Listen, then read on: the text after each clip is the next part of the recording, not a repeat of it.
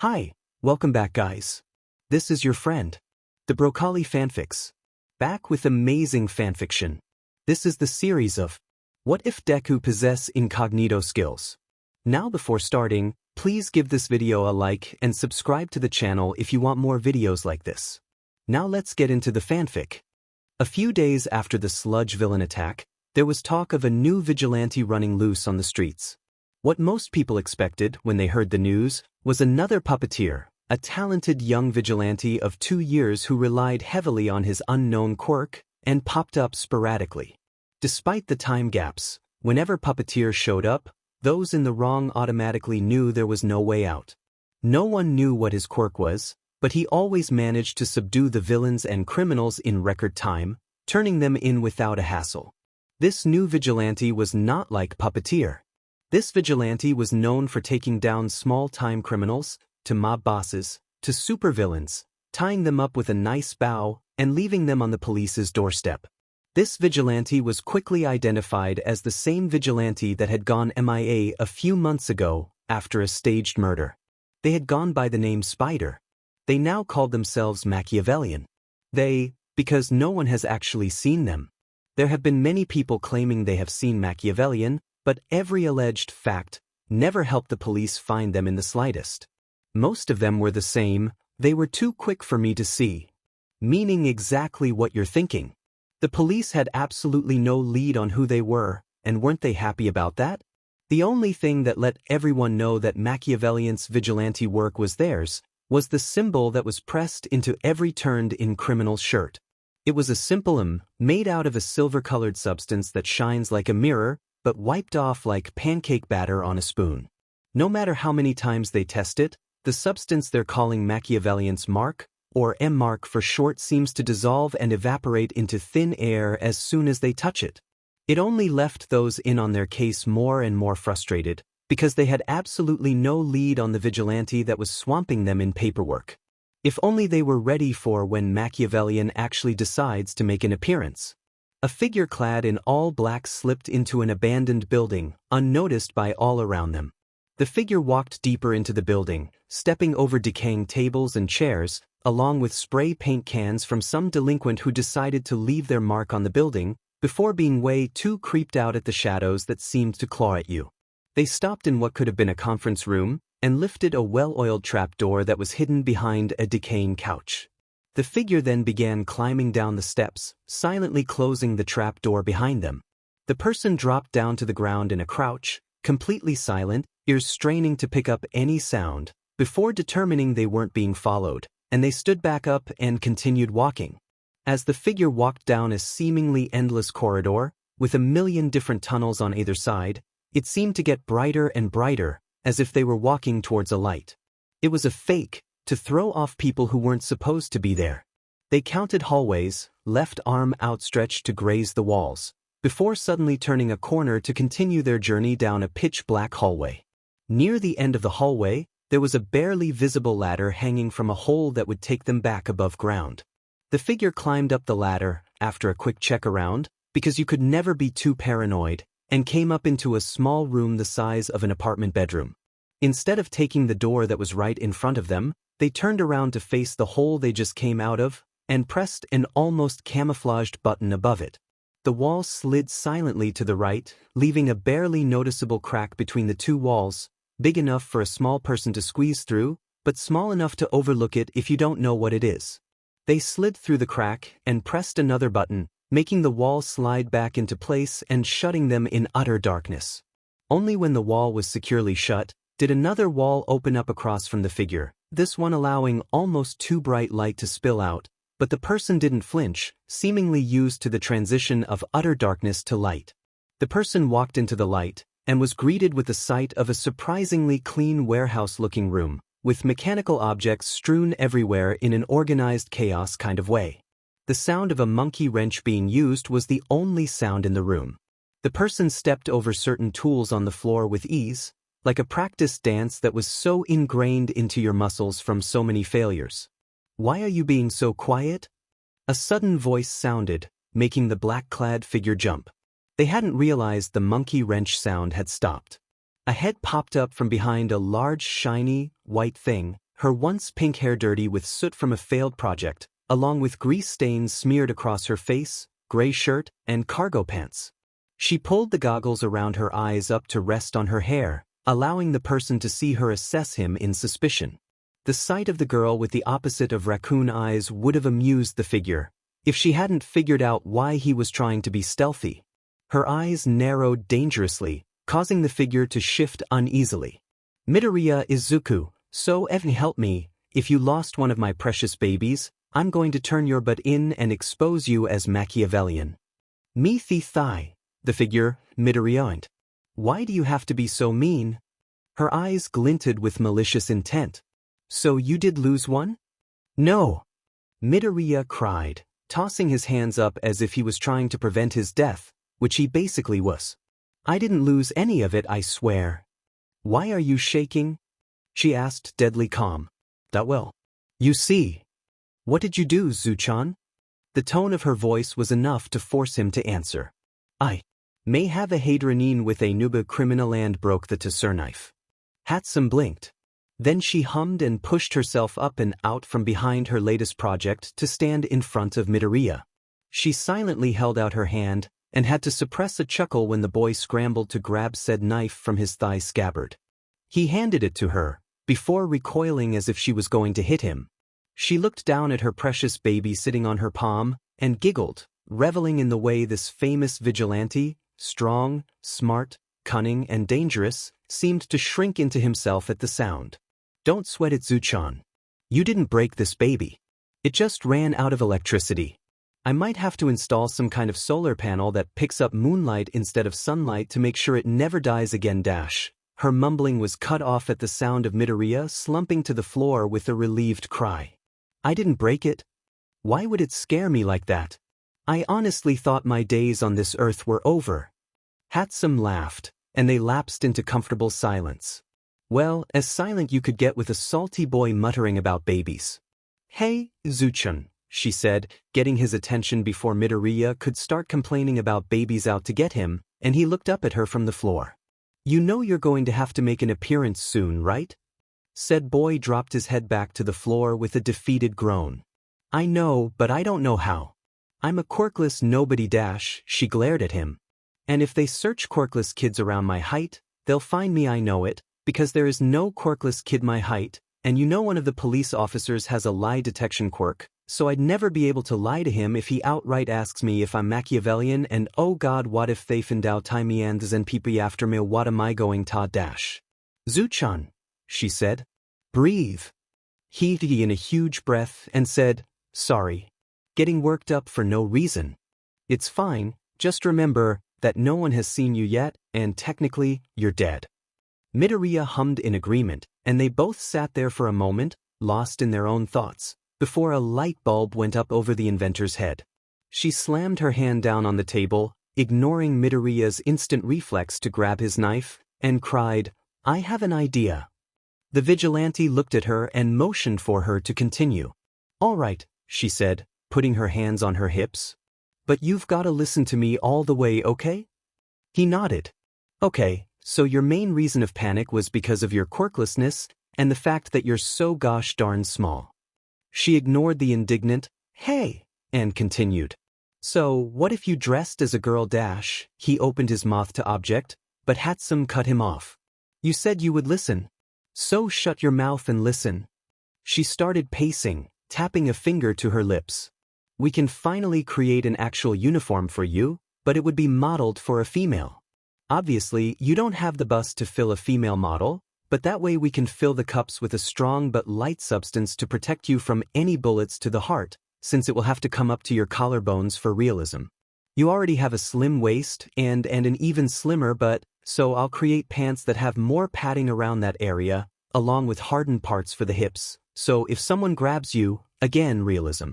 You have nicely toned legs and arms, so I won't do anything there except for elbow and knee pads, because heaven knows you need them. And then maybe some sort of high platform shoes to add to your height and throw them off. Mei-chan, you're a genius. Midoriya cried, cutting her off mid-ramble. Hatsum stared in shock, before she grinned. I know I am. I didn't think you would warm up to the idea so quickly. I didn't at first. Midoriya jumped up and bounced up to her, placing his hands on her shoulders and shaking her. But it makes sense. They'll be searching for a quirkless girl, and even then you could fake a quirk because you're so amazing, and then I'll really be off the radar, because of the me in the suit, and the me out of it, and oh my god Mei-chan, you're so freaking smart. Hatsum beamed. I know I am. Now, I'm going to get started on your uniform and voice changer right now, so if I see you're sorry but in the next 5 seconds, you're getting a monkey wrench to the head. Wait. Shouldn't you sleep or something? For 3 dash. Buy in and call me when you're done. The boy turned around and hauled but to get back to the door, and when the wall slid shut behind him, Hatsum set off to start Midoriya's voice changer and uniform. She smiled and thought of the person he turned her into. She was much level-headed now, and it allowed her to think through her babies, instead of powering through them and exploding the entire city. Again.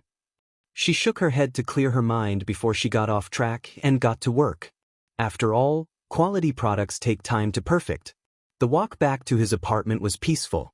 He took his time getting back, taking in the way the plants, not at all affected by the incoming clouds, shone beautifully in the diminishing light, because he knew that no one was waiting for him when he got home.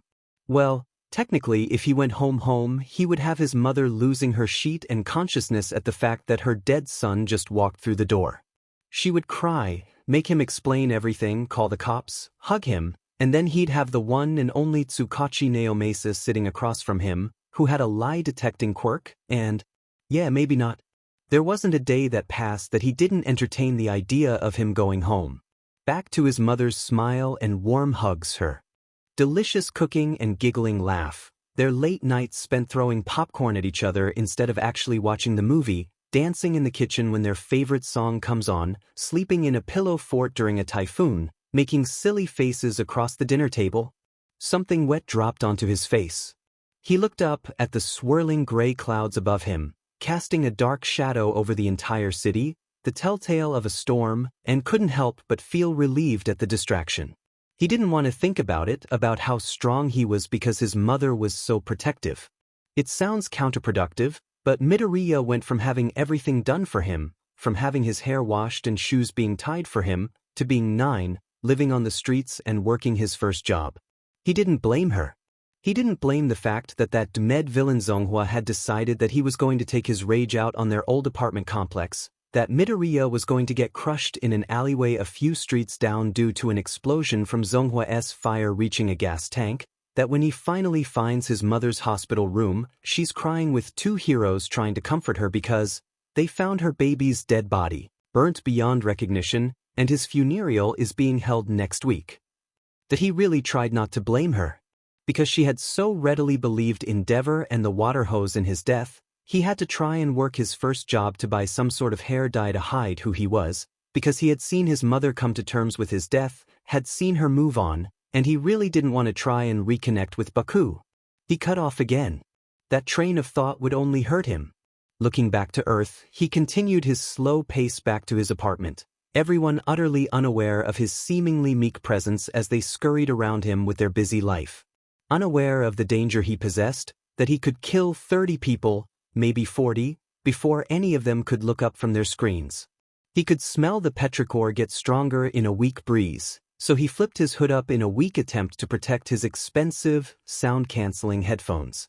It started raining down hard in the next second, and people began complaining about not bringing an umbrella, rushing to get under something to protect their clothes, while Midoriya just stood there. His black hoodie was starting to stick to his skin uncomfortably, but he ignored it. He stood, eyes closed, with his face tilted up to the sky, each raindrop falling on his skin effectively covering 3 of his tears. He took a deep breath and began to squash those feelings back down. He would deal with them later, he told himself, but deep down knew he was lying. Only when they were successfully bottled up with a pretty ribbon did he open his eyes and enter his apartment complex. His years as a vigilante gave him quirk-like senses, which were a blessing and a curse in one. He could hear, smell, and see as well as someone with a heightened senses quirk, which had many downsides, and his flexibility, speed, and agility were off the radar. It was one of the main reasons he had to wear his sound-canceling headphones. Even with them on, he could hear about as well as he guessed a normal person could. If he took them off, his eardrums would probably burst, even if he was sitting in a quiet room, let alone standing in the middle of the street. That's how good his hearing was. His agility and flexibility were the only good parts. His agility had saved his but when the all-amazing Eraserhead almost saw him and allowed him to jump off a 2-storied building. No May, your shoes didn't work, I still hit the ground hard, and twist himself through a super tiny space to wiggle away like some sort of karate worm. Hatsum had found a video of his said karate worm moment from a street camera, downloaded it, deleted it from the camera, and still laughed about it, 5 years later. He was going to find a way to delete that horrible blackmail material if it killed him. He could hear all the noise his neighbors were making while he was walking up the stairs, and once again wished he had money to buy a better place, preferably soundproofed. Anytime he begged Hatsum to soundproof his place, she would respond, "You're just gonna move when you have the money, what's the point in me putting in all the extra work?" She would then wiggle her eyebrows suggestively. "What kind of sounds do you need to keep your neighbors from hearing, Zuchan?" To which he would shove her, she would squawk in indignation, and they would end up in a tickle fight. She would always win, the dirty cheater. He successfully evaded all of his annoying wonderful neighbors, but he could hear the old man across the hall walking to his door, and he did not want to hear another rant from his homophonic butt. He practically lunged at his door like a lion to a deer, and almost snapped his key 3 times before managing to pry open his door. Akatani dash. Midoriya slammed the door shut on his nasty greasy face, and slid down until he was sitting on the ground, curled up into a ball. The man's face was printed onto his eyes, his shocked face, and Midoriya was shaking. He couldn't stop it, the feeling crawling up his chest, no matter how much he suppressed it. Every time he saw Kristoff, it just boiled in the pit of his stomach, and usually he can suppress it, but it seemed that today he couldn't. He threw his head back, and it slammed into the door, making a loud thud sound, but he couldn't hold it in any longer, so he let go. Kristoff's facial expression flashed against the back of his eyes. He laughed. He howled with laughter, letting it rip from his lungs, undeterred by the sound of Kristoff getting increasingly set off, only cutting it off when he heard his heavy footsteps march closer to his door before his disgusting heavy hand knocked on his door. Maybe it was supposed to be knocking, but with all of Kristoff's 1,000-pound glory, it sounded like mini-explosions to Midoriya. He shuddered at the thought of Kristoff exploding, before a flash of red eyes passed his mind and he cut that line of thinking like it had burned him. But it did burn, a small part of him whispered, and he tried shutting it out before it got worse, and thankfully, or not, depending on his mood, Kristoff was still outside his door. "Akatani, when an elder's speaking with you, you answer you brat." "Yeah, not thankfully." He schooled his expression into one of indifference, one that would later rival the love of his life, and opened the door. He immediately wished he hadn't.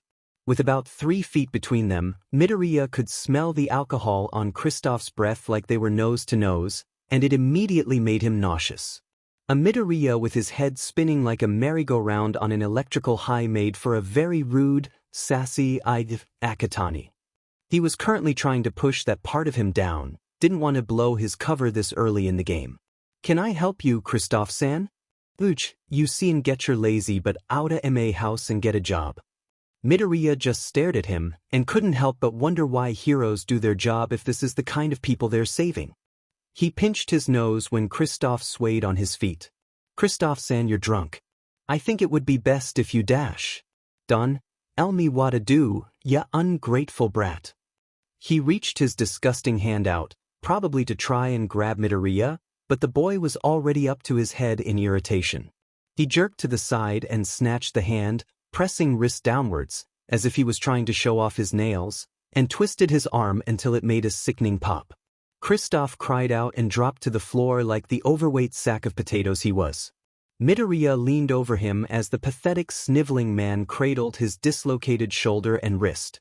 "Even if you're drunk, Kristoff-san, you should know to never touch me. Try that again, when I'm not level-headed, and you won't have time to regret it." He turned away from the whimpering man and shut the door on his snotty face. Then he snickered. He would tell that one to Hatsum. She loved hearing stories about him messing with Kristoff, before remembering her tiny little threat of him keeping away, and he sulked while taking his shoes off. He wouldn't see her until she's done with his costume and voice changer. At the thought of his costume, he felt giddiness swell up in his chest. He was going to cross-dress and fool the entire police station on who he was. He took off his shoes, before quickly running into the kitchen and snatching a trash bag. He took off all of his sopping wet clothes, chucked them into the bag, tied it up, before tossing it with the rest of his dirty laundry. He looked at the pile with disdain. It looked like he'd be doing his laundry sooner than he thought. He shook his head, and made his way to his room to grab clothes for a shower. Looking at his 2 boxers, 1 pair of pants and a t-shirt, he concluded that he would be doing his laundry tomorrow. He grabbed them before making his way to the bathroom. As he turned the shower on and waited for the water to heat up, curse you apartment complex water, he began putting together an act for when he was in costume. He never really had one before now because no one ever saw him in action, but he decided he would keep his cocky, confident facade in costume, and confident but shy one out. He was lucky Kristoff was so darn drunk. If he wasn't, he would remember the dangerous aura that Midoriya was excluding, and that was a no-no if he wanted to stay under the radar. A part of him wondered if he should fake a stutter, like he had when he was younger, but he would be easily traceable then, and that's bad for business. He sighed as he stepped into the still kind of cold water. If only he could remain incognito for the entirety of his career. Is it even? It's kind of considered illegal, but he also wanted in on the rush of lying to everyone and no one suspecting him. The thrill of tangling people in his metaphorical spider web, lying to them, getting their trust, all the while slipping underneath their radar undetected. But that made him sound wonderful, didn't it? Completing his shower, he continued the rest of his bedtime routine and collapsed onto his bed. He barely had enough time to slip under the covers before sleep pulled him under. He knew that a uniform and a voice changer was a lot of work, but Hatsum had created a freaking teleportation device, so what was taking her so long? Before she smashed it with a screwdriver on accident. And no, it wasn't Midoriya's fault. What was he supposed? Stand there and take the hit? No thank you, he rather likes his face how it is screwdriver dent-free. He knew he was being pushy, especially since it had only been 3 days since she sprouted the idea, but he was bored waiting for his laundry to dry, and he couldn't help but think that he could be in his costume breaking the law to save people. Hatsum built that device in 2 days, but no. You read that right, 3 days since he had also said he was going to do his laundry. And here he was, sitting here in the laundromat sulking. The only good thing was the little boy sitting across from him. He looked super sour sitting on the bench, his spiked brown hair sticking out from underneath a red hat as he glared at the floor like it had just said that his waifu was trash.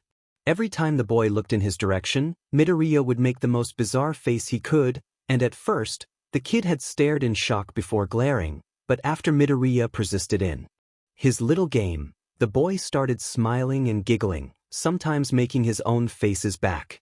Eventually, he had to end his game, because the timer for his clothes went off, and he did not want to be here any longer. Screw folding clothes, what was a couple of wrinkles? It's not like he had a reputation to uphold. That anyone knows of. After tossing all of his burning hot clothes into his little bag, he waved goodbye to the kid, and promised himself that he would buy a washer and dryer.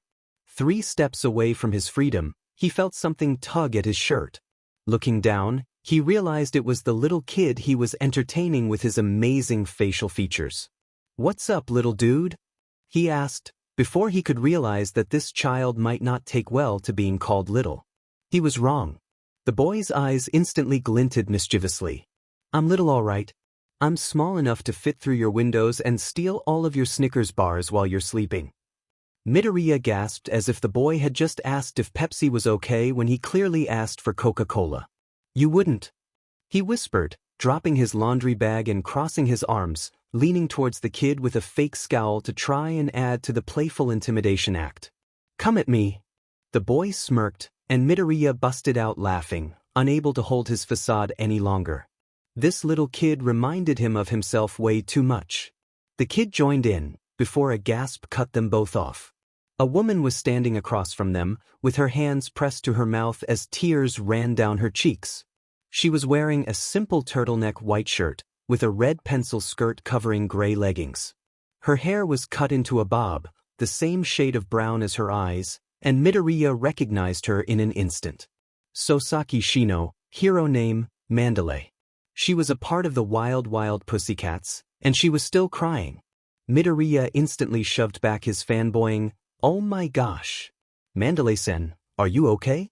What happened? Why are you crying? Is there anything dash?" "Koda," she said, cutting Midoriya off mid-ramble. "Were you laughing?" The boy Koda looked up to the hero and nodded. "He made me laugh." With the heroine's attention on him, Midoriya didn't know what to do. When she quickly closed the space between them, he instantly tensed, thinking that she somehow found out he's a vigilante, how he's been breaking the law, and oh my gosh, he didn't even get to test Hatsume's uniform. He was going totally unhappy. Was really looking forwards to thought. Warm arms wrapped around him, and his eyes widened when he realized she was hugging him. A hero was hugging him. "Holiasich, thank you," she whispered, her mouth hovering over the part of the headphones covering his ears. Her voice was soft, the crack loud enough for only him to hear. He hasn't even smiled since his parents died. Who needs a heart anyways?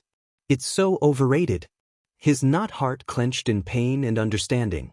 Even though his mother was still alive, it felt like she wasn't, considering he was dead and she was out of his reach. Those kind of emotions were hard for him to handle, and this kid was going through the same thing. A tear slipped down his eye. The hero pulled back, startled. "Oh, I'm sorry," she said, her voice still thick with tears. "I didn't mean to make you cry. I lost my parents too," he whispered. Mandalay paused before looking at him in shock. He turned to Koda, who had a blank look on, and "Didn't that hurt? Someone so young shouldn't have to wear such a mask." He kneeled down in front of the little boy and placed his hand on top of his head. Instead of seeing spiked brown hair and dark eyes, he saw curly green hair and sad green eyes. He said what he wished someone had said to him when he was Koda's age.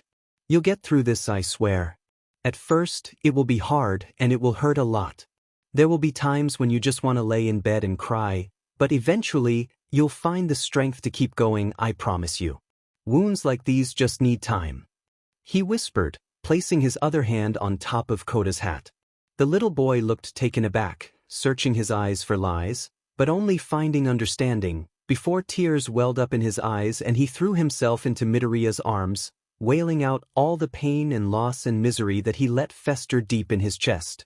He curled his arms around the tiny, fragile boy in his arms, and swore he would help him get through the misery that was running through his veins. Koda's hands strangled the back of his shirt, as if he could pull Midoriya any closer than he already was. Midoriya just curled his body around him more, as if he could protect him from all the horrors in the world. Some of the people in the laundromat began to give them weird looks, so Midoriya glared at them until they turned away, uneasy. A kid shouldn't be able to look like that, but unbeknownst to them, Midoriya was anything but a kid. When the little boy had let out all of his pain, it was almost half an hour later and Midoriya's knees were aching from pressing into the concrete for so long. He picked up the drowsy boy and handed him to his teary-eyed aunt. "Let him cry it all out," he said. "Don't praise his parents' deaths, but don't apologize to him. Let him cope in his own time." The heroine nodded, not realizing that he knew exactly who his parents were, and thanked him. As she turned to leave, a thought struck her. "What is your name? How can I get back into contact with you?" Midoriya's heart stopped. A hero was asking for his name and a way to communicate. He really wanted to tell her, but he could be putting the two of them into a lot of danger just by talking to them.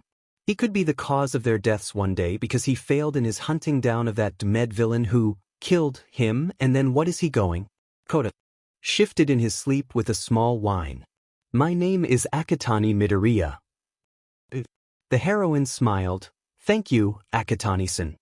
She turned around and left after Midoriya gave her his number, leaving Midoriya to wonder why the F. He thought it was a good idea to give a hero his real surname. Before he could put all these bad scenarios through his head, he snatched all of his clothes, leftover soap and dryer sheets. Don't think he didn't see you eyeing them, Sujin-sen, quickly leaving the place and running back home. He almost took out a grandma, 100 points, 2 kids, 50 points, and a dog, 1 point. 151 points anyone? Honestly, he didn't know why he was panicking so much. He should be fine. He normally went by Midori, but 2 letters could literally be the downfall of everything he's worked for. Midoriya wasn't a common surname, and if Mandalay decided to run his name through the system, she would either not find anything, or she would find pictures of 9-year-old Midoriya Izuku and his mother Midoriya Inko. God, that name hurt to think about. He dropped his stuff by the door, locked it, tossed his headphones somewhere behind him, and collapsed on his couch, letting sleep take him into her sweet embrace. He was not going to deal with the stupid thing called emotions, today or ever, no thank you. An annoying beeping yanked him from his nice dream of being asphyxiated. He jerked up away from the couch. A nice Midoriya was drooling here, imprint left in his wake, before stumbling towards the beeping sound. He traced it to his phone, and sleepily put it to his ear before registering the slickness against his cheek.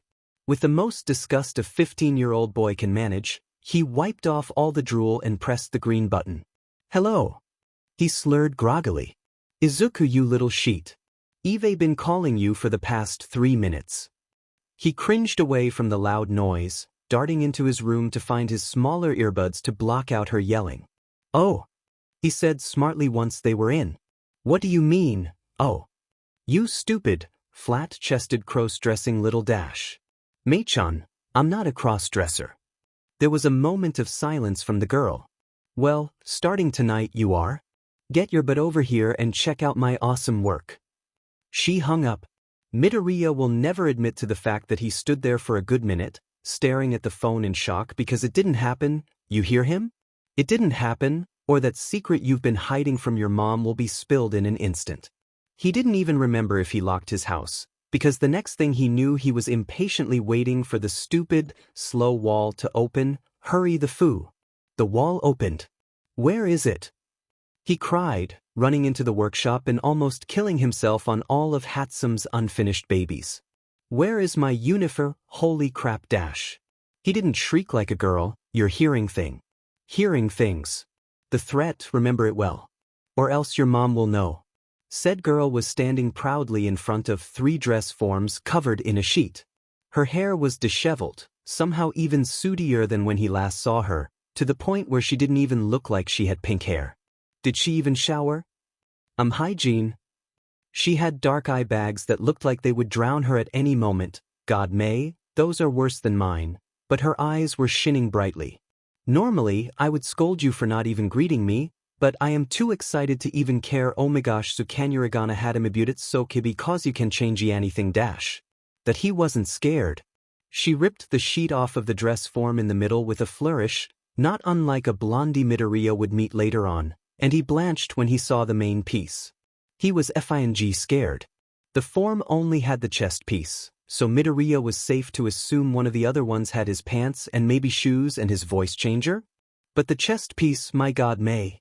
It didn't have shoulders and it cut off right between his ribs. Hatsum. Crop top. She was so dead. It was unnerving, seeing BRCS in a shirt but not having it connected to anything, and listening in on Hatsum's rambling. She had made it to look like skin, and it even had a small layer of red dye underneath it that was sensitive to temperature to make this skin flush or pale in certain temperatures. That was besides the point. The actual tough but flexible material was a dark forest green, and it stopped just below his collarbones, before going out like an off-the-shoulder shirt but without the shoulder. There was a triangle cut out in the middle of his chest, showing where his BRs would begin, looking far too real for Midoriya to be comfortable. The material then went down, following the fake curves like a second skin, before cutting off right in the middle of his ribs with a loose V, following the curve of the BRS and would further accent the tiny waist he had. Everything else, his very feminine-looking stomach, his shoulders, up his neck was that a effing choker? What the actual hell Hatsum? Was covered in this black fishnet-looking material that Hatsum said was made of steel-covered nylon. Flexible but strong. So, Hatsum said after a few minutes of Midoriya gaping at the skimpy outfit he was going to be wearing on the streets kicking butt. Suddenly, the thought wasn't as bad as it was earlier. It's gonna take some getting used to, but it's absolutely gorgeous, Mei-chan. Thank you. She beamed with pride before ripping off the next sheet. And now to your pants. Again, she needs chill on the dramatics, she isn't getting paid for this. Midoriya suddenly felt a not really but kind of pit in his stomach. Hatsum wasn't hacking his bank account, was she? Not that it would bother him, random jobs and under the table. Payments, along with the fact that he wasn't paying to go to school meant that he could live pretty comfortably if he wanted to. That's besides the point though, was she? That well, he wouldn't put it past her. The pants were also slim-fitting, and thankfully had no skin showing. They were a darker, grenade color, but they had a strip of gray running down the side of his thighs, which then connected to a weird-looking rectangle thing. He didn't know what it was, but it looked awesome. While he was inspecting it, she had pulled the boots from the other dress form and Midoriya blanched. "Hatsune," he said, his calm voice not betraying the inner turmoil that was his emotions. "You do realize that those are heels, right?" She shifted at the tone of his voice, before her excitement overran any of her previous doubt. "I said I would earlier, to throw the police off of your super tininess." She again ignored his indignant cry. "Besides, you're 5 feet 5 inches, and these are only 3-inch high-heeled boots. They're form-fitting, and these silver bands right here will cinch the fabric like a second, tougher layer of skin without any crinkles, guaranteed." She handed them to him and ran off to God knows where, and he took the time to feel the smoothness of the boots, like water-resistant shirts, but harder and minus the discomfort. Gosh, he was so ready. "Zuchan, I got your mask and voice changer." Hatsum came running back with a white top mask in hand and a green bottom mask in the other. She displayed both for him to see. The top mask was a shiny white, looking almost like porcelain but feeling more like plastic. It would cover his face like a basic Columbia mask, but on the left side, it had 3 sections coming up like curved claws. There was a black see-through sheet over the eyes, thin enough for him to see through, but thick enough to keep most things out. The bottom mask covered everything the top mask didn't, and would protrude over his face for extra protection. It had an oval in the middle of it, and upon touch, felt like a speaker. The other 2 ovals on either side of the middle one were smaller, and Hatsum explained that one would take in and purify air, and the other would release the carbon dioxide. "Well, what are you waiting for? Let's get you suited up." His head snapped up, and he stared at his best friend in awe. She tossed her hair over her shoulder with a condescending huff.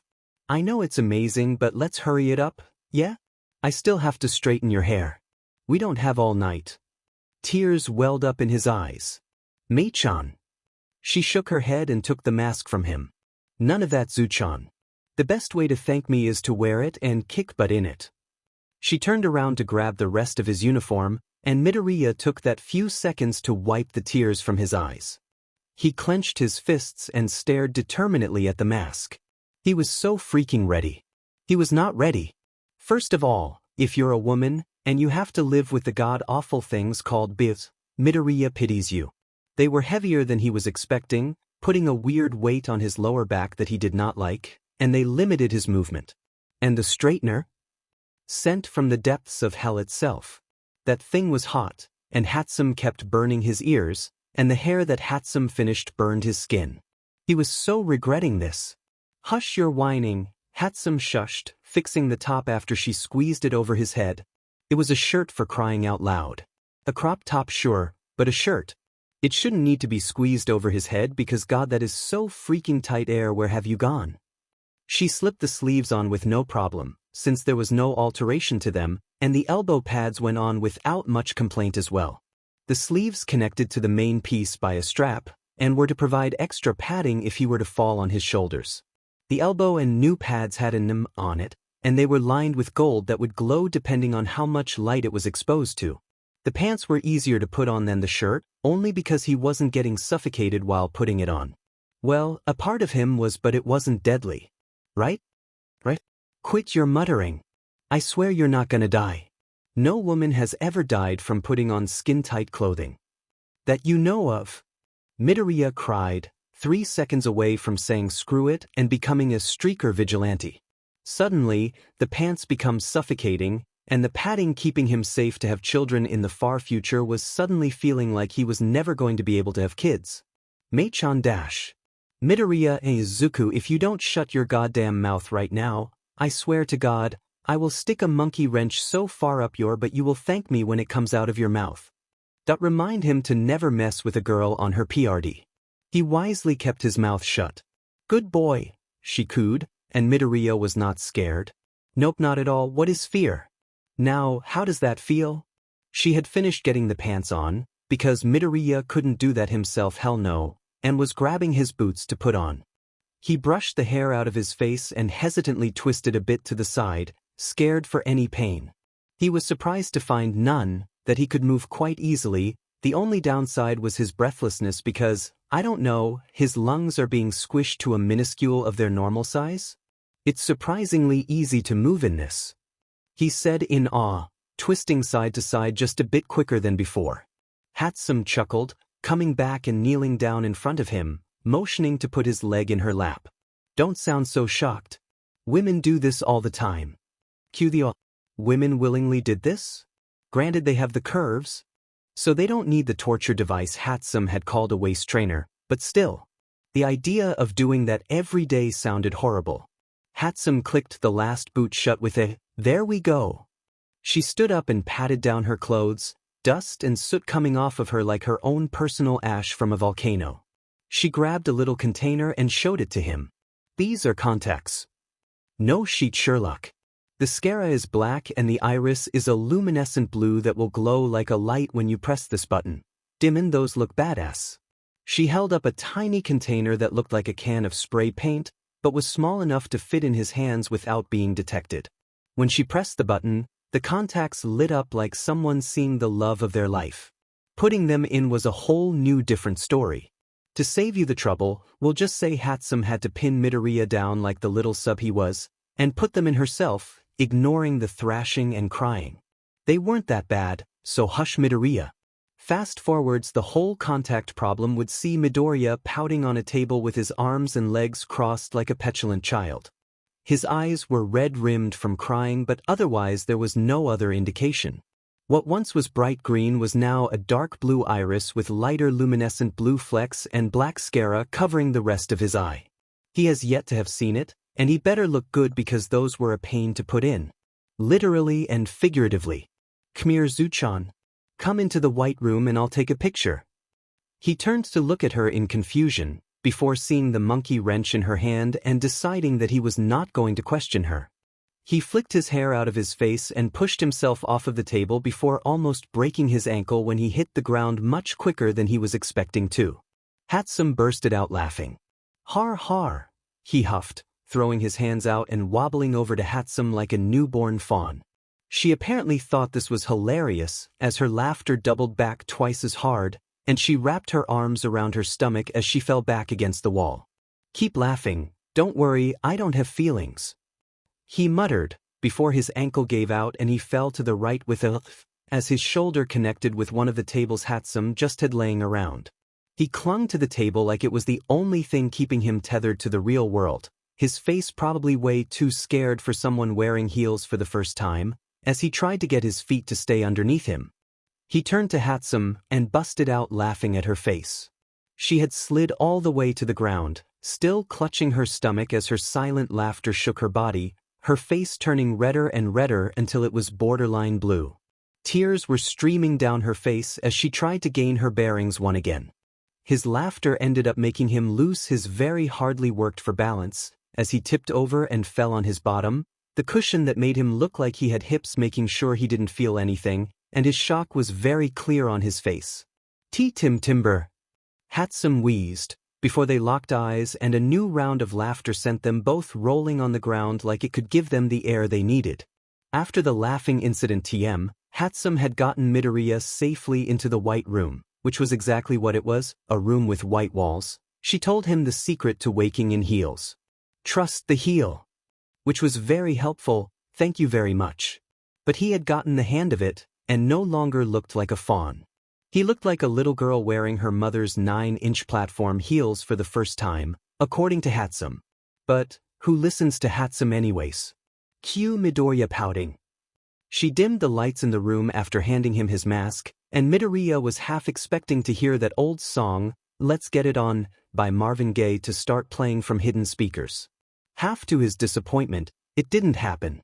Alright, press the top button and pose for me, she said, putting the camera up to her eyes to take the picture. Midoriya did as she said, slipping on the mask as well, before he put one leg in front of the other, one arm behind him and stuck his other one out, twisted just enough to see the small canister thing that held the button for his contacts. "You're so boring," she sighed. A click signified her taking the picture. He excitedly bounded over, ignoring the fact that he did that without tripping, and stuck his face in Hatsume's camera. "Let me see," he cried, and Hatsume laughed while she tried putting the camera above his head. A flawed plan, since naturally, Midoriya is 3 inches taller than her, and including the 3-inch boots she made him, 6 inches. He snatched the camera like candy from a baby. He was shocked. It didn't even look like him. It didn't even look like a him. He turned to Hatsume. "This is me." She nodded, and he looked down at the picture again. "This isn't me.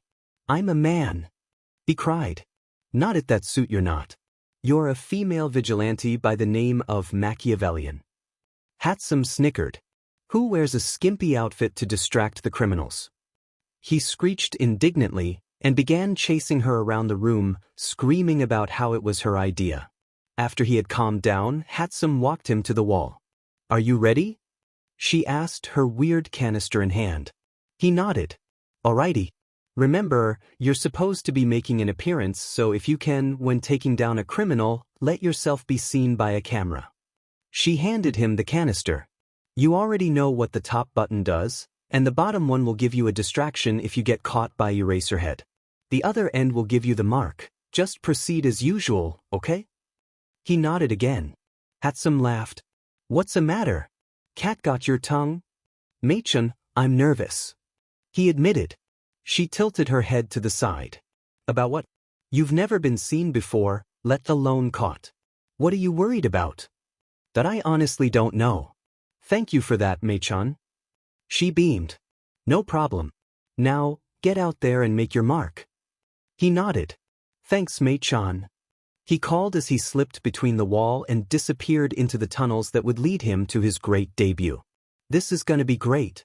He really needed to stop jinxing himself. It had started as a normal night. Well, as normal as a criminal-filled society could get. A few attempted muggings here and there, but the majority of people on the streets looked to be adults stumbling home drunk off their butts. Hatsume had put his camera detector in the black part of the mask covering his left eye, letting him see the cameras with a pulsating light changing colors, but otherwise it was a normal thermal heat detector, while his right eye saw what everyone else saw. He had had a camera in his sights. It was sitting under the roof of a building overlooking an alley, and the way he had been sitting had him perfectly out of view. He had surveyed his area and noticed the shady people walking out of a door in the alley, all hush-hush and peeking around at their surroundings. As if it had been cued, a woman walked by the alley, completely unaware of the men until she was slammed against the wall, one of their grimy hands smothering her cries for help. "Let's have some fun, sweetheart. What do you say? I need to blow off some steam." Without any hesitation, he had jumped off the building, landing silently on his feet. Eraserhead would be so jealous, but his movement had caught their attention. "I wouldn't do that if I were you," he said, almost flinching at the highly feminine voice coming from his mouth. The man holding the woman snorted. "Biff, are you gonna do about it, huh?" cried a mommy. "Get lost, stupid beach." The other men snickered, as if he had said anything amusing, and for a split second, he saw a young blonde standing with his cronies, as they laughed and laughed and laughed. "Hey!" one of the men yelled. "Didn't you hear him? Puffware. Women went through this." Midoriya wasn't a female, but he was this close to ripping their faces off with his goddamned nails. "I'm going to give you 3 seconds to unhand her before dash." "Before what, huh? What are you gonna do about it?" As if to accent what he was saying, he pressed the women closer to the wall, ignoring her whimpering, and exhaled hot air across her cheek. Midoriya had about 5 seconds to think of a plan before they did something to that woman. There were 3 of them. The one holding the woman was obviously in charge, the other 2 glanced at him for reassurance in their actions. The one on the left was wearing tight leather jeans, not efficient for fighting in cooler weather, and his right hand was hidden behind his back, probably to conceal a quirk or weapon. His thermal detector couldn't see anything past his body heat, so it was probably a weapon. The one on the right was wearing jeans, but leaned more to his right, as if he had injured his left or favored his right side more. His quirk maybe? Nope, his throat was lighting up a bright yellow in his thermal eye. Electricity? Dear God, please not fire. Whatever it was, he was going to use it, and in that second Midoriya would jump onto Glow Stick and push him into the leather jeans, and Boss would let go of the girl to help them. If he shoved Glow Stick hard enough in the shoulder, his head will fling back from the force and smash into leather jeans, hopefully knocking them both out. If the woman was smart, she would take the hint and run away, and he could deal with Boss without worrying about hurting anyone. I'm done with this skimpy beach, light her up. Thank every deity above, it was electricity. As soon as AA Battery opened his mouth, Midoriya ducked down and jumped at the wall of the alley, hearing the shocked cries from the men. Yeah, like he was just going to stand there and become a lighting rod, no thanks. He tucked his legs underneath him, so when he hit the wall, it was with his feet and he could push himself off of it quickly. As soon as he was airborne, he twisted through the second shot of electricity and smashed straight into AA Battery's chest, sending him clean into leather jeans. He landed lightly in a crouch, looking up in time to see the woman punch the shocked man in the face, turning and bolting out of the alley. She's going to call the cops. He realized, eyes going wide with the urge to run, before the big boss stood up, popped his jaw back into place, and stepped in front of Midoriya, blocking what the man thought was his only exit. Like, seriously, I could kick you in the ball and run. Well, the man said, wincing at the pain from his broken jaw. You got rid of my men pretty easily. This is not the little girl's first time, is it? He chuckled, his low timbre voice making Midoriya shudder. Now he understood the feeling that girls talk about when they encounter someone iffy and they feel like covering up. He's been doing this for about 6 years, and in front of this man, he felt like crawling under a cardboard box and screaming, I'm invisible, you can't see me. The man swept his hands out. You could take down a quirkless man and an electric user. Congrats. They were stupid though, they didn't recognize you knew what you were doing, that they didn't have a sliver of a chance against you, did they, pretty one? It's okay, I'll finish you off, I'll take that pretty smile off your face and keep it for myself. Midoriya blinked. The audacity of this man. He thinks he can act all high and mighty because Machiavellian was a girl? Thought he could scare the vigilante into SBMson? Oh, he was so on. You can't even see my face, so you wouldn't know if I was smiling or not. I'll tell you, I'm baring my teeth in disgust. Besides, what makes you think you have a chance against me? He needed to finish this quickly. This was caught on camera, so someone would be over soon. Didn't help that woman probably ran to the nearest police station. The man laughed. I have a chance because I will take your quirk from you. Midoriya blinked. Is this guy serious? I'll take that pretty quirk from you, leave you a defenseless, useless, quirkless? Nobody. I'll crush your head in while you beg for mercy. I might even take that pretty suit off of you and have my way dash. Midoriya jerked forwards and punched him in the face. The man's body collapsed to the floor, out cold, a heavy thunk that made Midoriya snicker. He couldn't believe people went through that. He couldn't believe someone would stand there and ignore it. He shook his head. He didn't want to think about how far heroes strayed from true heroism, how corrupt society became since the first kid was born with a quirk. He didn't want to think about how he could have been considered normal if he had just been born much earlier. He pulled all 3 men into the center of the alley and propped them up against each other, side to side like a triangle. He took some of the rope he had in his square pockets and tied all of them together by the wrists. He didn't have to worry about them breaking out since the police would be there momentarily. Then he took out the canister Hatsum had given him and turned it upside down, pressing down on the button until the bottom lit up a dull red. He then pressed it to the first man's shirt, held it there for 3 seconds, and moved to the next man, until a nice, shiny, silver sat nicely on all of their chests. Then his secondary ultimate move. He pulled out a green bow that usually went on birthday gifts, and placed it on the boss head. Then he took out 2 smaller ones, red and yellow, and placed it on the AA battery guy and leather jeans, respectively. Red was for the most dangerous quirk, green was something you had to watch out for, and yellow just meant they were there for the ride.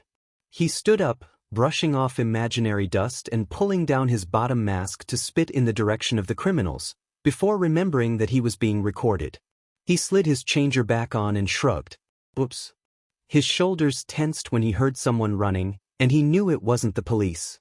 He turned around and darted out of the camera's line of sight, slipping into the shadows more than he thought he would be able to with his outfit. Hidden in the safety of the shadows, he ripped off the extra layer he had on his gloves, exposing a quiet but sticky substance that would help him climb vertical walls like an amphibian. It had a name, but he didn't bother to listen when Hatsum went on a rant about it. All he heard was, "Gecko dash," and immediately started picturing himself with the body of a gecko. Yeah, that was fun. He leaned down and did the same for the tips of his boots, and jumped onto the wall, sticking there like he had fallen against the floor, not a vertical wall.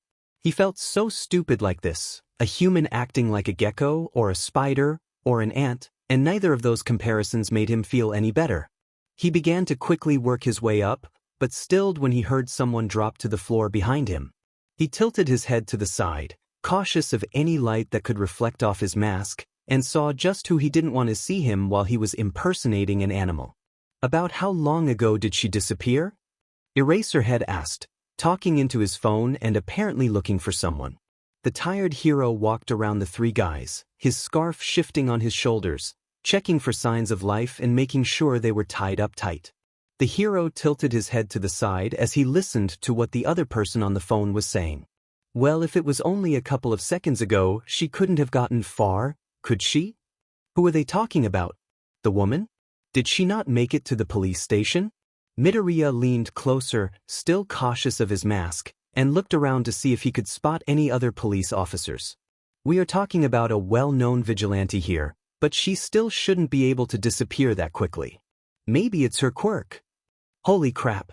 They were talking about him. Midoriya's eyes widened with the realization, and Eraserhead began slowly surveying his surroundings, as if Midoriya was an amateur and he left something to track his trail. Midoriya jolted. He left himself. What an amateur, gosh. He moved as quickly as he could without jerking his movements and giving his spot away, slowly making his way to the roof of the building. He knew that as soon as he made it close enough to the top, he would have to bolt because the light would give his figure away.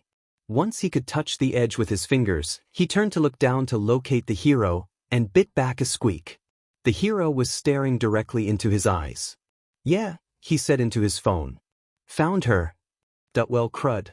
Like a godsend, A battery chose that moment to JRK to life, and Eraserhead spun around at the sound. "What the dash," he started, before using his capture weapon to tie up the guy. Ignoring his useless struggling and cursing, he erased his quirk and knocked him back out cold. He whipped around to look at the last spot Machiavellian had been in, and cursed when he couldn't spot her figure. He turned around and glared at the man who made him lose the vigilante. As if he could feel his glare, the man shifted in his unconsciousness and whined. Eraserhead sighed, and sent his location to Tsukachi for officers to pick up the men, and to see if he could find anything Machiavellian left behind. Midoriya would love to say that when Eraserhead turned around to recapture AA battery, he pulled himself over the roof, ran a couple of buildings down, flipped off the side, and disappeared into the darkness like the anomaly he was, forever hidden from the corrupt society he called home. But that didn't happen. Yes, he pulled himself over the edge of the building and sprinted across, thankful that whatever Hatsum made his boots with, they were completely silent, but instead of flipping off the edge like a badass and disappearing, he's shameful to say that he tripped. Off the side of the building. He didn't shriek, because that's super girly and he wasn't girly at all. It was a manly war cry, you hear him? A war cry as he fell jumped off of the building. He twisted himself to land on his feet, but he hit something surprisingly soft and he collapsed to the floor on top of another person. Sheet weight crap. He cried as he jumped off the person, his voice changer cracking as it struggled to make his voice higher as he squeaked. "Are you okay?" The woman groaned and shifted onto her side, before stilling with an exhale. "Oh God!"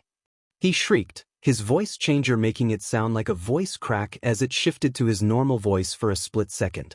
Did I kill you? Are you okay? Oh my god, I'm so sorry. He leaned down and ripped one of his gloves off, pressing 2 fingers to the woman's neck and relaxing when he felt a pulse. A chuckle rang out from behind him. He shrieked, made a very manly sound and jumped up, spinning around to see who was behind him. It was a boy. He was wearing a dark blue hoodie and black pants, reminding Midoriya of his outfit before he was Machiavellian. His black cat mask just gave him away. Puppeteer, he said, his voice practically grating on his own ears. Hi. Puppeteer chuckled again, and it sent blood to his cheeks, unlike the way the other man had made him recoil in disgust. He gestured to the woman knocked out cold. Seems as if you finished my work for me, he said, and my god, he had a deep voice. It took a second for Midoriya to register what he said, mind still spinning from the velvety smoothness that caressed his ears. Oh, he said, turning to look at the girl. She had a noticeable bruise growing on her cheek, where Midoriya's boots had dug into his face, and he was shocked to see that it wasn't cut open or bleeding. I'm sorry, that kind of fell. There was that chuckle again. I noticed. There was a moment of silence, where neither of them knew what to say, before Puppeteer nodded to the girl. My quirk won't work on someone who is unconscious. You're going to have to take the credit for this one. Even though Midoriya couldn't see it, he could have sworn the other vigilante smirked. After all, you did swoop in and take him off my hands. Midoriya groaned, pressing his gloved hand to his mask, as if he could erase the moment from his mind forever. That moment is going to haunt me for the rest of my life. Puppeteer laughed. Midoriya ignored the way shivers raced up his spine and turned toward the downed woman. He slipped his glove back on, pulled out the canister and flipped it over, before pressing the button and waiting until it heated a nice gold instead of red. He wanted this one to shine prettily. He leaned over and pressed it to the woman's shirt, holding it for 3 seconds before pulling it back and flipping the off button, marveling in the way this M seemed to shimmer like a sparkling sea. He pulled out a small amount of rope after slipping the canister into his pocket and tied the woman's hands together. Searching the walls, he saw a camera hidden in a small shadow between the 2 buildings and heaved a sigh. Hatsum would find that video and she'd have more blackmail material. Why so down? Puppeteer asked, his voice much closer than Midoriya expected. There's a camera hidden in between those 2 buildings, but I'll have my friend delete the footage if you want to stay under wraps. He pointed in the general direction of the camera. Now, what kind of quirk did this woman have? Puppeteer was silent for a moment. She could turn her fingers into blades. Midoriya paused, a child's face flitting across his memory, before he pulled out a green bow and began taking the wraps off to place it onto the man's head. Are you really Spider? Midoriya stilled for a moment, before continuing his bow-making skills. Yes. Puppeteer hummed. Really? The last I remembered, Spider was a boy. Well, sheet. You do know that taking credit for someone else's work is the lowest a vigilante can sink, right? Who are you two dash? He cut Puppeteer off mid-rant by pulling his voice changer around his neck and turning it off. I know what work is mine, thank you very much. Puppeteer stumbled back, probably not expecting Midoriya's normal, deep voice. Well, deeper than the high-pitched female voice the changer made. What? I am Spider, but I changed my costume and name to you know what? Follow me, it'll be easier to show you than to explain. He turned on his heel and walked towards the fire exit stairs, slipping his voice changer back over his mouth and turning it on. You coming? He asked, probably giving the poor vigilante whiplash on how quickly his voice changed. He heard footsteps starting behind him, and he continued walking. They made their way up the stairs silently, and Midoriya was able to survey the street layout quickly, trying to figure out where Hatsum's base was located. He needed to be quick, he wasn't that far from Eraserhead when he fell. As if it had been cued, a scarf wrapped around his foot and tugged him back. Midoriya fell forwards, slamming into the ground with a loud bang, as the metal creaked under the unexpected weight. He groaned as he was dragged backwards, towards the set-off underground hero. Eraserhead. So nice of you to join us, he said after the hero lifted him in his scarves, his voice sounding more tired than the chipper tone he was going for. His eye twitched under his goggles. Midoriya would bet $100 on it. "What are you doing?" Puppeteer asked behind him. Eraserhead turned to the boy. "Puppeteer. Release Machiavellian, take the woman to the station, and forget what Puppeteer looks like. Understand, I really didn't want to do this." Amazingly, Eraserhead released Midoriya, the boy thumping to the ground on his padded behind, and turned around, walking towards where the female-looking vigilante tied the criminal up. Midoriya whipped around to look at Puppeteer, and saw the boy shift uneasily, rubbing the back of his neck, like he was expecting a backlash.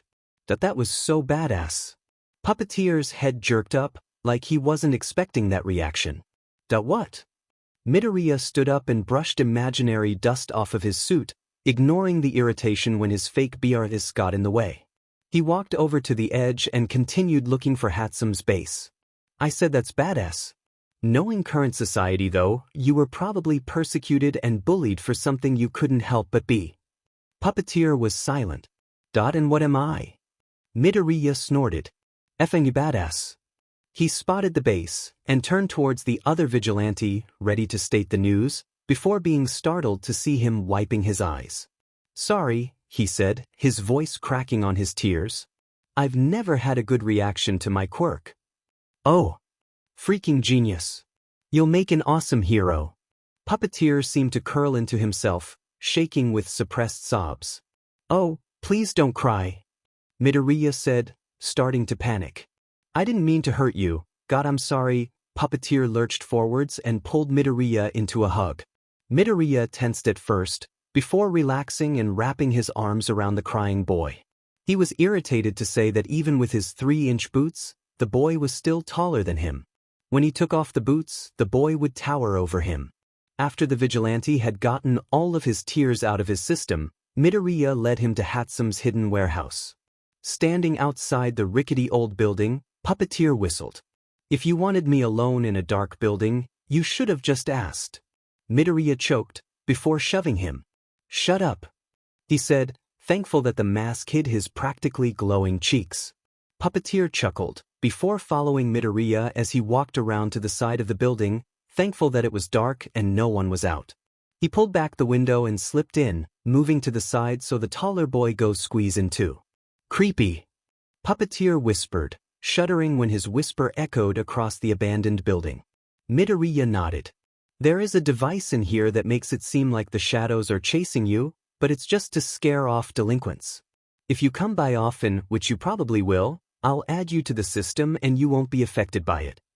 Puppeteer audibly gulped. He followed silently as Midoriya made his way to the trap door, flinching at the movement of it opening. He stared down into the hole. "Hell no," he said, taking a step back. Midoriya sighed. "I'll go in first, but you have to follow me. The shadows aren't bad because I'm standing next to you, but as soon as I leave, you'll PSS your pants." "The shadows aren't bad?" Puppeteer hissed, glancing around at his surroundings like he expected something to jump out at him. "I'm 3 seconds away from knocking you out, because I swear to God you're going to murder me." Midoriya groaned, before reaching out and yanking the taller boy into the hole. He went as quietly as a raging bull. Midoriya dropped down behind him, silently closing the trapdoor. When he turned, Puppeteer punched him in the arm. "Ow, what was that for?" he whined, rubbing the spot that was going to bruise. "For scaring the shit out of me, that's what." Puppeteer hissed, seemingly still affected by Hatsum's shadow device.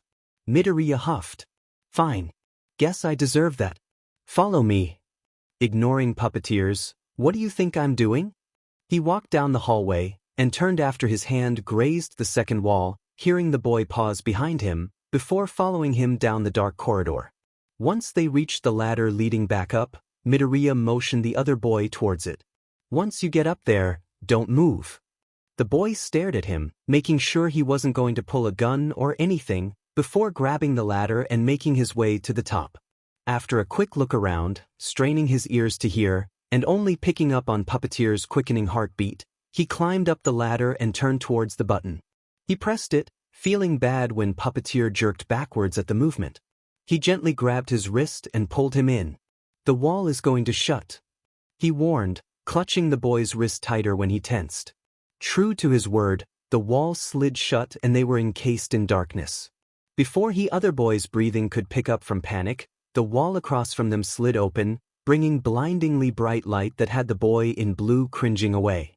Midoriya waited until he was somewhat used to the light, before dragging him into the warehouse. He let go of his wrist once he made it in because he knew what it was like to see everything strewn about for the first time. It was more than shocking.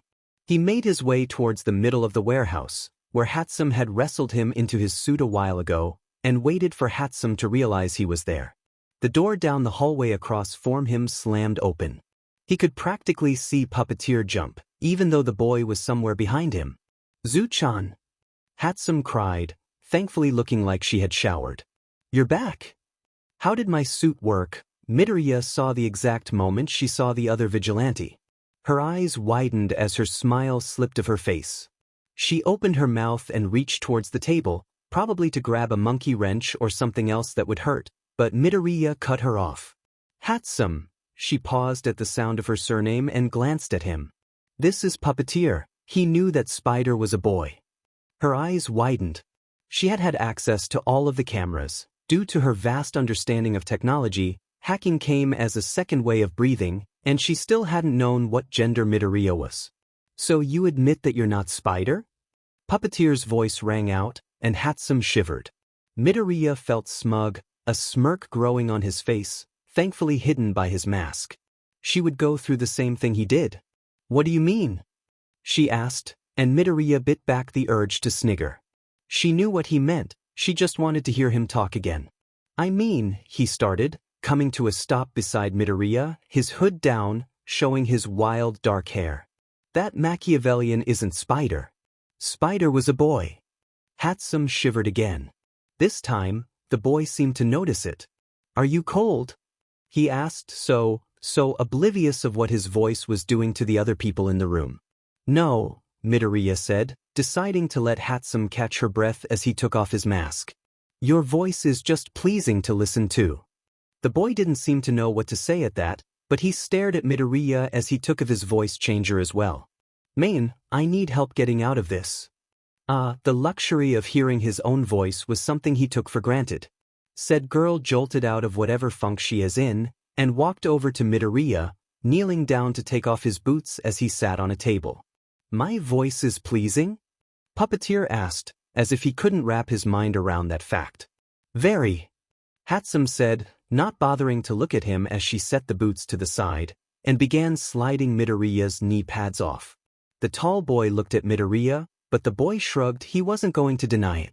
Once he had taken off his elbow pads and sleeves, Midoriya slid off the table and sat down on the ground so Hatsum could pull his shirt over his head. As soon as she unhooked the bottom from his pants and began pulling it up, Puppeteer made a squeaking noise from the back of his throat and whirled around, covering his eyes. "A little warning next time," he cried, flustered at the thought of seeing a woman topless. Hatsum bursted out laughing, knowing exactly where the boy's mind had went, leaving Midoriya to sit in confusion. "What am I missing?" he asked, but was completely ignored. Once Hatsum had caught her breath a few seconds later, she continued pulling Midoriya's shirt off his head, ignoring the strangled cat noises he was making. "My name is Hatsum Mei," she said, tugging harder at the shirt that got caught over Midoriya's head, still ignoring his dying cat sounds. "I'm an inventor, and I created this outfit so a boy could cross-dress and slip under the radar as a girl." The shirt came off and Midoriya clutched at the ground, his undershirt sticking to his muscles as he began skiing in huge gulps of breath as if she had been strangling him. "My name is Akatani Midori.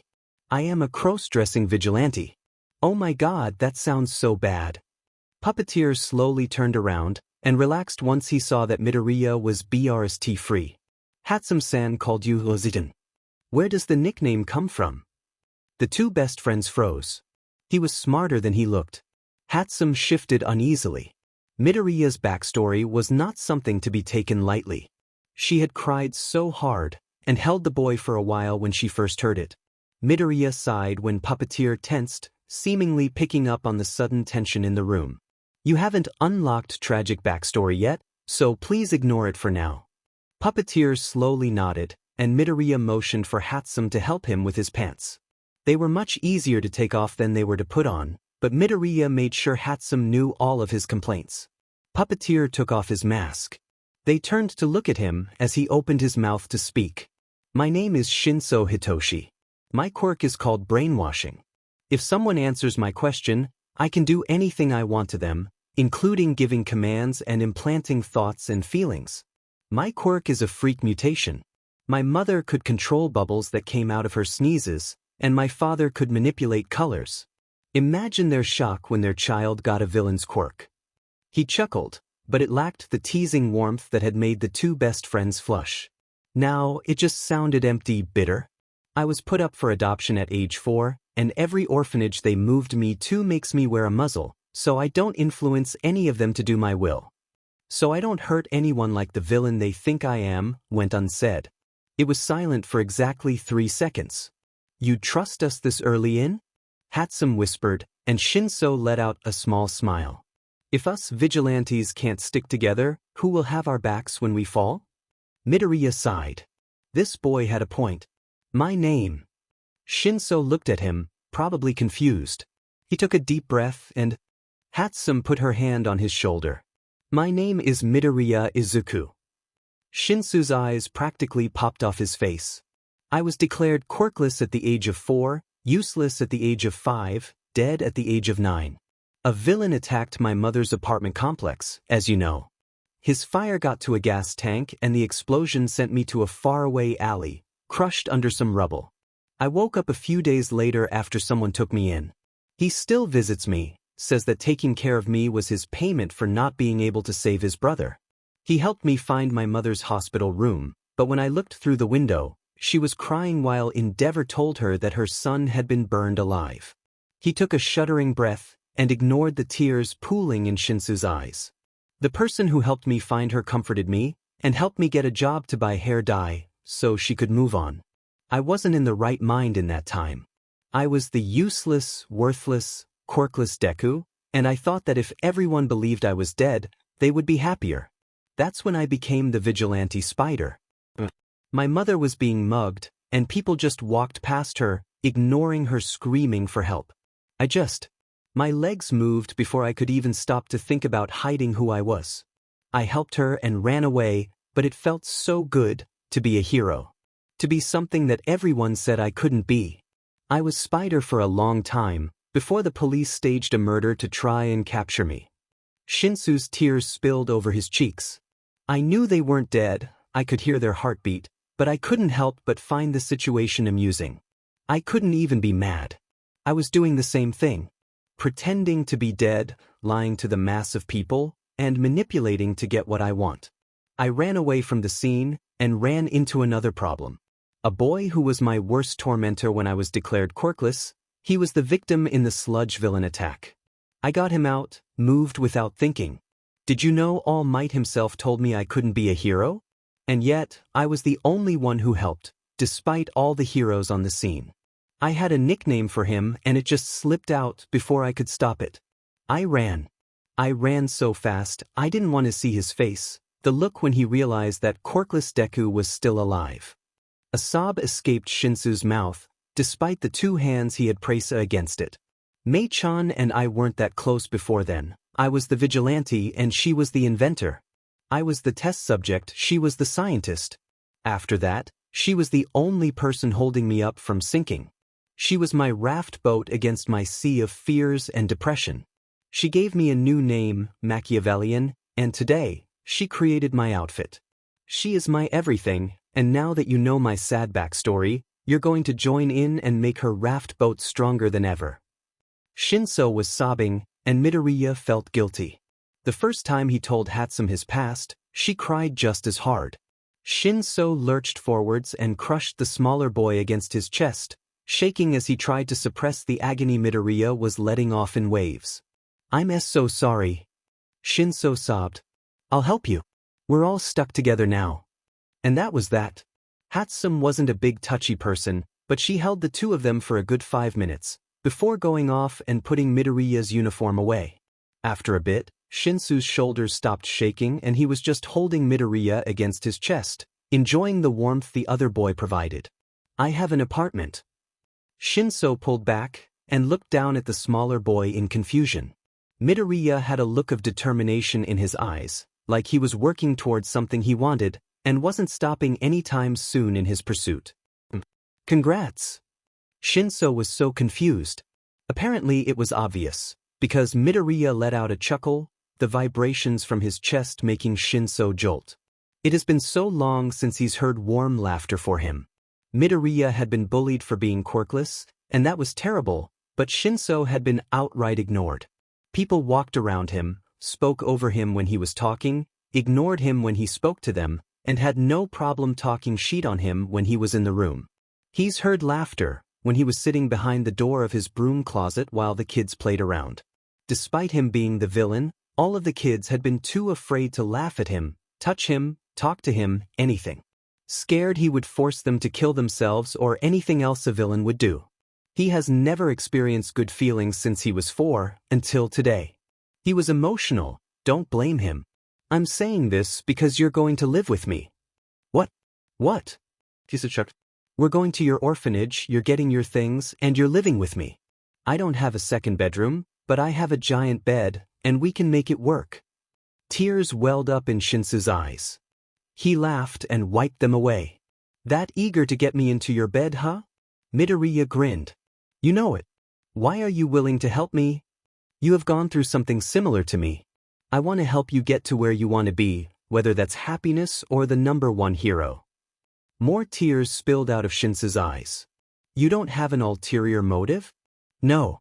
He released the boy from his quirk, and he blinked in shock, before Shinso grabbed his arms. I'm sorry. He cried. I just needed to be sure. You understand, right? People like me are so cynical. Please forgive me. Midoriya was silent, before Shinso felt him reach up, and he flinched, fearing the worst, but the boy just brushed his tears away. You're lucky you weren't planning to hurt me. Shinso sniffed. Why? Midoriya chucked. Because Mei-chan is standing behind you with one of her toolboxes, 3 seconds away from killing you.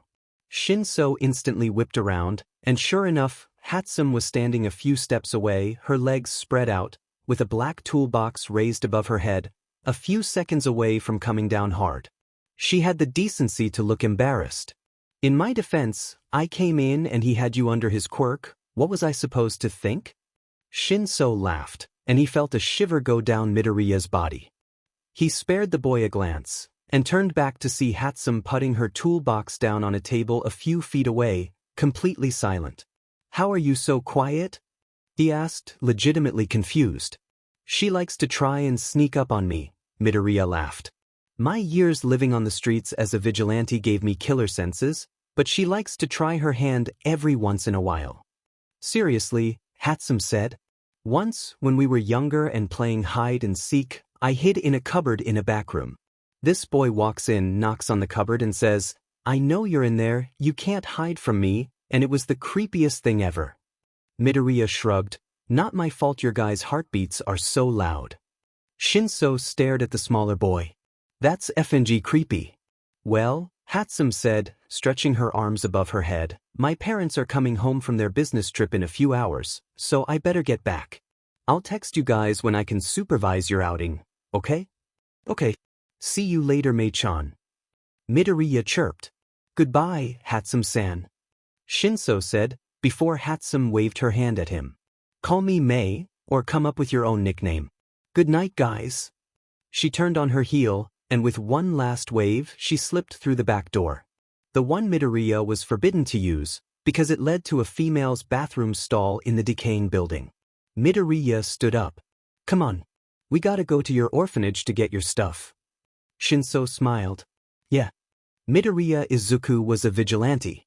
That means that he had something shitty happen to him and made him realize that heroes are corrupt, but instead of that shitty thing making him hate heroes, it made him want to be better than them.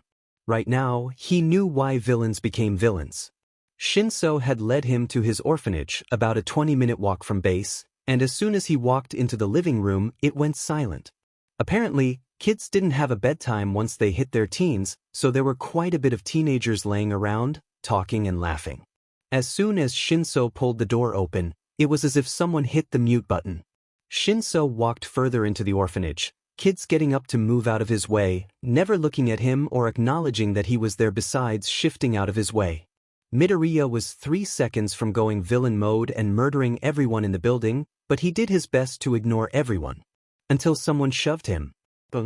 He whirled around, ready to go off on someone, and saw a red-headed girl standing there, looking relieved.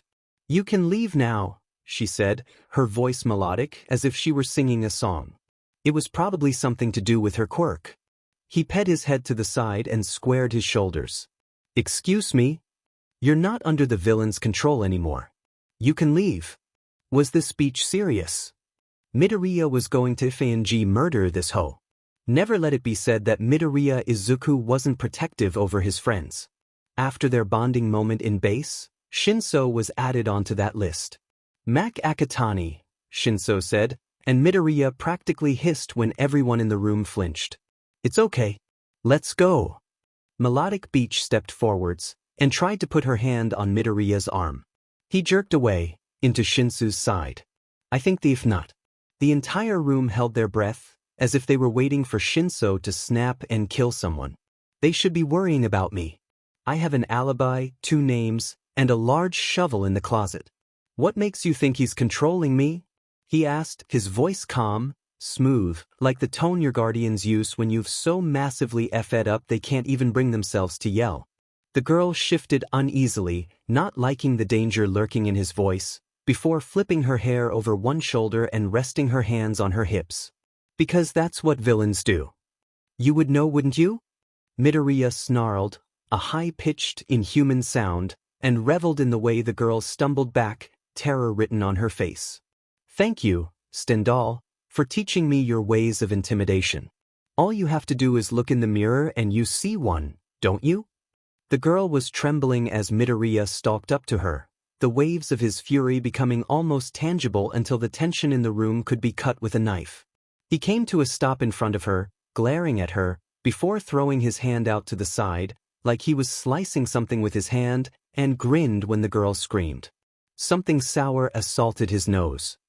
He looked down and sure enough, the girl had urine running down her trembling legs as it formed a puddle beneath her. He slowly looked back into her eyes, before pulling his lips back to bare his sharp canines at her, sking air in through his teeth to make a high-pitched hissing sound, something that sounded like it should come straight from the mouth of a snake, not a human. He should probably feel bad, intimidating all of Shinso's old orphanage peers people, but the knowledge that Shinso had went through this his entire life since he was 4 was enough to piss him off and make him want to see them suffer. And this is why he's a vigilante, not a hero. A hero would never revel in the fear they've caused, that's something a villain would. It's a good thing a vigilante is the gray line between white and black. Shinso gently grabbed Midoriya's arm and pulled him away.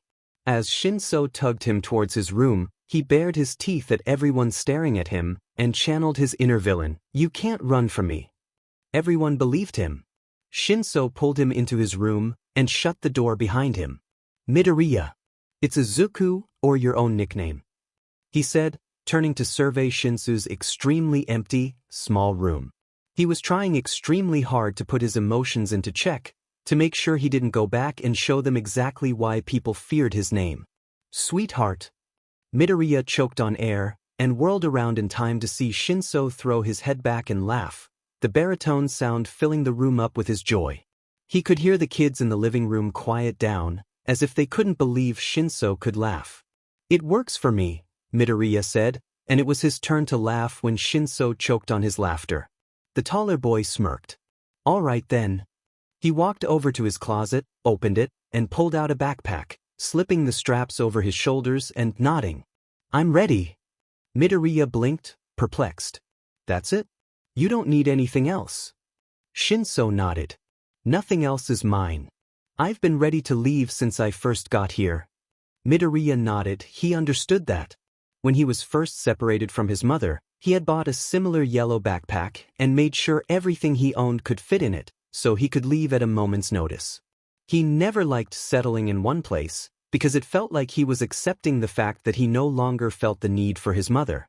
His caretaker had snatched his backpack, put everything inside into his apartment, and burned it. It seems harsh, but Midoriya had been in denial. He had refused to believe that Inko had given up on him, and his caretaker had seen that. He decided to get rid of the only thing that kept Midoriya strung on empty hopes, which was his backpack. He had held the young boy as he cried, finally understanding that Inko had accepted his death and had moved on. He beamed at Shinso. "Then let's get you out of here." He flung open the door with a flourish, reveling in the way the kids all fell silent. He swaggered into the living room, loving the way the kids tensed in fear. He jerked his thumb at Shinso. "I'm taking him with me." No objections. All of the kids stared at him, incredulous. None. Someone piped up from the huddle of boys sitting in the corner. Midoriya bared his teeth and hissed like a snake, everyone flinching at the sound. "But, because I wasn't asking." He turned around and held his hand out to Shinso. The boy was fighting tears, Midoriya could tell, but he still reached out and took his hand. Midoriya smiled. "Finally leaving, you monster?" Shinso flinched. Midoriya turned to see Melodic Beach standing in the way of the door, with brand new pants. "Beach, please, I could snap you in half and run." "No, because you're still here. Do you have your big girl pants on now? Or do you still need diapers?" He taunted. He would feel bad about being so childish later, but right now, there was only anger. Some of the kids snickered. Her face flushed red, clashing horribly with her hair. "Why are you calling me the villain?" She cried, and she may have a melodic voice, but it was grating against Midoriya's ears, and he was getting increasingly irritated. "The brainwasher is standing behind you." Midoriya was in front of her before anyone in the room could even blink. "Control, control, she's just a kid, just a kid, just a kid." He snatched her arm before she could stumble away, and leaned in, letting a pleasant smile slip onto his face. "You listen here and you listen good." She opened her mouth to object, but he dug his fingernails into her arm and snarled at her. "Shinso Hitoshi will be nothing short of an amazing hero. All of you will sit here and cry your FING eyes out when he appears on TV at Yuuei, because you'll have tormented a hero your entire pathetic lives. I hope all of you SCK on his victory and FING choke." He stepped back, disgusted when all he could smell was urine, and bared his teeth at the kids in Shinsu's old orphanage. "Have a pleasant FNG life." He gently grabbed Shinsu's hand and began tugging him towards the entrance, baring his teeth at anyone who looked at them in the wrong way. The lady who worked there didn't speak a word to him when he said he was taking Shinso away. She just nodded, handed him his paperwork, and shredded anything that said he had lived there. Shinso had his face buried in the crook of his elbow the entire time, but Midoriya couldn't tell whether he was laughing or crying. He lifted his head once they were out of the building, and tears were streaming down his face, but he was grinning. Midoriya smiled back, and in that moment, he felt as if everything would be okay. Standing on the stairs of his apartment, he decided that everything was not going to be okay. "What's wrong?" Shinso asked, the tears having dried on his face quickly after leaving the orphanage. Midoriya shifted. "I have a neighbor who's homophonic, and I hear him walking around his apartment. I think he's waiting for me to show up." "Oh," he said. "Do you want me to go be a dash?" "Don't finish that sentence," Midoriya said, turning to face the other boy. "I offered you a place to stay, and I'm not backing down because my neighbor wants to be annoying. I just didn't want you to deal with him right after dealing with the Asalic orphans." Shinso nodded. "That makes sense." His eyes narrowed. "Speaking of which, you had quite the mouth and intimidating aura on you." "Explain that." Midoriya shrugged, sheepish. He turned and began walking up the stairs, rubbing the back of his neck. "I don't know, I just get super protective when my friends are being threatened, you know? I did the same thing for Hatsum, and I'll keep doing it until the entire world knows you two cannot be touched." "What if I want to be touched?" Shinso asked, letting his voice drop down to his vigilante tone, knowing it would send shivers down the boy's spine. He wasn't disappointed. "Then I guess you'll just have to make do with my hands." Midoriya grinned as Shinso flushed, still unaccustomed to someone having remarks to his flirty nature. They made it to Midoriya's floor, and Midoriya paused, listening for his homophobic neighbor, before lunging at his door not unlike the way he did a few days ago, and threw it open. He shoved a chuckling Shinso inside, and slammed the door shut, just as Kristoff opened his own. The two boys looked at each other, one laying on the floor, and the other pressed up against the door to keep it shut. They started laughing. "This motherfucker." Kristoff pounded on Midoriya's door. "Akatani. Getcher? But oh either. Now. Who are you to tell me what to do?" he asked through the door. There was a stunned silence, before the pounding became louder, angrier. "Akatani. Getcher, fucking, but it's too late now." Shinso waved Midoriya to the side, and he opened the door. Kristoff was looking even more oily than the last time Midoriya saw him, his yellow teeth disgusting as he bared them at Shinso, as if he could intimidate him. "Who the F, Ryo?" Shinso blinked innocently. "Who me? I'm Midori's new flatmate. You're a fucking Arencha? Get the f out of my face and kill yourself, ya unnatural piece of shit. Where the F is Akatani?" Shinso leaned in close to Kristoff's face, and Midoriya had new respect for him, because Midoriya was standing behind Shinso, and Kristoff's stench was still making his head spin. "Who are you to judge if I like it up my butt?" Midoriya choked. Kristoff's face was turning an impressive amount of colors: gray, pink, red, blue, and finally purple. "You fucking. Forget you ever saw me. Go home, take a shower, and tomorrow, you're going to apologize to everyone on this floor for waking them up." The man turned around and began waddling his way back to his room, but Shinso shut the door, not caring enough to see if he made it. Midoriya was staring at him in awe. He flushed a pink. "What?" he asked, embarrassed. "Anyone who said you weren't a downright badass is a filthy liar." Shinso threw his head back and laughed. Midoriya gave him a tour of his there. Midoriya kept saying apartment, a living room with the kitchen across from it, a bathroom by the kitchen, and the master bedroom. Or only bedroom. The bedroom was larger than Shinso was expecting, with a queen-sized bed pressed against the wall beside the window, a desk sitting across from it, and a closet half filled with Midoriya's clothes. Midoriya placed Shinso's backpack down on the bed. "All right," he said. "I sleep on the far left side because it's pressed against the wall, and I can't sleep unless something's pressing against my back. But if you need to sleep there, you'll become my personal pillow, okay?" Shinso nodded. Call him whatever you want, but he was hella touch-starved, and here was this boy who was just as touch-starved, and was willing to have little to no boundaries when it came to cuddling. Midoriya motioned to the closet.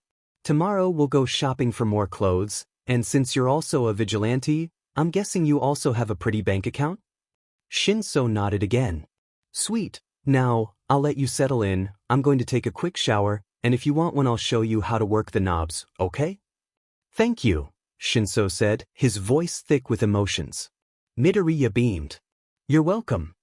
Shinso walked around, looking around at all the pictures in the house, only a few of them up, enough to make it look lived in, but little enough to grab them all and leave in a moment's notice.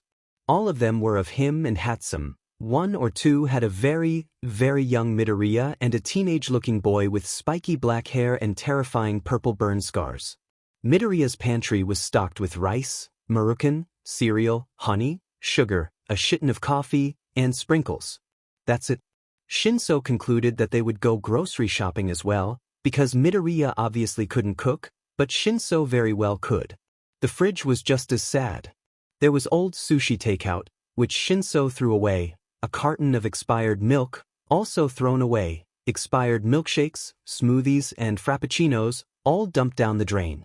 The rest of the fridge consisted of Shirley Temples, Mountain Dews, a carton Minute Maid apple juice, Coca-Cola, and raspberry brisk, basically anything and everything sugary or sweet. He and this boy were literally the yin and yang. Midoriya obviously liked his sweets, if all of the sweet drinks in the fridge didn't tip you off, while Shinso enjoyed sour drinks, like grapefruit juice or lemonade and Kool-Aid without the sugar. He loved coffee black, because he's never had the luxury of sweetener, but he had no plans to start now. "What are you doing?"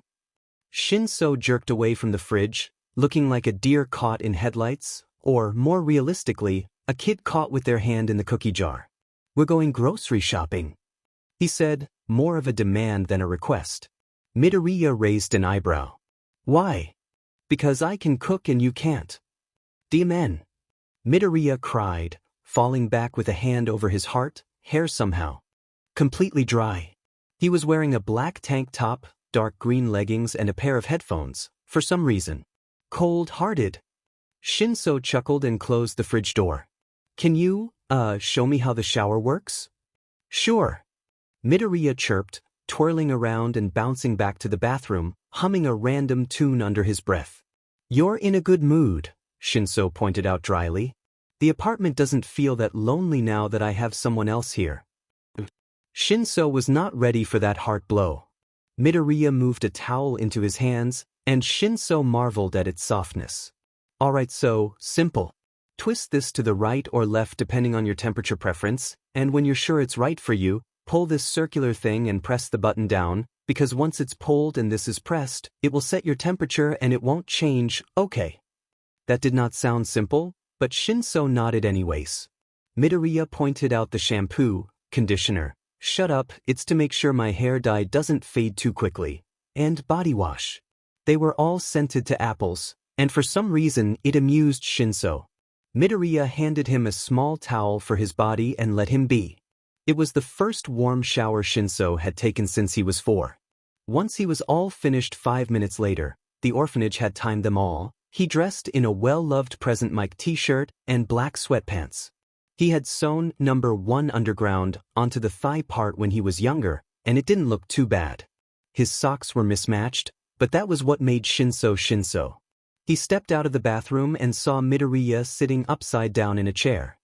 He grinned and put his folded dirty clothes beside his backpack, before standing in front of the upside-down boy who was focusing on balancing a pen on the bottom of his nose. The boy made a disappointed sound when the pen fell, but it was more exasperated, like it wasn't the first time he had dropped it. Midoriya opened his mouth to say something, before his eyes snapped to something on Shinso's thigh. For a split second, his heart began racing. Was it a spider? He swears, if it's a freaking spider he's going to actually scream. Liking the present mic, but number 1 underground? Shinso blinked, before flushing. Eraserhead, really? "Shut up," he said, Midoriya laughing at his pink face. He turned around and dove onto the bed, somehow making it all the way under the covers without smashing his head against the wall. 1 point for the brainwasher, oh yeah. "This is the most comfortable bed I've ever had the luxury of laying on," he said, his voice coming out muffled from underneath the blankets. Midoriya chucked from behind him. "And you're going to lay on it every night until we have to buy a new mattress. You're gonna have your way with me every night?" God, sometimes, Shinso needs to bite back his flirty comments, because one day, someone's gonna think he's interested. He rolled over and somehow found himself in the middle of a blanket burrito. He squawked and began twisting and thrashing, trying to find a way to escape his self-given imprisonment. There was a thunk behind him, before wheezing laughter, so it was safe to say that Midoriya had fallen over after losing balance.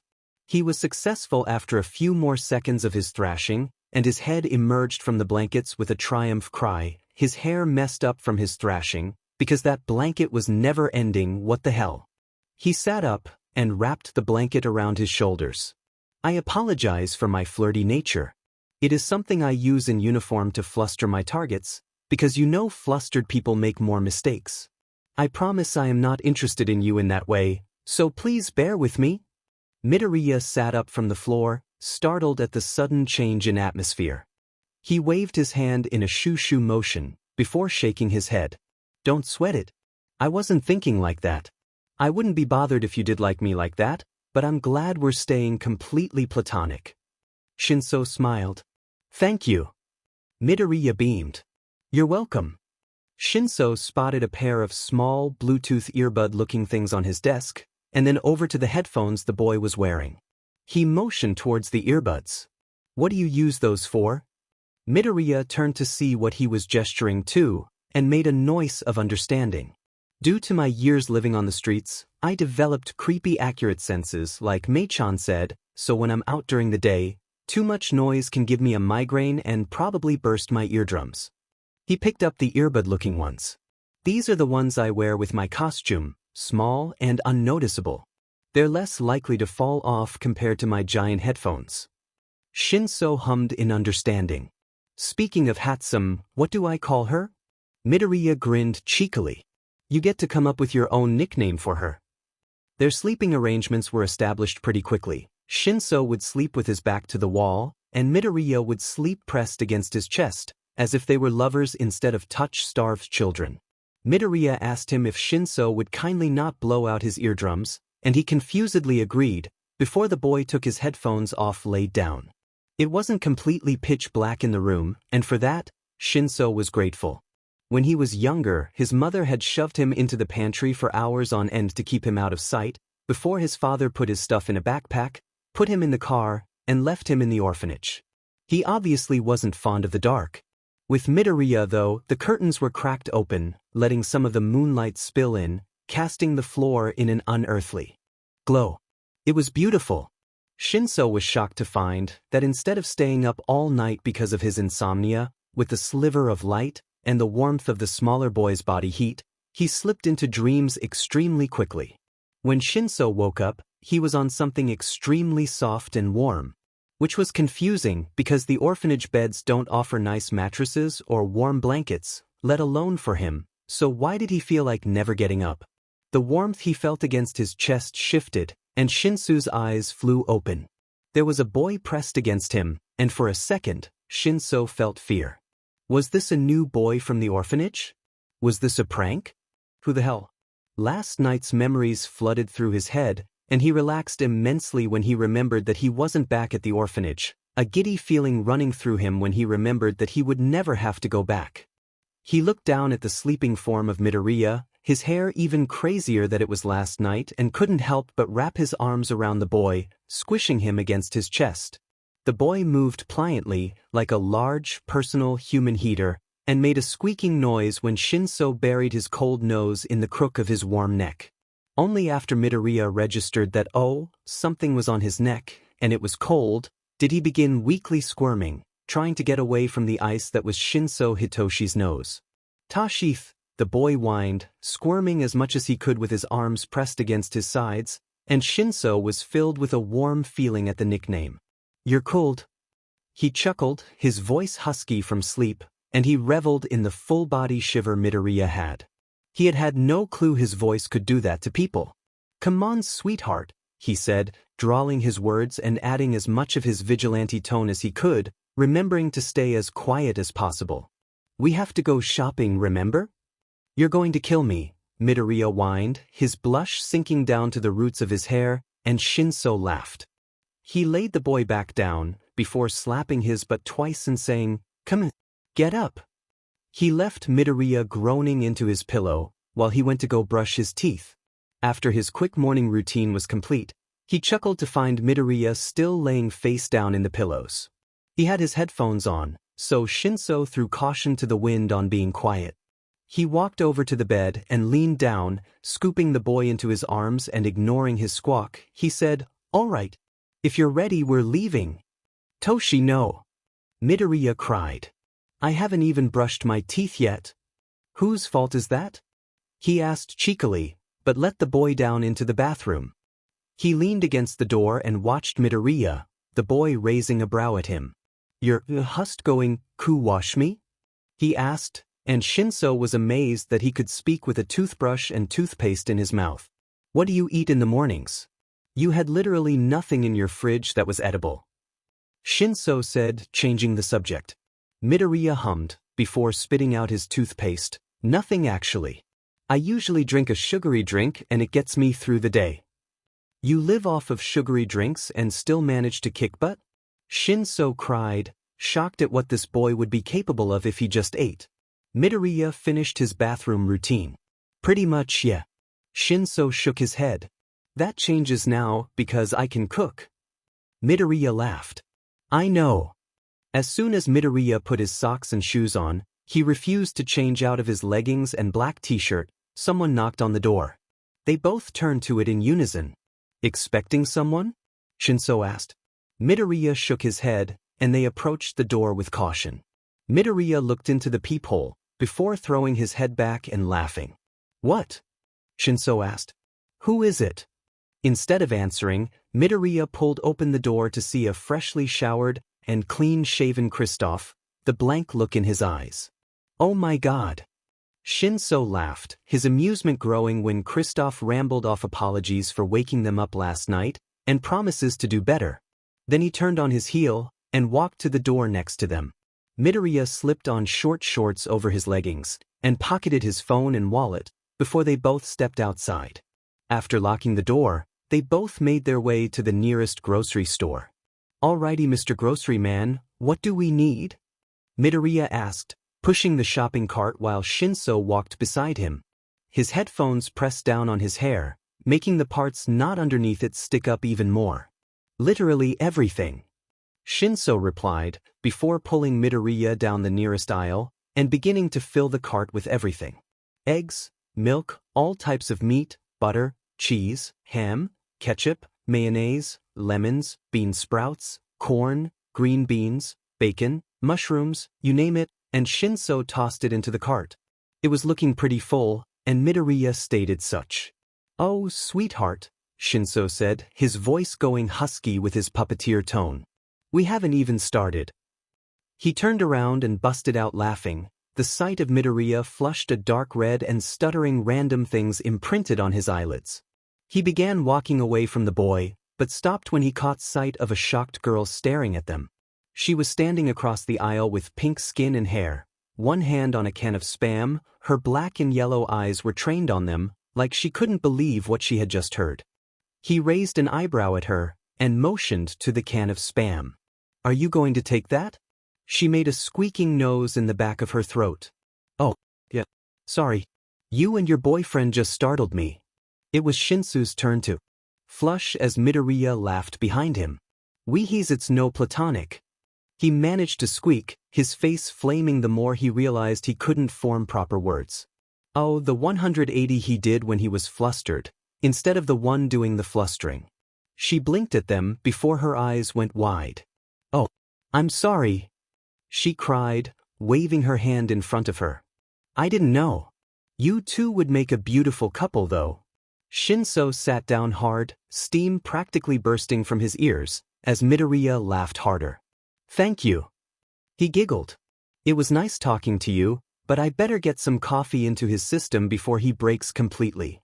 The girl nodded, before waving goodbye to them, darting off to a boy with black hair and red eyes standing in the checkout line. Midoriya smiled and waved at the two, before snatching the back of Shinsu's collar and beginning to drag him to the coffee section. The entire way there, people laughed at Shinsu's red face, as he stuttered intelligible things about dating and crazy girls, being dragged on the floor like a cat on a leash, unwilling to walk. Midoriya stopped his cart beside the coffee aisle, and put his normal brew in, before tugging Shinsu's collar to get him up off the ground to grab his own. Shinso playfully muttered about stupid girls thinking they know everything, getting up before tripping on his own goddamned shoelace. Midoriya told him to tie them, but does he listen? He began falling backwards, before a boy with blonde hair and a lightning streak through it caught him, stumbling from the unexpected weight. Whoa! The boy said. Are you okay? Me, I'm gay. Midoriya could not put into words how hard he laughed in that moment. All he knew was he was sitting on the floor with his head between his legs trying to stop the swirling in his vision. I mean, Shinso cried, pulling away and trying to save his reputation. Effing great. I'm okay. How are you? Oh my god. I'm so sorry, ugh. The blonde boy stared at Shinso in shock, his face turning a dark pink as the black-haired boy he was standing with laughed as hard as Midoriya, the two of them gasping for breath at their friend's embarrassment. Midoriya stood up on shaky legs, and threw his arm around his suffering friend. What he means to say is, hi, my name is Shinso Hitoshi, and you're effing gorgeous. Do you want to give me your num? Shinso elbowed him in the gut. Midoriya heaved a breath and doubled over, his arms around his midsection. The blonde-haired boy seemed to shake himself out of his embarrassment. He chuckled, and swiped his hair out of his face, tilting his head to the side and licking his lips. Catch me later, pretty boy, and I might just think about it. He grabbed his friend's wrist, who had crazily large elbows, and walked around the two, swaying his hips as Shinso's face began to resemble the very blood running through his veins. Shinso stood there, staring at the boy's perfect backside, and Midoriya laughed. Whipped. He snickered and Shinso whirled around. Nah, he cried. I don't even know him. But you want to know him? That's besides the point, he cut himself off, glaring at Midoriya. You're a little traitor, aren't you? Midoriya shrugged. At least I don't go telling every cute guy I see to F me. Zuzu, Shinso whined. You're so mean. Midoriya snickered. The rest of their shopping trip was long, and went on without much fanfare. The only mentionable thing was the cashier's face when it was their turn to check out. He had a reptilian face, looking like an iguana, but it didn't hide the shock when the two boys began unloading their shopping carts. Yes, carts. Shinso was going to make Midoriya broke. Still, he didn't say anything when he rang up the kids and told them their total was over 60,000 yen. Everyone standing behind them was shocked, even more so when neither blinked at the price, and Midoriya pulled out his wallet to pay. Probably a hero's children. Someone muttered, and there were several rounds of agreement. Shinso had rolled his eyes, but hadn't said anything. Even if they lived pretty close to that grocery store, about a 5 minutes walk, with the millions of bags they had to carry, Midoriya was going to absolutely murder Shinso, because his arms were 3 seconds from falling off. Needless to say, as soon as they were safely inside their apartment, Midoriya socked Shinso in the arm hard enough to shove him into the wall. Ow! He cried, rubbing his arm as he slowly slid down the wall. What was that for? For making me carry all of these unnecessary food bags. He hissed back, and the downed boy popped right back up with an indignant glare. None of these are unnecessary, he said. You're just being salty because you actually had to carry something. Midoriya stuck his tongue out at the taller boy, and turned to look at all the groceries. Let's put these away, yeah? Luckily, Shinso took the bait. Yeah, hand me all the cold items and I'll put them in the fridge. As they worked on putting all of the cold items away, they chatted about anything and everything. Shinso's school life, Midoriya's homeschooling, their parents, old friends, Bakugo Katsuki, Yuuei, favorite heroes, Halloween ideas, favorite music, literally everything. They played 20 questions while putting away the dry foods, and there was so much to talk about. When they were done, the sky was dark and they felt as if they had grown up together. Now, Shinso said, opening the pantry up and smiling in satisfaction when he took in all the new foods inside, just waiting to be cooked and consumed. What are you in the mood for? Midoriya tapped a finger against his chin thoughtfully, and a deep sadness overtook his features. Before Shinso could ask what was wrong, he asked, Do you think you could make katsudon? Shinso snapped his mouth shut, understanding dawning his features, and nodded. Yeah, I can do that. Midoriya smiled, but it looked painful, as if he was twisting his features to move against their will. Thank you. Shinso stepped forwards, and pulled the boy into his chest, immediately feeling the boy begin shaking as the front of his shirt became damp with tears. It's okay to cry, you know. Shinso whispered to the boy, and held him as he began sobbing. It's just I could go back to her, he cried, clutching the back of Shinso's shirt like he was trying to pull Shinso closer, even though there was no space in between them. I could go back and I wouldn't have T to live like this, but what would she say? Her D-dead son standing in F front of her, is alive and the M most wanted vigilante around. How would she react to that? Shinso closed his eyes, and curled around the aching boy. What's keeping you from her? Midoriya sniffed, trying to suppress his emotions, and wiped his face on Shinso's shirt. She's moved on, Toshi. Did you know it only took her 2 months to move on? Was then insignificant? That she would move on after 58 days? While I've been hurting for 6 years. I'm sure it still hurts her, sweetheart. She probably hides it, though, so she doesn't worry the people around her. I mean, my parents lost their love for me in the 3 seconds it took them to find out my quirk. I'm sure your mom is different, but adults are very good at hiding things when they want to. Midoriya nodded, and wiped his face on Shinso's shirt again. I'm sure you're right. Thank you. Shinso ran his fingers through the smaller boy's hair, shifting his headphones out of the way to begin lightly scratching his nails against his scalp to calm him. Midoriya had said it was the most comforting thing his mother had done for him when he was younger. Anytime, sweetheart. They stood like that for a while, until Midoriya's stomach demonstrated a whale's mating call. Shinso laughed while Midoriya turned the color of a strawberry. I'll make dinner, but you have to give me one of your shirts, since you've decided to wipe all of your snot on mine. Midoriya instantly jumped backwards with a cry, stuttering apologies and fixing his headphones as Shinso laughed. The black-haired boy turned on his heel and darted into their room, coming back out with a gray sleeveless shirt. Shinso pulled off his Tyran snot-stained tank, ignoring Midoriya's embarrassed squeak, and slipped on the gray top. He handed the damaged shirt over, the boy racing to get rid of it, and twisted in the gray top, approving of the way it hugged his decently shaped form.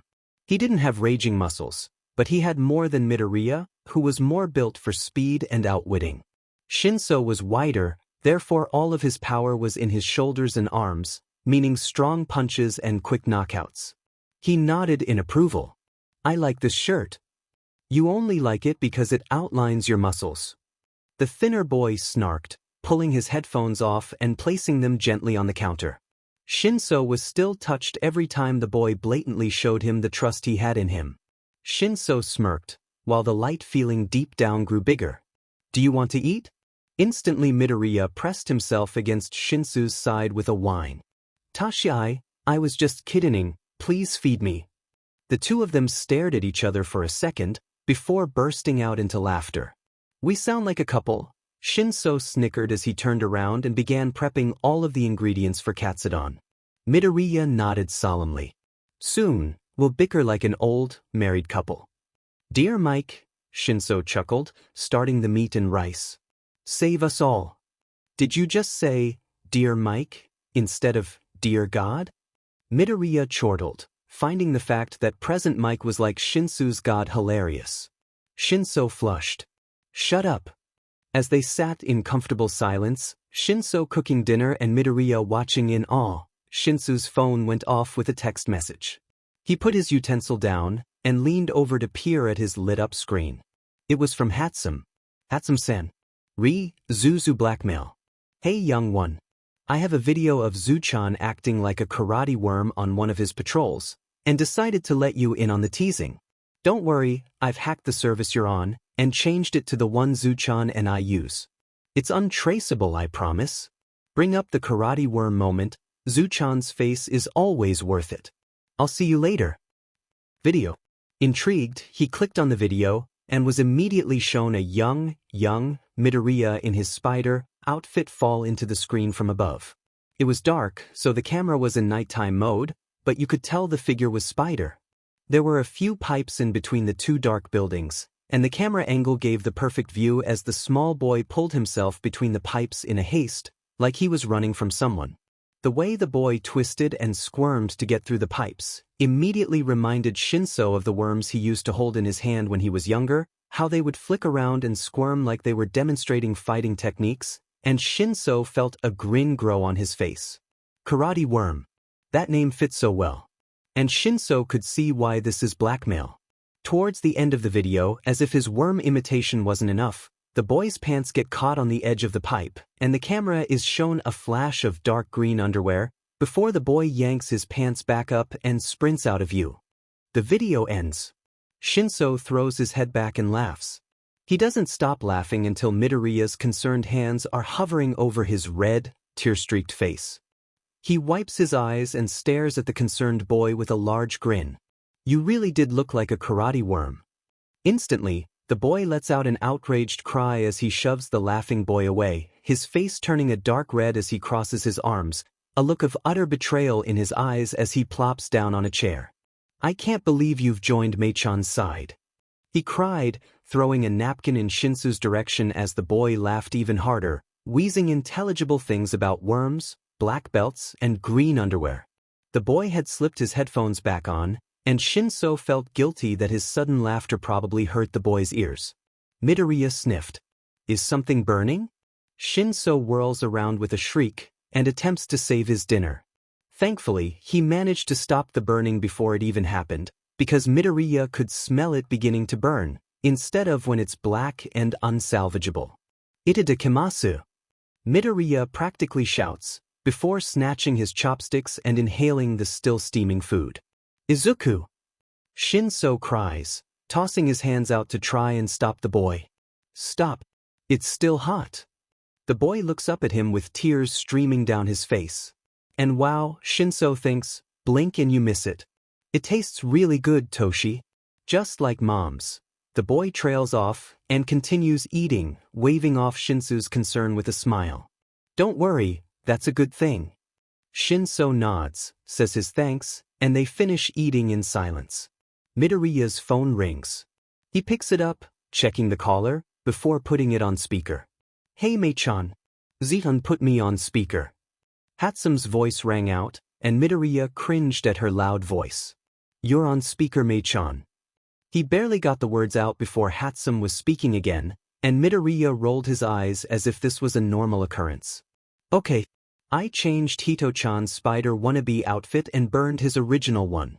Shinso lurched over the phone with an indignant cry. What?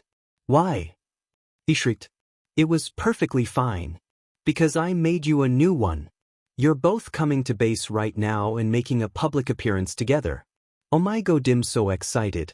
Mei-chan, please breathe. Midoriya said, amusement coloring his tone. Hatsume took an audible breath. Okay, she said. I'm good. Good, Midoriya giggled. We'll be there in 5. He hung up.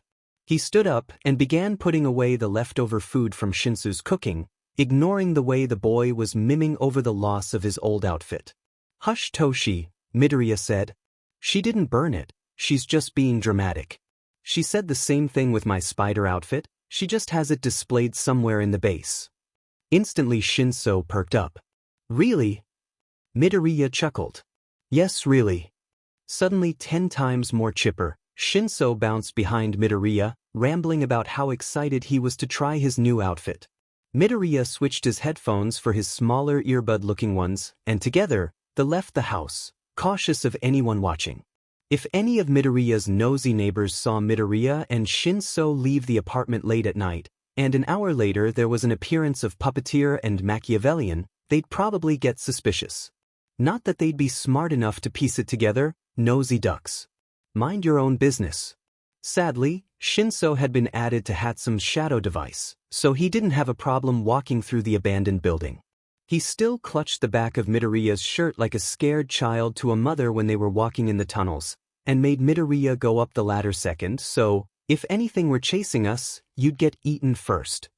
He seems to forget that if anything were chasing them, Midoriya would never lead them to the base, and he'd hear them from a mile away. He shook his head amusedly and climbed up the ladder. With Shinso's excited bouncing, the wall seemed to take an eternity to open, and Shinso was out of sight before Midoriya could even open his eyes again. Where is it? The boy cried, and Midoriya laughed. He had done the same thing when Hatsume had made his costume. Walking into the base, he smiled at Hatsume, who was standing in front of 2 dress forms this time, and Midoriya shook his head with a chuckle. Here we go again. Just like Zuchun, Hatsume shook her head, but she was practically thrumming with energy. Not even gonna greet me, but whatever, greeting Sarah Suverated. She shook her head, and motioned to the dress form directly behind her. I based both of the costumes on a color scheme that could be directly drawn from blue, and Shinso got purple. She ripped the sheet off, God what a show's woman, and Midoriya was impressed by the outfit she had put up. The entire thing was there, minus a mask if Hatsume had made one, and it looked classy. The top looked like a normal muted purple waistcoat, with a darker purple undershirt, and it was form-fitting, but it wouldn't outline Shinso's muscles, meaning his opponents would underestimate him. His tie was a brighter purple, still dark, but brighter than everything else on the uniform. There was also a black choker and a purple bracelet. The elbow pads looked like they were slipped underneath the undershirt, and were pretty flat, so that meant Hatsume trusted that Shinso wouldn't go jumping off buildings. Stop it, it's my signature move, Mei-chan. I'm never changing it. The pants were form-fitting as well, and would outline Shinsu's leg muscles very nicely. He had 2 straps over his right thigh, and they held a knife, the straps and holster being the same pale purple as the belt that seemed to hang off of the hips instead of doing its job. His boots stopped just underneath his knees, and they were a dark purple, border lining black in the same way Midoriya's did, and instead of Midoriya's cinching things, he had buckles that wrapped around the top, keeping the slim look all throughout. He had another 2 straps on his left shin, holding another knife, and then it was the shock absorbers that Midoriya had as well. The bottom of his shoes were surprisingly a dull blue color, instead of the ongoing purple theme. Hatsum had disappeared, and Shinso was staring at shock at the uniform that he was going to be wearing. He walked up to it and slowly, touching the collar gently. "This is mine," he breathed, his voice showing the shock he felt. Midoriya nodded. Yeah. He understood the same feeling Shinso was having, and decided to let him have a moment. He turned around to see Hatsum coming back with a contact case, another porcelain-looking mask, and a purple-bottom mask. "Hatsum, please tell me that isn't a voice changer," he pleaded, and the girl looked at him almost offended. "You think I would change Hito-chan's beautiful vigilante voice? You're crazy. It's just to maintain the tone, and if he were to talk normally, the changer would take hold and make him sound huskier." She tossed her hair over her shoulder and placed the things on the table, beside 4 very suspicious-looking vials of something. "Hito-chan, if you're done, we have a ton of preparing to do." The boy turned around and was fighting back tears. "Mimi," he whispered, and Hatsum beamed at the nickname, but shook her head. "None of that, Hito-chan. Come on, we have a lot to do." She got Shinso into his uniform first, because she claimed he would be quicker, and Midoriya knew he would be quicker, so he didn't complain. "Okay, Hito-chan, I'm going to pierce your left ear now." "Wait, what?" Shinso cried, twisting away from Hatsum with a needle in her hand. She sighed, exasperated. "It's to put an earring in, identical to the one Zuchan and I wear, so we can become a trio." Midoriya hadn't known about becoming a trio, but he nodded along like he understood, and Shinso held his hand like a baby when Hatsum advanced with the needle. Midoriya would forever laugh at the shock on Shinso's face when he realized it didn't hurt at all. Hatsum explained that Midoriya and her were going to be completely female, but Shinso was going for a more androgynous look, hence his male waistcoat, and his hair Hatsum was going to straighten. Instead of using the hell device the straightener, Hatsum handed Shinso one of the suspicious-looking vials, and told him to drink it. As Midoriya was mentally saying goodbye to his new best friend, Shinso chugged the vial and slammed it against the table like a shot, his features twisting in disgust. Almost immediately after he swallowed it, his wild, gravity-defying blue hair fell down to just above his shoulders, dark purple sliding down it like water, until he had a head of straight purple hair. "Wear what that when you were putting me into my uniform?" Midoriya cried, salty that Shinso would not experience the hell device. Hatsum turned to him with glinting eyes. "Hito-chan's was the one I made after yours, so yours is either going to work, or we'll have to find a replacement Machiavellian." Midoriya gulped, and kept his mouth shut. He couldn't tell if that was a threat or a promise. Shinso was quickly changed into his uniform, and his contacts were put in without much hassle. "What the hell, Toshi? Those things hurt," and Hatsum gave him his top mask and surgical-looking mask. She then took Shinso into a room, different from the one Midoriya took his picture in, because it was literally black all around, and she told Shinso to stand in the far corner and strike a pose. He pressed the button on his bracelet, and his contacts glue pink against his white mask, as he slipped his left hand into his pocket, showing off the bracelet, and turning the same way Midoriya had, covering his right arm. He then shifted his weight on one leg, tilted his head, and stilled. Hatsum took the picture. Naturally, Shinso was shocked. "This is me." He pulled the picture closer and then looked down at his outfit. "I look badass." Midoriya and Hatsum laughed. Then she turned to Midoriya with a smirk. "Ready?" she smugly asked, and she was so lucky Midoriya didn't hit girls.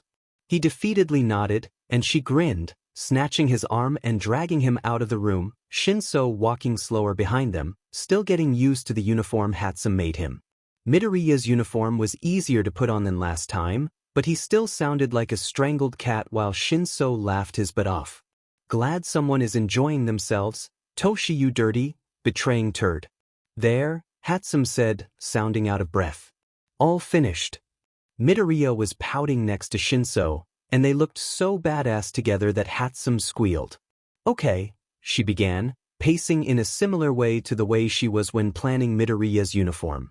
I was thinking that we could become a trio. Obviously, I wouldn't be out there with you because I'd actually die, both boys snickered. I'd be like the mastermind behind all the patrols and infiltrations, only coming out when you two are in serious trouble or I feel like messing with the world. How does that sound? She trailed off, probably losing confidence in her plan. Midoriya gave her a thumbs up, and they both shivered when Shinso spoke. Sounds like a plan. He jumped at the sound of his own voice, which was 1,000,000 times deeper than usual, with the husky sound like he had just woken up, and it was so. Okay, Hatsum said, regaining her confidence. I'll be deadless, because he built the labyrinth, and it could signify my path to success, easy for me, the creator to understand, but harder for everyone else. You've certainly though about this. Midoriya said, amusement making him smile underneath his mask. Hatsum flushed. Shut up. She turned around and walked over to the last dress form, the one that wasn't shown, and almost shyly pulled the sheet off of it. She twisted her fingers together nervously, but the boys were staring at the uniform in shock. I don't normally show a lot of skin because I don't care for that, so I thought that Deadless would be harder to track if she showed a lot of skin and had an almost playful superiority complex. It wouldn't be too hard for me to act, because I'll just act how I used to. Hatsum. The boys said in unison. It looks great. She brightened in an instant. You think so? The dress form did have a lot of fabric showing, meaning Hatsum wasn't lying when she said she was showing a lot of skin. The color scheme was blue, and the top was off the shoulders, folding over and cutting off right underneath her BRS's, skin tight so it wouldn't slip off. The sleeves went down to her elbows, and plain gloves covered her hands. The bottom was just a normal, cheer-looking skirt, with leggings covering everything else. The boots were also form-fitting with a small heel, but none of the other gadgets the boys had. The mask was beautiful. It would cover her face exactly like a Columbia mask, except the left side curled close to her face and around her ear, like glasses, and the right side went out like a wing, complete with the feathers. The same black part that covered the eyes on the boy's costume covered hers, and they were struck on how pretty she would look. And then Hatsum pulled out a wig. Not that it looked bad or anything, but the boys felt stupid when it didn't cross their minds that Hatsum's hair was a dead giveaway to who she was. It was a pale blue, and had a deep right part that sent long bangs curling over her mask and behind her head. It had a giant braid taking up the rest of her head, and the remaining hair was pulled into a ponytail at the back. My contacts will glow red, and my color is blue because green and purple could be taken and turned into blue, and since I'm the brains of this I thought that would be fitting. You don't need to explain it. Shinso said. It looks great. Yeah, Midoriya nodded, still not used to his female voice. Thank you, Hatsum whispered, and it was so out of character that both boys started, before she was waving them towards the wall, like a mother sending her children to go play outside. Good luck. She called before the wall slid shut, and the boys were sealed in darkness. Bakugo Katsuki wasn't stupid. Maybe, once upon a time, he had been. He had lived the easy life as an egotistical child with a quirk perfect for heroics. He had been seen as superior, because he could create explosions from his sweat. Everyone had put him on a pillar higher than everyone else, had worshipped the ground he walked on. Only Midoriya Izuku saw him as an equal. That thought used to piss him off. To think that the stupid quirkless Deku could ever be on his level. Hell, he could control explosions, and all Deku could do was mutter and ramble. A small part of him was thankful for the boy who could look past Bakugo's quirk and befriend him for who he was or had been. That small part of him was squashed down smaller and smaller until he forgot his original reason for befriending him and began hating him. The stupid, stupid boy who stared at him with bright sparkling eyes, calling him Kakin and following behind him like a loyal puppy. The stupid, idiotic boy who had the audacity to ask him if he was okay when he clearly was, and it used to PSS him off. To see that this quirkless boy was purer than he, had not a single bone that could do harm, because all he wished was for people to be good, to help them. He used to push the boy, scream at him, use his quirk on him, hit him, burn him, to get him to fight back. To show himself that this boy could fight back, that Midoriya Izuku was capable of hurting someone, and that he wasn't this perfect, innocent boy who had the makings of a true hero. Not once did Midoriya ever fight back. At the time, it made him hurt. To know that someone who was lesser than him in terms of quirks and power was better him when it came to being a good person.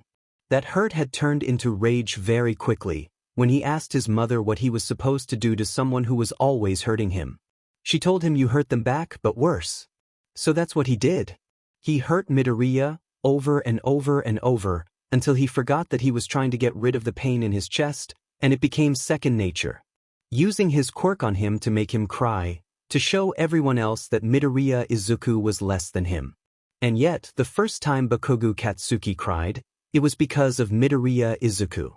After school, Midoriya had taken off, running like the wind and ignoring the teachers telling him to walk, to get away from Bakugo and his cronies. It was a normal occurrence, even 5 years after he first started putting him in his place, but he still gave chase. No matter how much he ran, sprinted, pushed himself, he could never, ever catch up to him. It was like Midoriya was always in front of him, and Bakugo was always staring at his back, never able to catch up.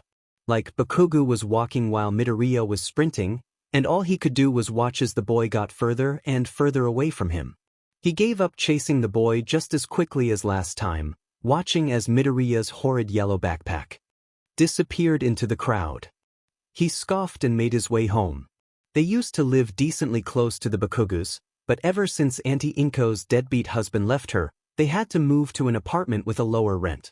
He had put new burns on Deku's back, ruining his new uniform, and he felt sadistic satisfaction at the fact that Deku would spend the rest of the week treating his burns. Sitting down at the table, the TV was on the news station, and a certain location had been burned to the ground. A villain had attacked Auntie Inko's entire apartment complex. There were many casualties and many injuries. As the days passed, his mother was working herself into a frenzy, calling all of the hospitals and trying to find out which one her best friend and child had been sent to.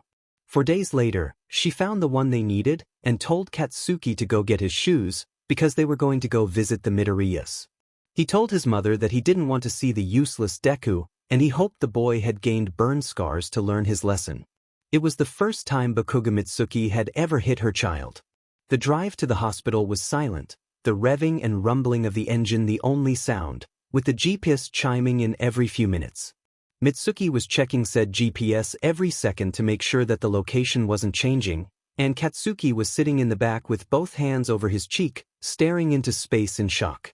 Mitsuki almost sideswiped 2 cars, and T-boned another while looking for a parking. When she had legally found a parking spot, she almost ripped her and Katsuki's seatbelts off, dragging Katsuki out of the side of the car. She yanked his hand away from his red, hand-marked cheek and began pulling him beside her as she made her way into the hospital. The receptionist looked up to them with a patient but tired smile, as if she had done this 1,000,000 times, which she probably had.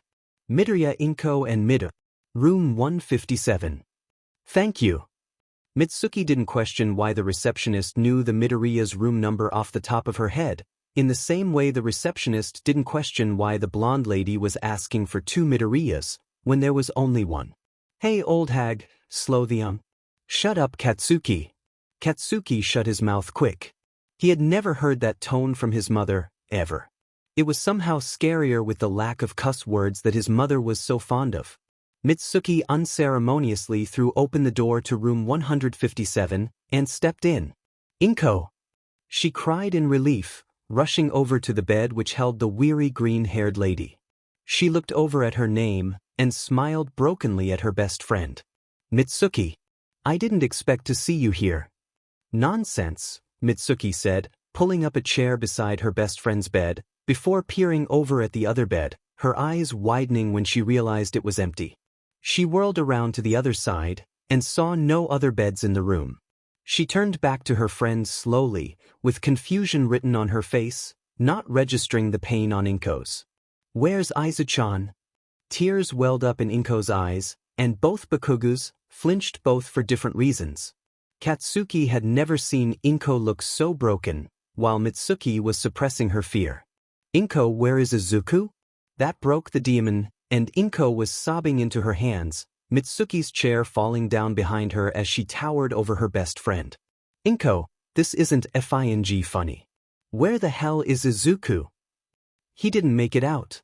Katsuki froze. "What do you mean he didn't make it out?" "He's here, isn't he? What room is he in?" Inko sobbed, clutching at the blonde-haired woman's arms when she tried to walk away, and she shook her head. "Izuku didn't make it out of the fire, Mitsuki. Endeavor told me he found his ashes." "Oh God, Mitsuki!" she cried, wailing into her best friend's shoulder when Mitsuki leaned down and hugged her, face blank as she tried to deny it. "My baby boy. He's gone. Mitsuki, he was 9. He burned to death at the age of 9. My baby." She wailed, screaming incoherent things into her best friend's shoulder, as Katsuki looked to his mother. "Deku wasn't dead, right? This was just a lesson to teach him to leave the quirkless boy alone, wasn't it?" He tugged at his mother's skirt. "And he's not dead, right?" When Mitsuki looked at her son, Katsuki saw her red eyes and nose, saw her shaking with suppressed tears as Inko wailed, tears staining her face and running down her hospital gown. In that moment, Katsuki knew Midoriya Izuku was dead. He felt a horrible pain in his chest, something that he remembers feeling when Deku was his friend, and he immediately tried to squash it down, but every time he looked into his mother's red eyes, the feeling grew stronger and stronger, until it broke through the wall Katsuki had put around his heart. The feeling spilled into his nose and eyes, clutching at his limbs until he was shaking, tears spilling out of his eyes in rapid succession. "Izuku's not dead." He sobbed, both mothers looking at him with a heart-crushing amount of pity. "Is Izuku was strong? He wouldn't let fire kill him." "Katsuki," Inko whispered, and Katsuki looked into her sad green eyes. "I'm so sorry." He froze, looking into Inko's dull green eyes, before sadness scrunched his features and he was wailing, letting go of everything he had crushed down in hopes of it going away. His wail turned into a scream, and his legs gave out below him, clutching at his shirt as the air left his lungs and didn't come back. He stared down at his hands, his screams increasing in sound, only seeing his explosions. His explosions that he used on his best friend, his only friend. He had burned Izuku over and over again, and someone with Katsuki's quirk had come along and finished the job. Fire ran through Katsuki's veins. It was his fire that had hurt Izuku, had stolen all of the boy's happiness, and it was fire that had stolen the boy's life. He clawed at his face, not feeling the tears running down it, only feeling the smirk that he used to make when he left Izuku's broken and burned form on the floor, and he could picture it. He could see the same way Izuku would cry and scream, his body twisting to get away from the harsh heat that was burning his skin, before the fire consumed him, screaming, and left nothing but ashes in his wake. Katsuki lost his lunch, and then doctors were running in, grabbing him as he screamed and thrashed, wondering if this was how Izuku felt every time Katsuki used his quirk on him, how he felt when the flames consumed him whole. In the next moment, he was standing in a burning apartment, the flames lighting up the walls as smoke made Katsuki cough, doubling over, before remembering to stay close to the floor. He crawled over towards where he knew the door was, and just like before, there was a boy laying in front of it. The boy was mumbling, his curly green hair bushy as it covered his face, hiding the monstrosity that Katsuki's mind had come up with. "It hurts, Kaken." He flinched. He knew what was going to happen, but no matter how much he tried to turn around and run away, his arms and legs felt like they were filling with lead, heavy and impossible to move. "Why does it hurt, Kaken?" The boy slowly pulled himself up, his hair falling to hide his face, and Katsuki jerked harder, begging his limbs to just move. They never did. Izuku looked into Katsuki's eyes, and no matter how many times Katsuki sees it, fear still turns his veins to ice. The right side of Izuku's face was blackened, skin peeling off of his cheeks to show his bloody twitching muscles underneath, his upper lip disintegrated, showing white teeth and the inside of his charred mouth. His nose was misshapen, like candle wax that had been burned, if that candle wax bled blood and was on a human's face. His right eye was scrunched shut and swollen, a horrible blackish-purple color, but Katsuki knew the black socket would leak blood when opened. The boy jerked to his feet, and no matter how much Katsuki thrashed, he couldn't move. His body was frozen in place like someone had turned off his control, and all he could do was watch. The boy stumbled over to Katsuki, an awkward, painful gait of someone who couldn't get their right leg to work. "It burns, Kaken, to burns. Can't you make it stop?" Katsuki tried to scream as his childhood friend staggered closer, his eye spilling blood as it opened, skin tearing and showing a black, empty socket where a beautiful green eye once sat. "Why does it burn, Kaken?" The monster jumped on him and pinned him to the ground, sharp talons tearing into his skin, shredding his eye and screaming, screaming, screaming. Katsuki jerked up, his chest heaving as he clutched at his right eye, sweat dripping down his face as his left eye darted around frantically, slowing when he recognized his room. He ran a hand through his spiky hair and slumped over, staring at the ceiling with wine-colored irises, wondering if he had that nightmare on the night before Izuku's death as a punishment for tormenting the boy when he was alive. He pushed himself out of his bed, his sheets tangled and rumpled in an obvious show of his struggle, trying to pull himself from the nightmare. He ignored it and snatched some clothes, before making his way to the bathroom to shower. He stared at himself in the mirror as the water ran, staring and staring to reassure himself that his right eye was still there, that that monster hadn't clawed it out, that he was in his home instead of Izuku's. He dropped his head, glaring at the sink instead, clutching the counter as if it was his only lifeline. He took a deep breath and looked back into the fogging mirror, reassuring himself one more time that his eye was there, before stripping and jumping into the shower. Surprisingly, showers made his anxiety run through the roofs, so on the day of Izuku's death, he always finished them in 3 to 5 minutes. You'd think if he has a nightmare about fire and burning, he would feel safe in water, but water just made him feel like he was laughing at Izuku, who had not had the ability to wake up and take a shower. When he was done viciously drying his hair, he didn't like the touch of water at all on Izuku's death day. He dressed himself in a loose gray t-shirt and jeans. His baggy jeans that he had adored so, now made him feel like he couldn't run away, so he had begged his mother for tighter jeans, so he could run if he needed to. She didn't ask, both his parents knew what Izuku's death had done to him, so anytime he did anything bizarre, like beg them to not go to the beach, or climb into their bed in between them, or ask them to change his wardrobe, they marked down the day, and realized that every time he did something weird, it was on the day Inko's son had died. They had sat him down and had a long talk, where he admitted to the nightmare, about how he was terrible to his best friend, and he had broken down, asking his parents if he could still be a hero, if he could help people in the same way Izuku had. He had begged them to tell him, if he could still be good, if he could change for Izuku. They told him he could be a hero, but he would have to do it for Izuku, not for himself. He would have to get to the top for Izuku, stand on the roof overlooking the world and scream in victory so when he died, he could tell Izuku how it felt to stand where Izuku should have stood, right beside him. From that day on, he promised himself that whatever he did, he would do it. For Izuku. He would become the #1 hero, so when he saw Izuku again, he could tell him how he felt, the exhilaration of standing on top. It was no longer for him, everything he did was for Izuku. Izuku was his inspiration, the reason he pushed past all of his hardships. Do it for Izuku, or do it because Izuku can't, was something he used often.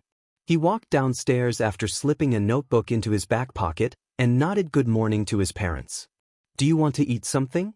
his mother asked, trailing off because she already knew the answer. Katsuki pulled on the best smile he could, and by his father's wince, he didn't pull it off well. "I'm okay, Mom, thank you." Mitsuki nodded. "Don't fall asleep." "I'll try not to." Walking through the streets, with children chasing each other and laughing, he felt sad. Izuku should have been beside him. He would have been rambling about a hero's quirk, his nose buried in his newest notebook, and he would have looked up at Katsuki with those bright green eyes, and Katsuki would have ruffled his hair and called him a nerd. No, bad Katsuki. No crying on Izuku's death day. During the day, he never cried. He did fun things that Izuku should have been doing with him, and he would file it away for later so he could tell Izuku about it. Right now though, he had a new hero to tell Izuku about, and those debuts always came first. As he made his way through the streets, taking the bus and ignoring the world, he twisted a thick green bracelet around his wrist. It was about 1.5 inches thick, made out of a braided green and black string, which was fraying badly. Izuku had bought it with his own money when they were both 4. He never took it off. He stopped by a store and bought 2 drinks, 1 coffee and 1 tea. Izuku had loved coffee when they were younger, said he liked the taste after they had snuck Masaru's under the table and consumed it, but Bakuga hated that sheet. He likes his tea, thank you very much. Hey, Izuku, you'll never guess what happened. He sat down beside the gravestone, placing the coffee cup beside him, and taking a sip from his own tea. He pulled out the notebook and opened it to the newest page. A new hero debuted. Her name is Mount Lady, and she has a gigantism quirk. She had her debut in the middle of a villain fight with Kamui Woods. She leaped in with a canyon cannon right before Kamui Woods did his lacquered prison and took his shot, and that was how his day went. He left no secrets from his best friend, telling him about the fear he felt inside the sludge villain, how he almost gave up so he could see Izuku. But I didn't, he said, leaning against the gravestone gently, placing the closed notebook on the ground. I pushed through because I knew it was something you would have done. You wouldn't have given up, you would have been strong. I honestly thought I was going to die, before someone ran out from the crowd and threw a library book at the villain. He laughed. A library book, Izuku. But it worked. The villain was distracted long enough for All Might to deliver the finishing blow. I didn't get to thank the person who saved me though, because they ran off. He shifted and downed the rest of his tea, ignoring the slight sting from the hot liquid. It was weird because later I ran into Spider, the vigilante I was telling you about, and Izuku, let me tell you, he was short. Anyways, he ran into me and I helped him up, but he called me Kakin. He paused, remembering the way the smaller boy had said it. I didn't think anyone else besides you called me Kakin. It was weird. Kakin is my nickname from you, and I didn't like Spider using it. He looked down into his lap and began twisting the bracelet around his wrist, a habit he had gotten into. Spider is apparently now Machiavellian, which is crazy, because I told you Machiavellian is a girl and Spider is a boy. Do you think something happened to Spider and he was not able to continue his work, so he handed his name to Machiavellian? I honestly don't know, but I know you would. There was a new place that sold Katsudon. He talked and talked about anything and everything, until his words slowed down and his eyes got heavy, until his brain was sluggish and he relaxed, letting sleep take him into her sweet embrace. The only safe place for Katsuki to sleep was right beside his best friend. Midoriya honestly didn't believe Hatsum when she said she had found his gravestone, but looking back on it now, it made sense. He was dead. It was only natural to have a funeral to bury a loved one's remains. She had told him it was in the cemetery in his old city, and he had been confused because his old city hadn't had a cemetery until she gave him a look and said his old city. The city he lived in with Bakugo Katsuki. Wow, that name still hurts to think about. Walking down the streets of his old city was like walking down memory lane, every small, seemingly insignificant thing holding some sort of memory for him. The most painful thing he had ever done was walk past Bakugo Katsuki's old house, no one inside even aware of his living status. Okay, so normally, people who have gone through what he had gone through normally felt hatred. They felt a burning rage deep down and begged karma to stab the hell out of the people who wronged them, but he didn't feel like that. He was only going to say this once, so listen up. He didn't blame Bakugo Katsuki for everything he had done when they were kids. In a way, it was society. Gosh, what an angsty teenage thing to say. Society had made Bakugo see himself as an untouchable god, while Midoriya was the dirt beneath his shoes. Maybe at first he hated Bakugo. He wanted Bakugo to burn in the same way he had, to make him scream and revel in the power. He had, before he realized what a villainous thing that was. Dabi had shown him how messed up society is, and told him that he needs to hate the heroes, since they support the system that had segregated those with powerful quirks, and those without. He didn't understand that. The heroes only support the system because they came out of it, so that means they were made to not question it. He had told Dabi that he needed to hate the system, not the heroes, because they didn't know any better. Dabi had stared at him for a long time after that, as if he couldn't believe what he was hearing, before his lips pulled into one of his rare smiles. He had ruffled his hair and said, "You're right, Squirt." He missed Dabi a lot. Dabi had been the one to pull him out of his depression, had quickly filled the role of a caring older brother, making sure he wouldn't die on the streets, but also making sure he didn't get too comfortable, so he would always be grateful for what he had. One day, he had asked Dabi why he had even bothered to pick him up from underneath the rubble, and Dabi had fallen silent, the pretty blue flame in his hand dying out. Before Midoriya could backtrack, Dabi had looked at him, and the pain in his eyes had gouged a hole in Midoriya's heart. "Taking care of you is like my punishment for not being able to save my little brother." It was the first time Dabi had ever let Midoriya hug him, and pressed into the teenager's chest. He didn't mention the tears he felt falling into his hair. He heaved a sigh. Thinking about Dabi just made him feel sad, and not for the first time, he was wondering if the other teenager would contact him. Dabi had said that when he was old enough, he would tell him who he really was, and he was still waiting for that call. He froze dead in his tracks. Hatsum had given him direct instructions to his gravestone, and he had followed them lost in thought, but he never ever thought he would see this boy's face again, let alone laying over his grave. Bakugo Katsuki was slumped over his gravestone, eyes closed and snoring softly, 2 paper cups and a notebook sitting beside him. After a few seconds of silently watching the boy, he determined that he was in a deep sleep, and he crept forwards. Standing in front of his old friend and tormentor, he couldn't help but take him in. Yuuei hit him hard, and Midoriya marveled at his new, sharper features. He was slim, but had that toning that said he was working for muscles. He looked over to the 2 cups, and the notebook, emotions creeping up his chest when he read the title. Hero Analysis for the Future number 13. He shook his head. That was obviously a coincidence. He glanced at the cups, his interest piped as to what his old friend still drinks. One was laying on its side, obviously empty, but smelling strongly of tea. The other. Midoriya gulped down the emotions rising in his throat. The other smelled like coffee. He looked back at the boy, before something on his wrist caught his attention. It was a bracelet. Namely, the one Midoriya gave him when they were 4. He frantically pushed the tears down, sitting back on his heels and pressing his hands to his face. It was obviously a coincidence. Meeting Bakugo Katsuki at his own grave, Bakugo having a notebook that looked like a long continuation of the ones he made as a child, the filled coffee cup, when Midoriya knows Bakugo hates coffee, and the bracelet Midoriya gave Bakugo when they were younger. It was all a coincidence. Bakugo didn't care for him anymore. That right? He heard Bakugo shift, and he lifted his head from his hands, staring into red-colored irises like a deer caught in headlights. Bakugo blinked sleepily. "Izuku!" Midoriya flinched, fear filling his eyes, and the movement seemed to wake the other boy up. He jolted, his eyes becoming more awake as he stared at Midoriya. "I'm sorry," he said, cursing himself for stuttering. "I didn't mean to wake you." Bakugo nodded, before staring at the ground. "It's okay." Midoriya blinked. That was it? No screaming at him for daring to disturb him? What the actual hell? "How long have I been out?" he asked, as if this was a normal occurrence. Midoriya shifted uneasily, waiting for Bakugo's fuse to blow.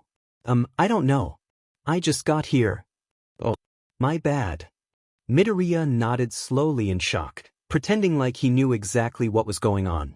Bakugo looked at him. "You need something?" "What?" Bakugo shifted, and leaned against the gravestone. "I don't usually leave until closing time." "Oh." Smart response Midoriya, "Awesome. I'll leave, I just need to see that gravestone please." Bakugo's eyes narrowed, and Midoriya cringed away. If the boy noticed his reaction, he didn't say anything. "Why do you need to see it?" Midoriya bit back a groan. "Come on dude, it's just a gravestone." "No, it's my best friend's gravestone." "Oh, so quirkless Deku is your best friend now?" He snarled, unable to suppress the sudden anger he felt. Bakuga's eyes blew wide open in shock, hurt spilling into them, before narrowing in anger. Excuse me? Ah, shit. He just provoked his childhood bully. Should he say goodbye to the world now? Midoriya stood up, fear shaking his core at the thought of Bakugo using his quirk, and ignored the boy grabbing for him. I'm sorry for bothering you, I'm leaving. He turned on his heel, hearing Bakugo get up behind him, and he sped up, desperate to get away from the other boy. He pressed his vigilante earbuds deeper into his ear, so it would be safe if he needed to run. He heard the other boy call out, and Midoriya took off, forgetting about the exit and just running away, like he could escape his past if he ran fast enough. For the first time ever, Bakugo caught him. Bakugo tackled the smaller boy to the grass, hidden from the other people by the bathrooms. They tumbled over each other from the speed that they collided into the ground, with Bakugo letting out a grunt when he hit the ground hard, Midoriya fighting the panic that was welling up. As soon as they stopped rolling, Midoriya was darting up, trying to get away, but Bakugo snatched his arm and yanked the boy back. Midoriya landed hard on his back as Bakugo caged him in. Kaken, please don't. Your spider. Shock colored his tone. Midoriya paused, looking back at Bakugo instead of searching for someone he could flag down for help. What? Bakugo sat back, straddling Midoriya's small waist and pressing his entire weight against him, making sure he would not be able to buck him off and run away. Your spider. Spider called me Kaken after the sludge villain attack. Midoriya choked on his breath. He forgot how smart Bakugo could be when he wanted to. Oops. I have 2 questions for you.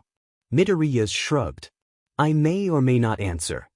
Bakugo nodded, knowing this might be the case. Midoriya was struck by the difference in current Bakugo and the Bakugo he was friends with all those years ago. It's common knowledge that Spider is Machiavellian. Midoriya nodded slowly, not liking where this is going. Your Spider, so who is Machiavellian? Why did you give her your title? Midoriya chewed his lip. Answering this could literally end everything he has worked for. He shook his head, and Bakugo's shoulders slumped slightly. Thank you, he said, for saving me from the sludge attack. I assume it was you. You're welcome, it was. Last question. His eyes became steely in determination. Midoriya chuckled nervously. Cash them in, why don't you? Bakugo didn't laugh. Where did you hear the nickname Kaken? Panic spilled over Midoriya's face, no matter how hard he tried to school his features. He needed to get a grip, or the next person would be his mother. Bakugo leaned down, startled by the sudden change in the boy's mood. Where the hell did you hear it? It's what Midoriya called you. That answer just seemed to anger the blonde. He pinned Midoriya's wrist to his sides and bared his teeth. Yes, that's what Izuku called me. He's the only one who ever called me Kaken. Who the hell are you two? He froze, and Midoriya paled. Bakugo, he tried warning, but the boy shut him up with a look. Only 5 people knew Izuku called me Kaken. The 2 boys from when we were younger, Inko-san, and my parents. Midoriya flinched at his mother's name. Unless. He trailed off, and Midoriya saw the exact moment the truth came into his head. His eyes blew open wide, and his mouth opened in shock. He saw the way the boy tried to push it to the back of his brain, trying to deny it, and Midoriya would not be there when he accepts it. He bucked his hips, taking Bakugo's moment of shock as his cue to get the hell out of there. He successfully threw the larger boy off of him, and took off sprinting like a man running away from his wife, right after she found out he had been cheating on her. Translation: like he was about to be brutally murdered and they'd never find his body. He glanced to the side, and missed the curb, stumbling across the street before his foot caught the sidewalk, and he went sprawling into the grass. God damn it. This day just filled with firsts, wasn't it? He quickly pushed himself back to his feet, but was tackled again. God damn it, this boy needs to stop pinning him down in a cemetery. He will not be held accountable for what he does. He thrashed under the taller boy, not enjoying the diet of a cow, before he was rolled over and pinned down effectively. Bakugo was crying.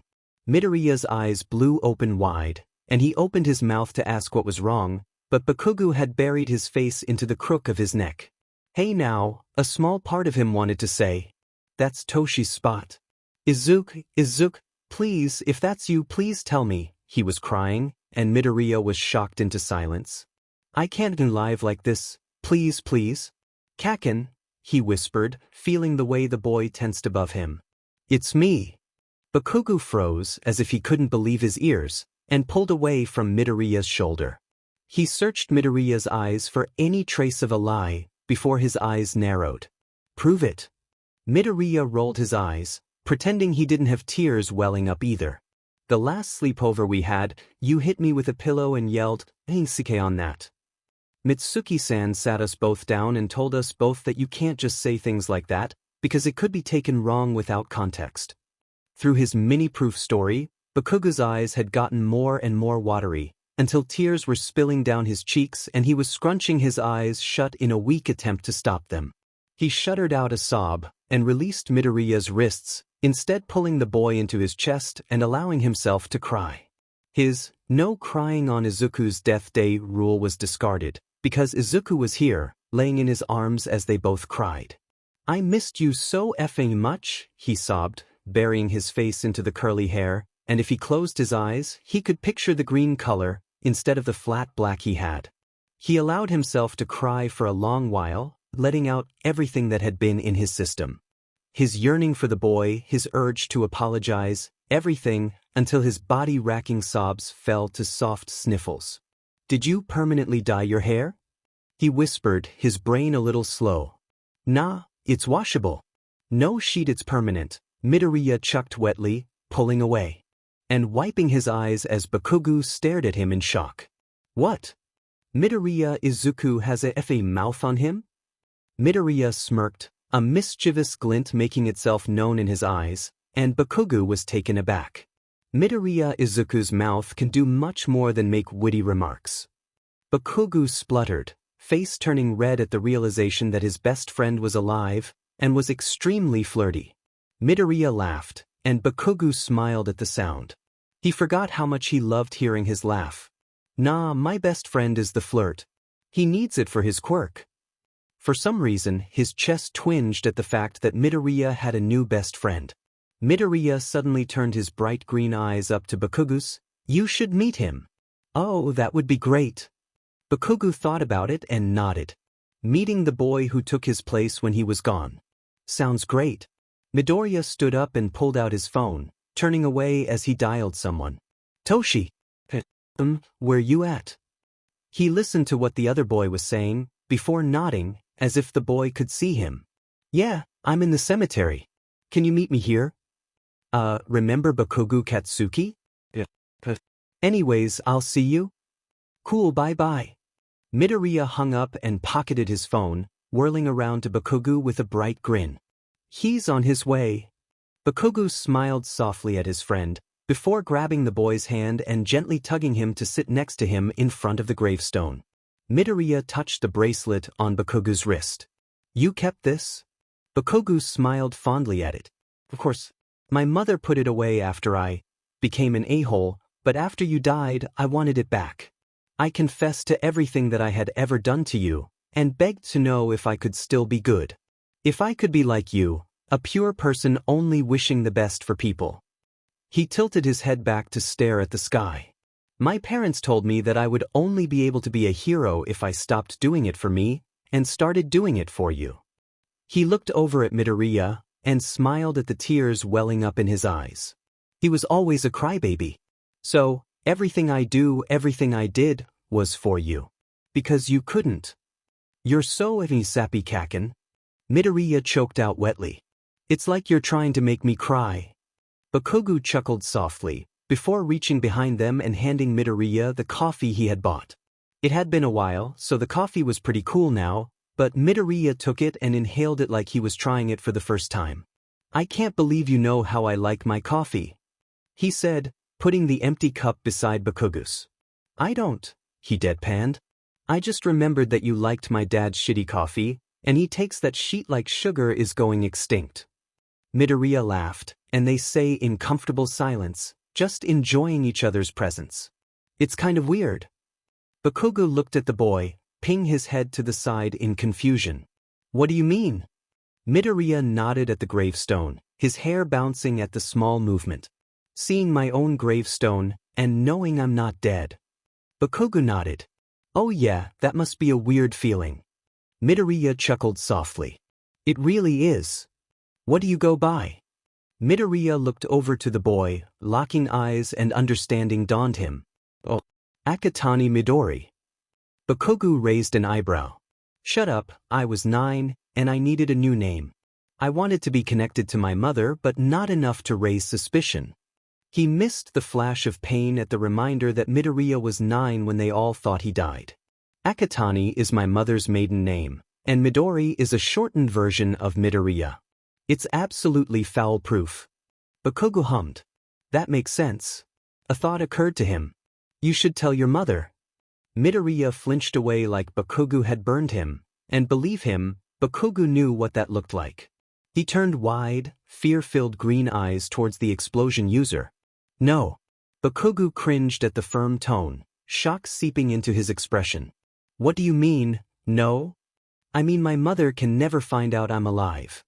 Bakugo turned his entire body towards the smaller boy, shock border lining anger. What the F dash? She's your mother. She should have been the first person you told. Midoriya's eyes darkened in anger. A mother who forgot her son after 58 days. Bakugo wheeled back. What?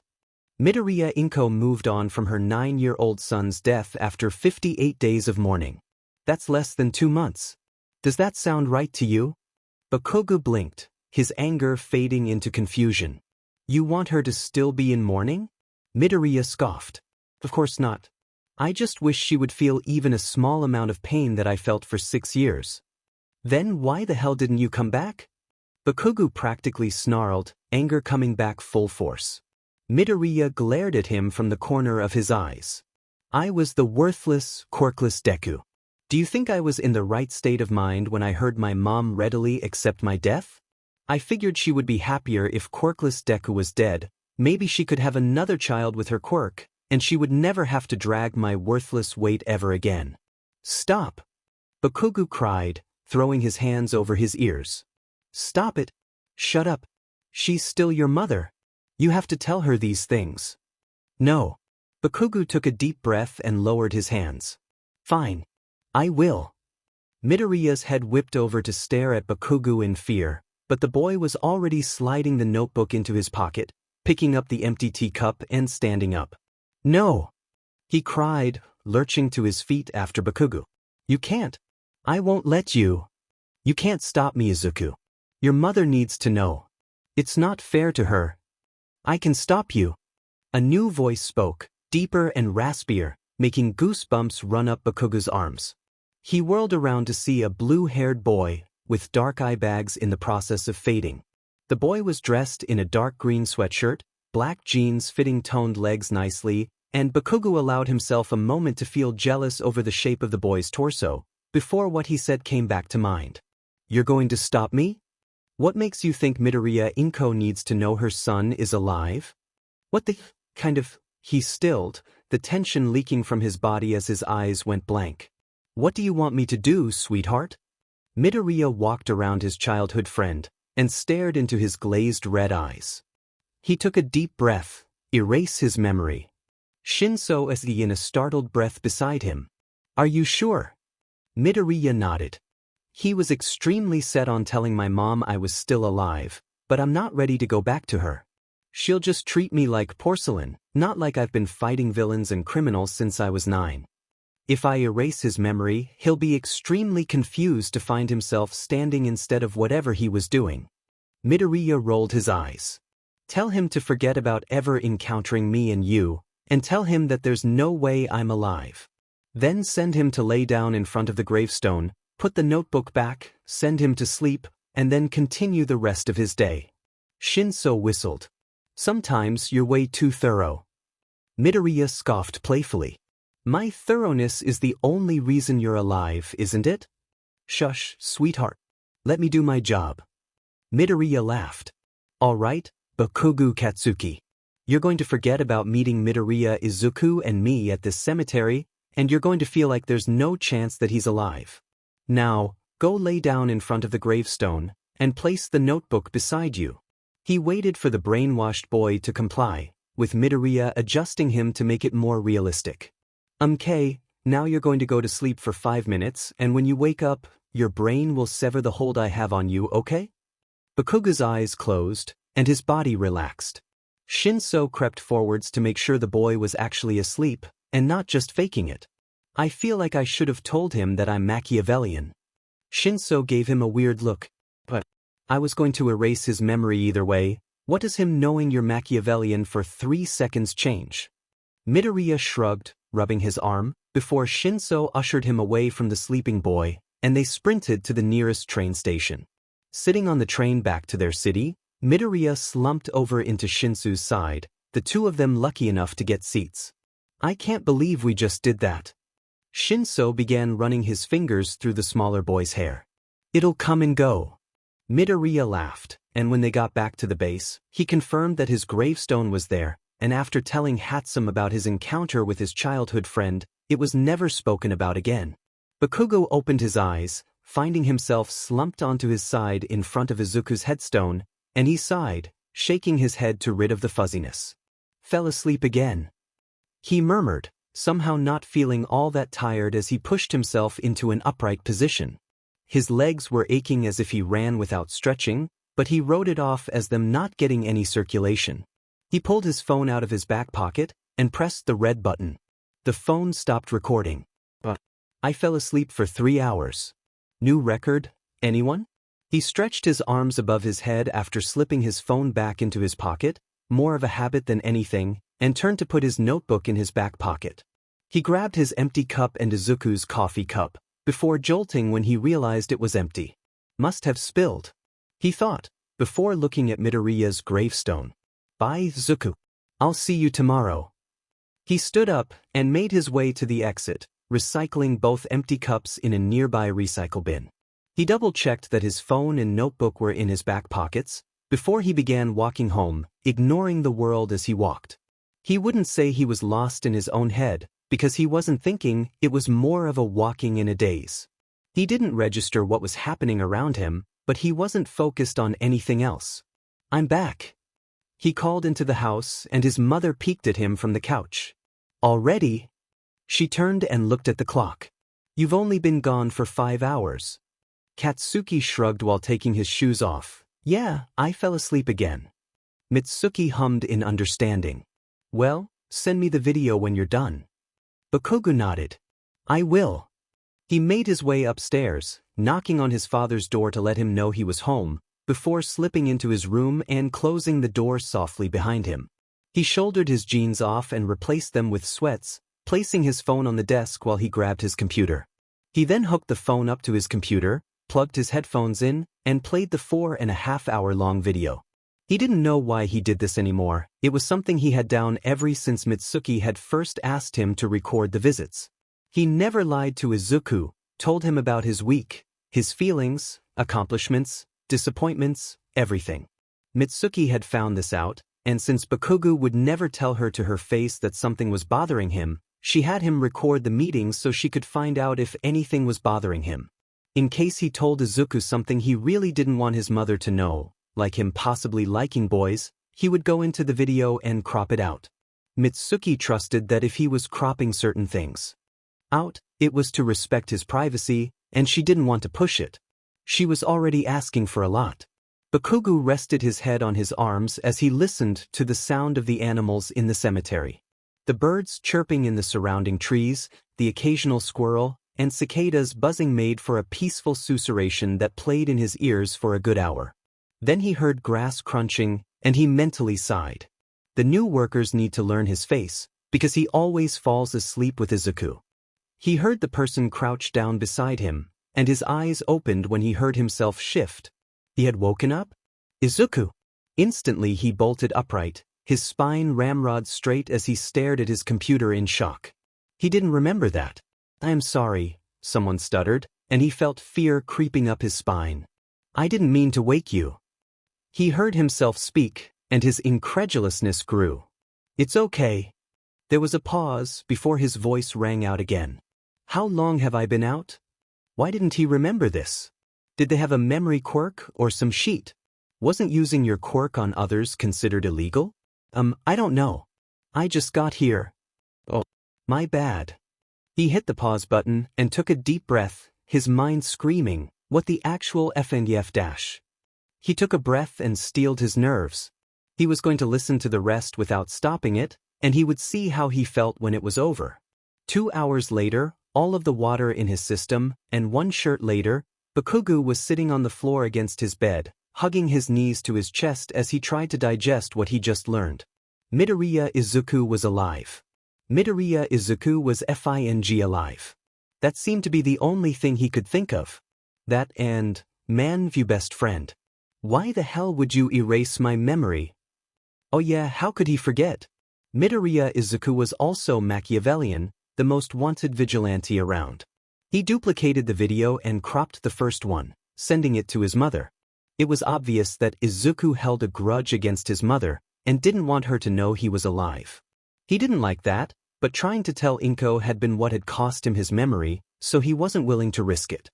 He huffed a breath and tilted his head back to hold the tears in. His stare turned determined as he glared at the ceiling. I will find you, Midoriya Izuku. Even if I have to track you down as Machiavellian. Never let it be said that Midoriya Inko was a bad parent.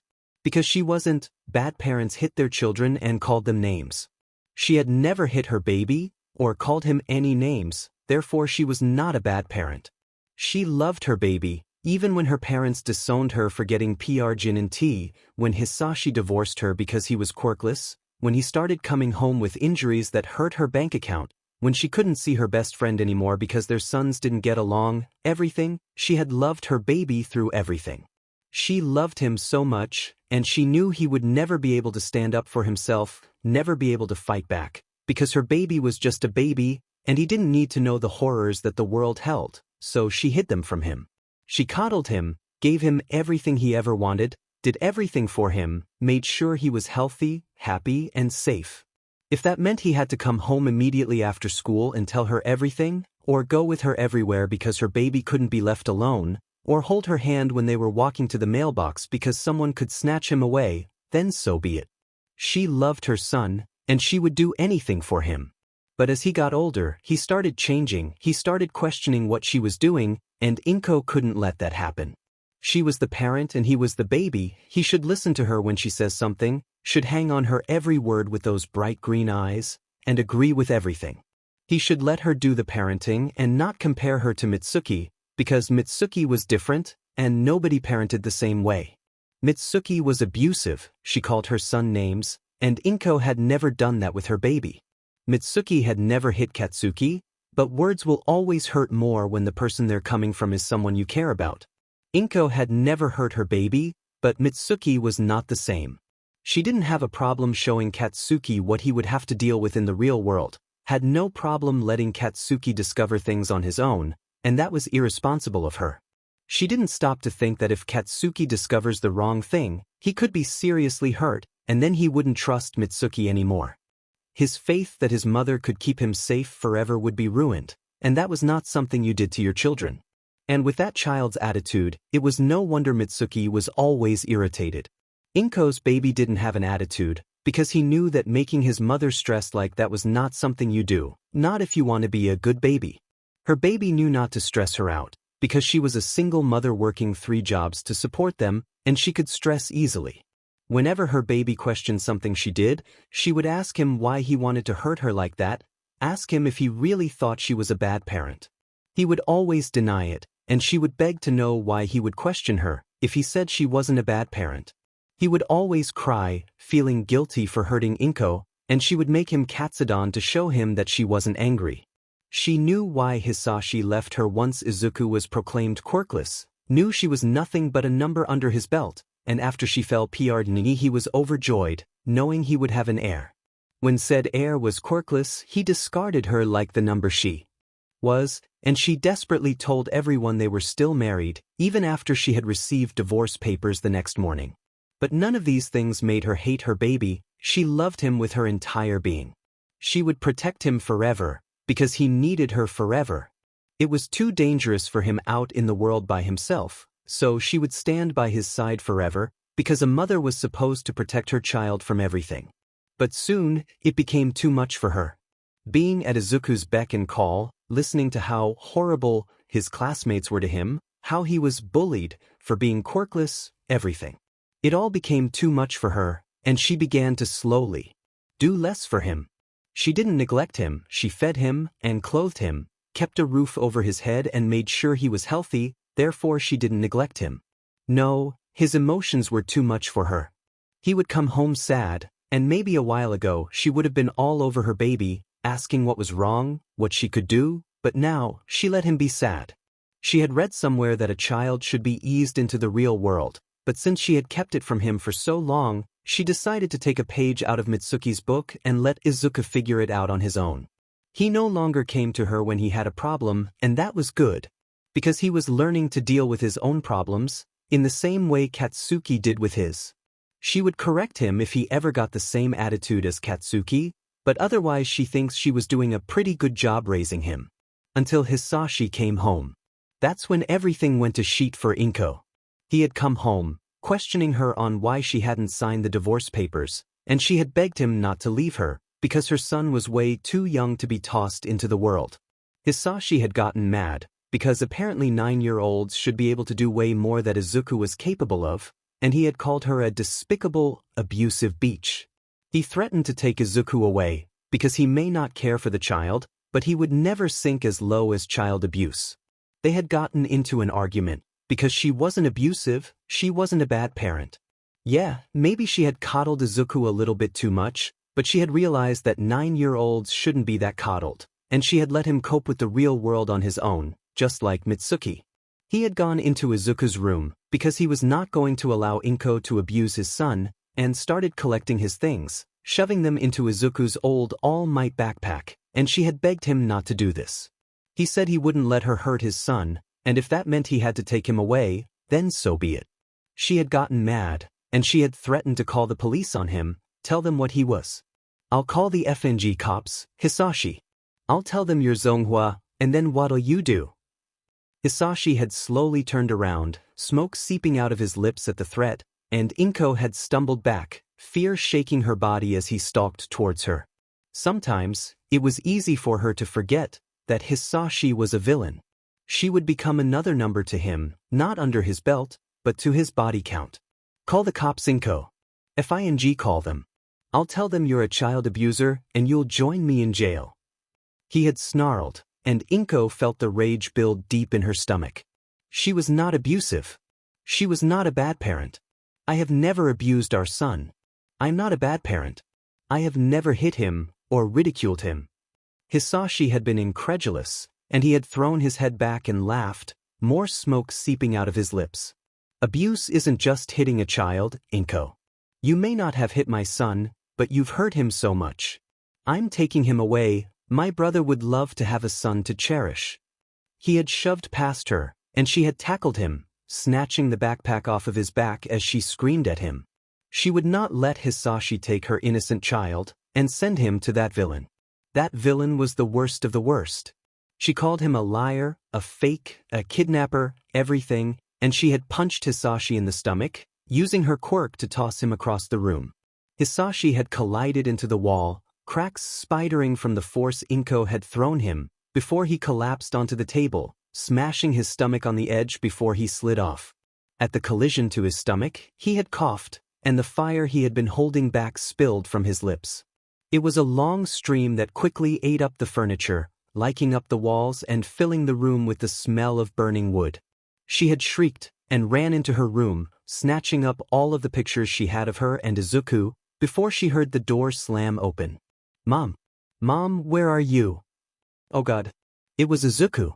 She had whirled around to get at him to get out, but she heard a horrible cracking sound, and she jumped back as a section of the ceiling fell, smashing her exit to the door. She heard Izuku cry out, before going silent. Oh God, her child. She paused. Hisashi was adamant on getting him back, so was he really her child? Hisashi never wanted something that wasn't his, and if he wanted Izuku, was he really hers? Sure, she had birthed and raised him, but he was so needy. He needed everything done for him, couldn't do the simplest things that most children his age knew how to do. Maybe it had to do with his quirkless status? Was his quirkless state holding him back mentally, and he wasn't able to pick up on things as fast as everyone else? No, what the F, Inko, this is your son. You were in labor for 12 hours for him. You're not leaving him because he's a needy brat who can't fend for himself, she had thought. She had started making her way to the door, tripping on pieces of rubble before the smoke caught up to her, and she was suddenly on the floor, body convulsing as she coughed, trying to bring clean air into her lungs. She had pushed herself to her elbows before she heard more of the roof falling, and she whirled around in time to see the bed from above fall into her apartment, and she threw her hands out, managing to shove it with her quirk just enough so it wouldn't crush her. She felt heat against her shoulder, and she rolled over with a scream, slapping at her shirt to put out the flames that had begun burning her clothing. Oh my God! She had screamed, pulling herself to unsteady feet as she threw herself at the window. She began banging on it, but the fire had sealed it shut, melting the glass into the frame.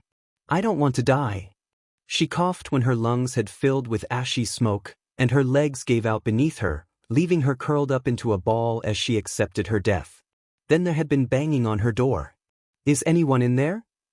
Inko had looked up at the female voice, and she had screamed. Please help me. I can't get out. Okay, miss, we're going to break down the door. Please stay back. Inko had scrambled back, cutting her hands and legs on the broken metal beams that had held the other apartment up, but she ignored it, because in the next second, the door had been busted down, and she was staring at the one and only water hose. Oh, thank God! She had shrieked, and they began working on putting out the fire as Endeavor came into the room, and she began crying in happiness. Was there anyone else in the building? The female had asked. Inko never bothered to learn her name, and she paused. Midoriya Inko had shaken her head no. Endeavor had leaned down and grabbed her, before addressing the water hose. I'll take her out, but this apartment is unsalvageable, we need to leave. But there could be others. I am the number 2 hero. Are you questioning me? The water hose had simmered in silent resentment, but had shaken their heads. Endeavor picked Inko up, carrying her over all of the rubble, and she caught a glimpse of curly green hair, hidden underneath rubble, and immediately started bawling. She was really doing this. She was going to start all over again. With Hisashi in jail, and the quirkless boy killed in a tragic accident, she could start over. She could give herself the life she had always wanted, without a needy child taking up every second of her life. As she clutched at Endeavor, she cried and cried, sobbing about how scared she was, how much it had hurt. The burns, cuts, or the ache of leaving her child behind, she didn't know, but all she knew was that it had hurt. As she did, she remembered she had never hit her child, never called him any names. I am not a bad parent, she sobbed to herself, and Endeavor carried her away from the burning apartment, away from her only quirkless child. The building exploded, a loud booming sound that made Inko cry out and cover her ears. The explosion sent burning rubble in every direction, people ducking under each other with fearful cries to try and protect themselves from the worst of it. I'm not a bad parent. 3 months after that day, the masked trio was accepted wonderfully into the media. Almost too wonderfully. They were accepted as if they were heroes, and that unsettled the 2 boys because they weren't heroes, they were illegal minors running around causing havoc, but if the media liked it, then they were all for it. Hatsum honestly couldn't care less. It was worth it when Shinso caught sight of a mini little him in the shop of a window, and he immediately bought it, crying about how people finally accept him. Although it only took 3 months for the masked trio to reach Endeavor popularity, it had been almost 9 months that they've been publicly working together. And the police still had no leads. That was one of the main reasons the police and heroes despised the trio, because they had been a public team for 9 months, and the heroes were no closer to catching them than that had been at the start. The media took pleasure in ripping into the police force, a lot of claims on them not being able to do their jobs correctly, etc. etc. Yeah, they didn't like that. Stupid brats. Tsukachi no Mesa, detective of the police, muttered. Why haven't we caught you yet? Like magic, his phone pinged with a message. He glared at his phone with betrayal, already knowing who it was. Somehow, the girl going by Deadless had hacked into his phone and was always sending him messages, from hinting at a new mafia boss or villain, to telling him he was out of coffee or that villain they apprehended escaped, even if their capture wasn't aired. Every time he checked, they had coffee, and the villain was still behind bars. She just liked messing with his paranoia. That stupid Machiavellian brat did the same thing, except she did it in person, like when he left to the break room for coffee, he would get a picture of her sitting at his desk with a certain classified file that only he had access to in her hand. Every time he rushed back to his office, she would be gone, and the classified file would be too, turning up on his desk a few days later seemingly untouched. She just liked doing that to show that she had no problem getting into the police station. They were getting extremely annoying. Puppeteer wasn't too bad, he didn't do anything to mess with Tsukachi himself, but he was always messing with the females in the force. The most exhausting thing he had ever had to do was calm down two women who were arguing about who Puppeteer adored more, so it went into his file that he could be a pervert. His phone pinged again. With the most irritation he could put into a sigh, he grabbed his phone and unlocked it, leaning back against his chair to read the message. Deadless. Imprisonment. Because you're not good enough. Deadless. Refitment. Stop slandering my teammates, I know you are. This girl could creep him out. You don't know my thoughts, girl. Deadless. Bold of you to assume I don't, Mr. Tsukachi Naomasa. Goddammit, those stupid faces really set him off. Aichi took a deep breath and tried to relax. Cursing out someone so connected to the media could destroy his reputation and everything he'd worked for. Why haven't you turned yourself in? What are you aiming for? Deadless. Honestly, I'm just in it for the FANG ride. Ooh, duty calls, talk to you later, Masa-chan. Carrot. He clenched his phone in his hand, shaking with suppressed anger at the blatant display of disrespect. He would catch them and throw them behind bars, even if it killed him. As soon as that thought passed through his head, he felt immediate guilt. It was common knowledge that Machiavellian was Spider, and when Spider was a few years old he had gotten a message from them her, and every time he read it, he felt so guilty for going after her so determinedly. It obviously wasn't for him, because it seemed so private. Hey Mei-san, do you think the longing I feel for my mother is punishment for what I am? He didn't know someone could put so much pain and longing into a single sentence. A single sentence that puts so much more confusion into Tsukachi's mind. What I am? Does she have a volatile quirk? Longing for her mother? Is she orphaned? Mei-chan? She obviously is in touch with an older sibling, but the databases doesn't anyone in the system with the name Mei. He had done a data search and found a few people who he questioned them all, and the only person he didn't question was a 9-year-old girl, the daughter of a mechanic and businesswoman. Honestly, she was only 9. He was just so confused. Every time he felt guilty about trying harder in capturing her and her team, he would convince himself that it was to help them, to get them back to their families, or in Machiavellian's case, in a family. His phone pinged with another text message, and he clicked on it. And then she went and did stupid shit like this, and oh lord, she was so lucky she was untouchable.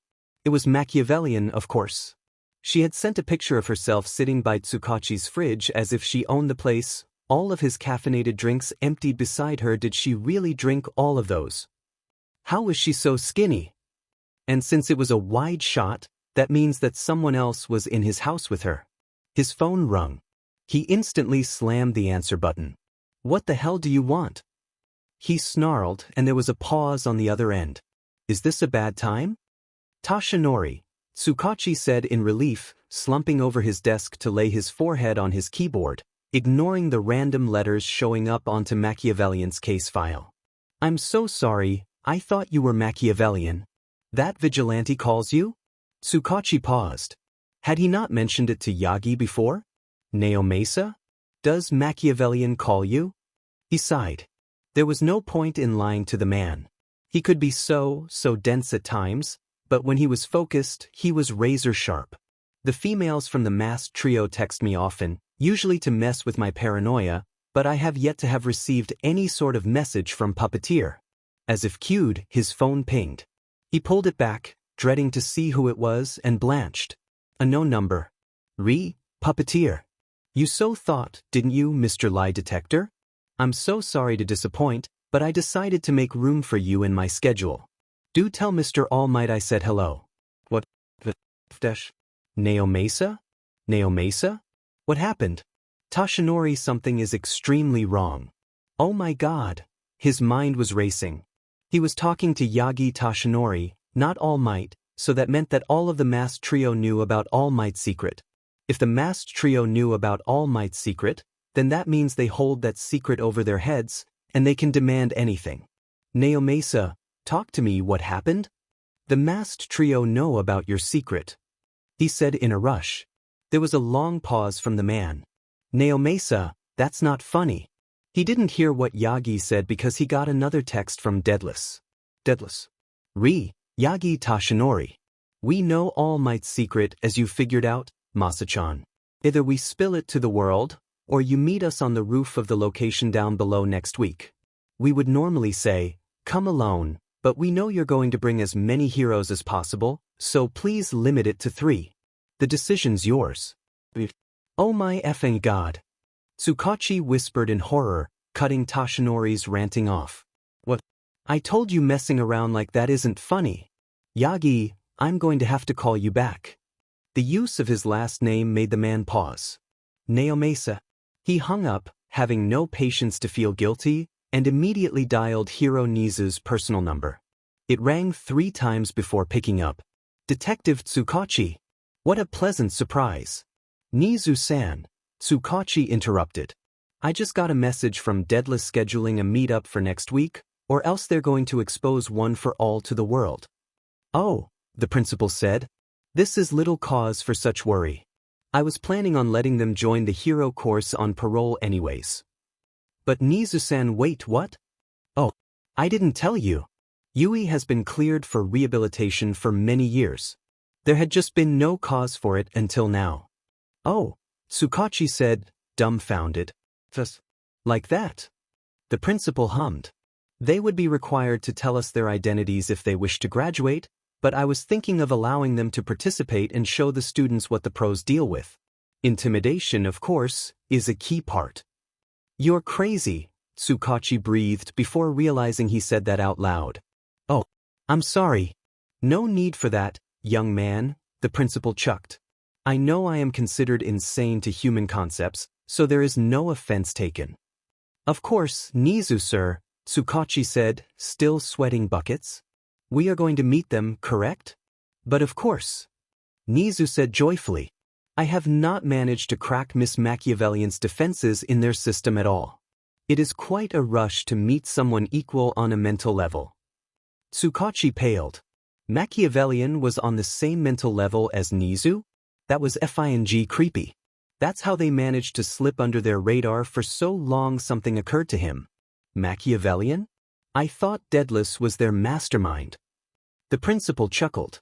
She created all their suits and gadgets, but Miss Machiavellian is the one who created the online defenses to turn away hackers. They just convinced the world that Deadless is the one to fear. Wow, Tsukachi breathed. Wait a freaking moment. They want to attend Yuuei? They're kids. Oh dear, the principal said, and there was a clinking sound. Nizu was drinking tea right now. You didn't know? No. Tsukachi cried. How young are they? I believe all of them are coming up to their 15s. Why? Because, Tsukachi hissed, momentarily forgetting who he was talking to. Spider is Machiavellian, and Spider has been around for 6 years. Oh my god. She's been a vigilante since she was 9. Now you see why I am eager to get them into Yuuei? They obviously have talent, and if Machiavellian's story comes out against us, instead of with us, it will make all heroes look bad. Tsukachi nodded, before realizing that the hero couldn't see him. Yeah, I understand. Great. Tell them we will be glad to meet up, and you, myself, Eraserhead, and Present Mike will show up. Why those two, if I may ask? Why not All Might and Endeavor? The hero paused. Because if Machiavellian is who I think she is, he is not fond of either. Before Tsukachi could ponder what the effing hell Nizu meant, the principal bade him a good day and hung up. He sighed. and pulled his phone away from his face, staring down at his screen with a dejected look. He took a deep breath and opened Deadless message. You get your wish. Eraserhead, Present Mike, and Principal Nizu will be accompanying me to the meetup next week. Deadless. Splendid. We will see you there, Masa-chan. Sigh, Nabu. After learning their ages, Tsukachi couldn't help but feel sad at the small face at the end of the message, instead of the usual irritation he immediately felt. Teenagers had seen the corrupted way of society and had put it upon their young shoulders to try and fix it. What was the world coming to? He tensed when he got another text message, but relaxed immensely when he realized it was just Eraserhead. Eraserhead. The little sheets. Nizu's really going to let them into the school on parole? You're just about as overjoyed as I am. Eraserhead. That's great. That's it? No other reaction? Eraserhead. I'm too tired for this bullshit. I deal with them on an almost daily basis. Anything to get them off my back. Watch Nizu put them into your homeroom class. Eraserhead. Don't you dare jinx it, you broken lie detector. Nizu did say something about the heroics course. Eraserhead. I hate you. Tsukachi sighed and put his phone down, before turning to look at his computer, groaning when he saw the keyboard spam on Machiavellian's file from when he was talking to Yagi. Speaking of which, he should probably call the man back, considering he scared He-Man, and then hung up without any explanation. Which made an even bigger question. How did the masked trio find out about One for All? This was going to be a lot of paperwork. Zuchan, we're meeting Principal Nizu, Present Mike, and Eraserhead next week.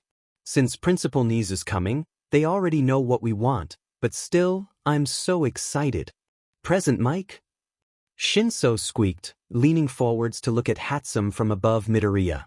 She and Shinso were sitting on the couch in front of the TV in Hatsum's house, and Midoriya was sitting in between Shinso's legs, using the couch as a backrest. They're bringing Present Mike? Hatsum hummed, before putting down her untraceable phone and picking up her controller. They were playing a bunch of old games and snacking on junk food, just chilling before Hatsum's parents kicked the boys. It wasn't as if Hatsum's parents didn't love the boys, they really did. They loved the way Hatsum smiled with them, brightening like when she had one of her amazing ideas, but they had just gotten back from another overseas trip and they wanted to rest. What's so wrong about Present Mike? She asked, and Midoriya was the one to answer.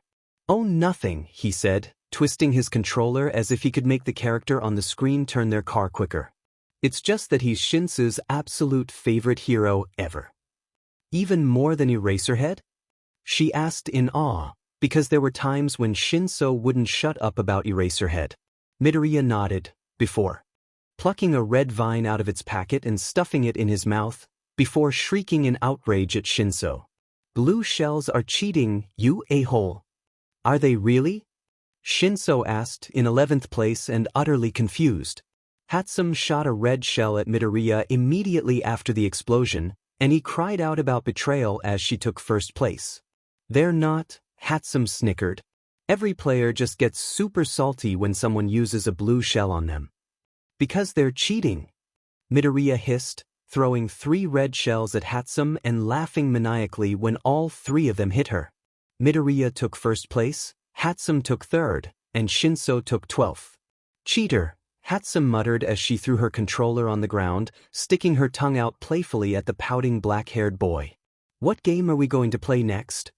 Hatsum asked, because Shinso was supposed to pick the next map, but she and Midoriya had seen him eyeing Rainbow Road, so they decided that that would be the last race. Shinso picked up a random case. What about this one? Hatsum groaned as Midoriya grinned psychotically. Hatsum accepted her defeat and inserted Call of Duty.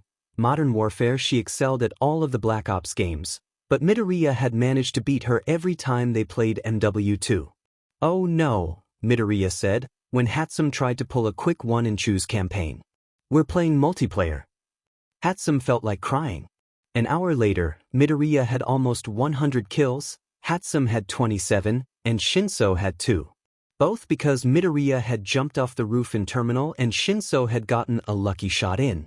Halfway into the hour, Hatsum had been sneaking around the library, Shinso was watching his kill cam, and when she turned the corner, she got knifed in the stomach. The TV announced that Midoriya had an AGM missile online, and he had a killing spree. Were you screen peeking? Hatsum asked, a little shocked that Midoriya found her so quickly. The boy was silent. Izuku! She cried, hitting him in the arm. Screen peeking is cheating. I wasn't screen peeking, Midoriya said, leaning away from Hatsum and fixing his headphones as if her loud yelling had shifted them. I was just using my peripherals. That's the same thing. The most memorable moment, though, was when they had 30 seconds remaining on the clock, and Hatsum and Shinso were standing back to back under the blue airplane wing, Hatsum watching the airplane, and Shinso watching the building. They heard shattering glass, but neither saw anything on their screens, and their radars were based off of sound only. Hatsum desperately tried to peek onto Midoriya's screen, because the boy had a dangerous grin on his face, but all she saw was a reddish color. As the 10 seconds counted down, the two friends had hoped that Midoriya would let them live, but suddenly, Midoriya stood up, and he popped up high on both of the underdog's screens, on top of the roof, and he pulled the trigger just as the time ran out. Hatsum actually watched the kill cam, since it was the last kill, and she saw Midoriya stand up, aim his sniper rifle at Shinso, pull the trigger, and then watched in awe how the bullet soared through the air, going straight through Shinsu's head and right into Hatsum's. The game listed off a bunch of achievements at that, but she and Shinso just stared at Midoriya in shock. The boy smugly set his controller down on the ground, before grabbing an orange starburst and popping it into his mouth, chewing it like the monster he was. He then tilted his head back to look at Shinso, who was placed last with 3 kills. You want to play again? Shinso smacked him with a pillow, and that was his declaration of war. There were no headshots whatsoever in any of their pillow fights, ever since they had won a while ago and knocked Midoriya's headphones off. The outcome of that was not pretty. The 3 of them happily stuck to body blows, but the boys knew if they hit Hatsum in the chest too hard, she'd kick them where the spot doesn't shine, so they were gentler when smacking her with the soft pillows. All right, kids, Hatsum's father came into the room, clapping his hands together. Party's over, it's time for you to go home. Yes, Hatsum-san. The boys said in unison, putting the pillows back into their proper places, and beginning to pick up all the trash they left in front of the screen, while Hatsum whined. Deowiawad. No, May.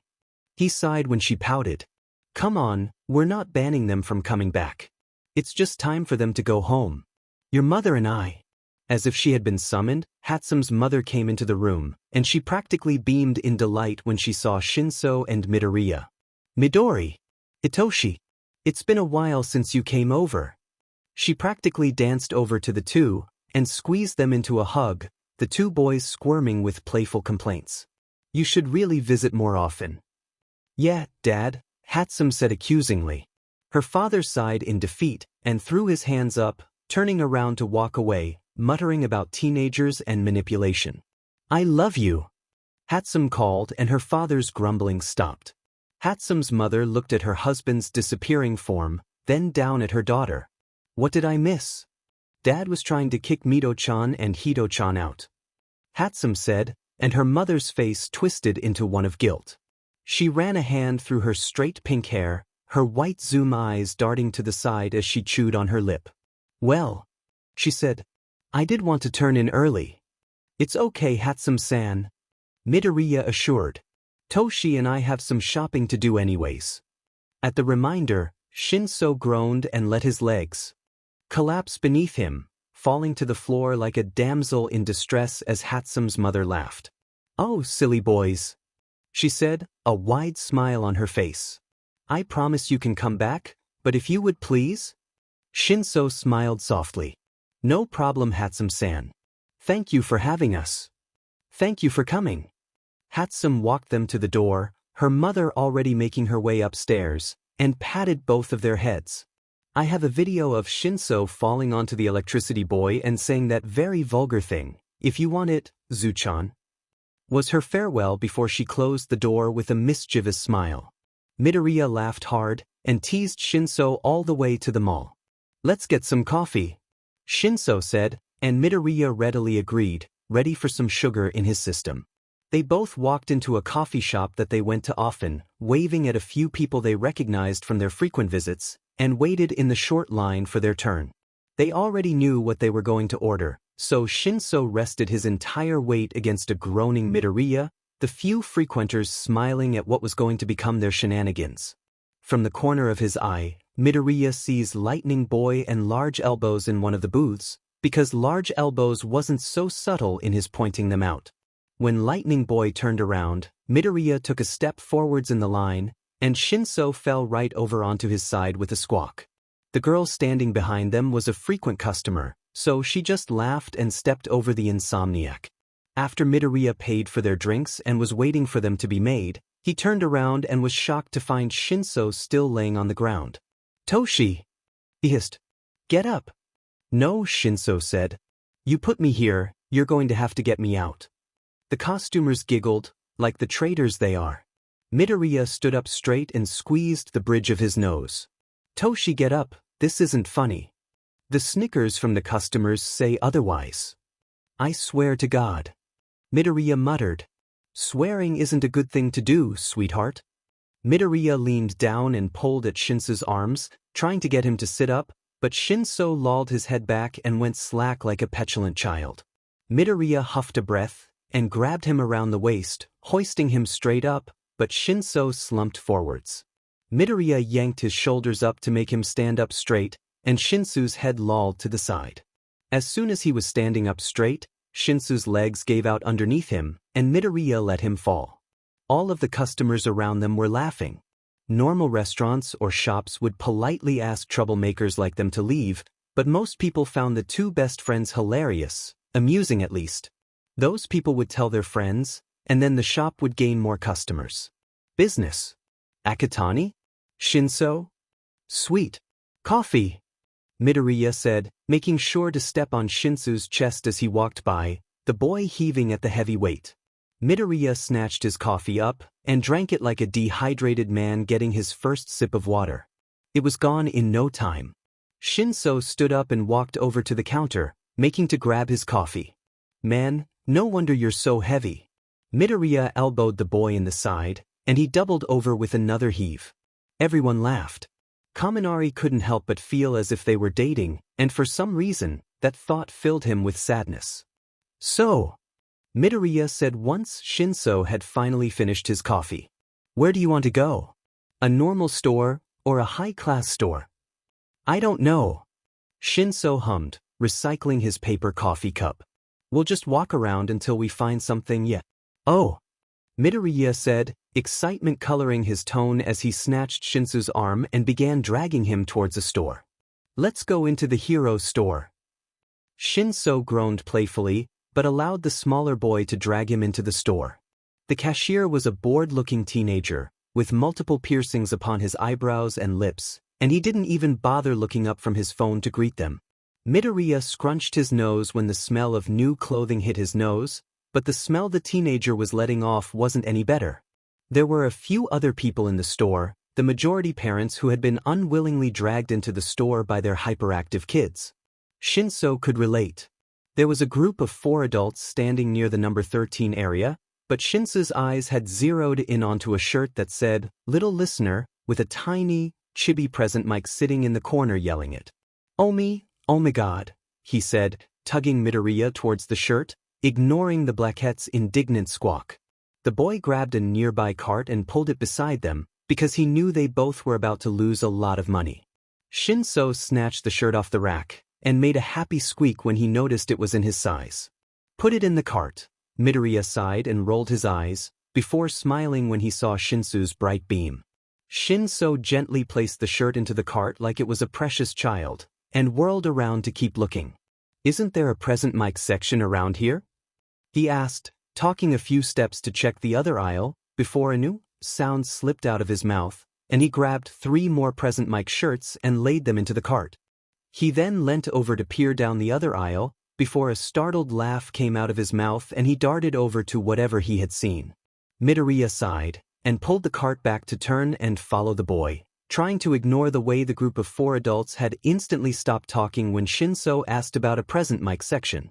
Before he could take more than 3 steps, Shinso came sliding from behind the aisle, his sneakers making a horrible squeaking noise, and his arms were thrown out like a starfish to keep his balance. What he was wearing made Midoriya throw his head back and laugh. Shinso had found a loose, long-sleeved black shirt and had tucked it underneath a black and silver belt he had clipped around his waist. He had a woman's gray scarf around his neck and yellow swimming goggles over his eyes, but the effect was not lost. He slipped into a fighting stance, before ducking down and twirling through a few of Eraserhead's signature moves. His scarf got caught around his shoe, and he squawked as he stumbled to the side, before having an NTMT moment with the floor. Midoriya wasn't the only one to laugh this time.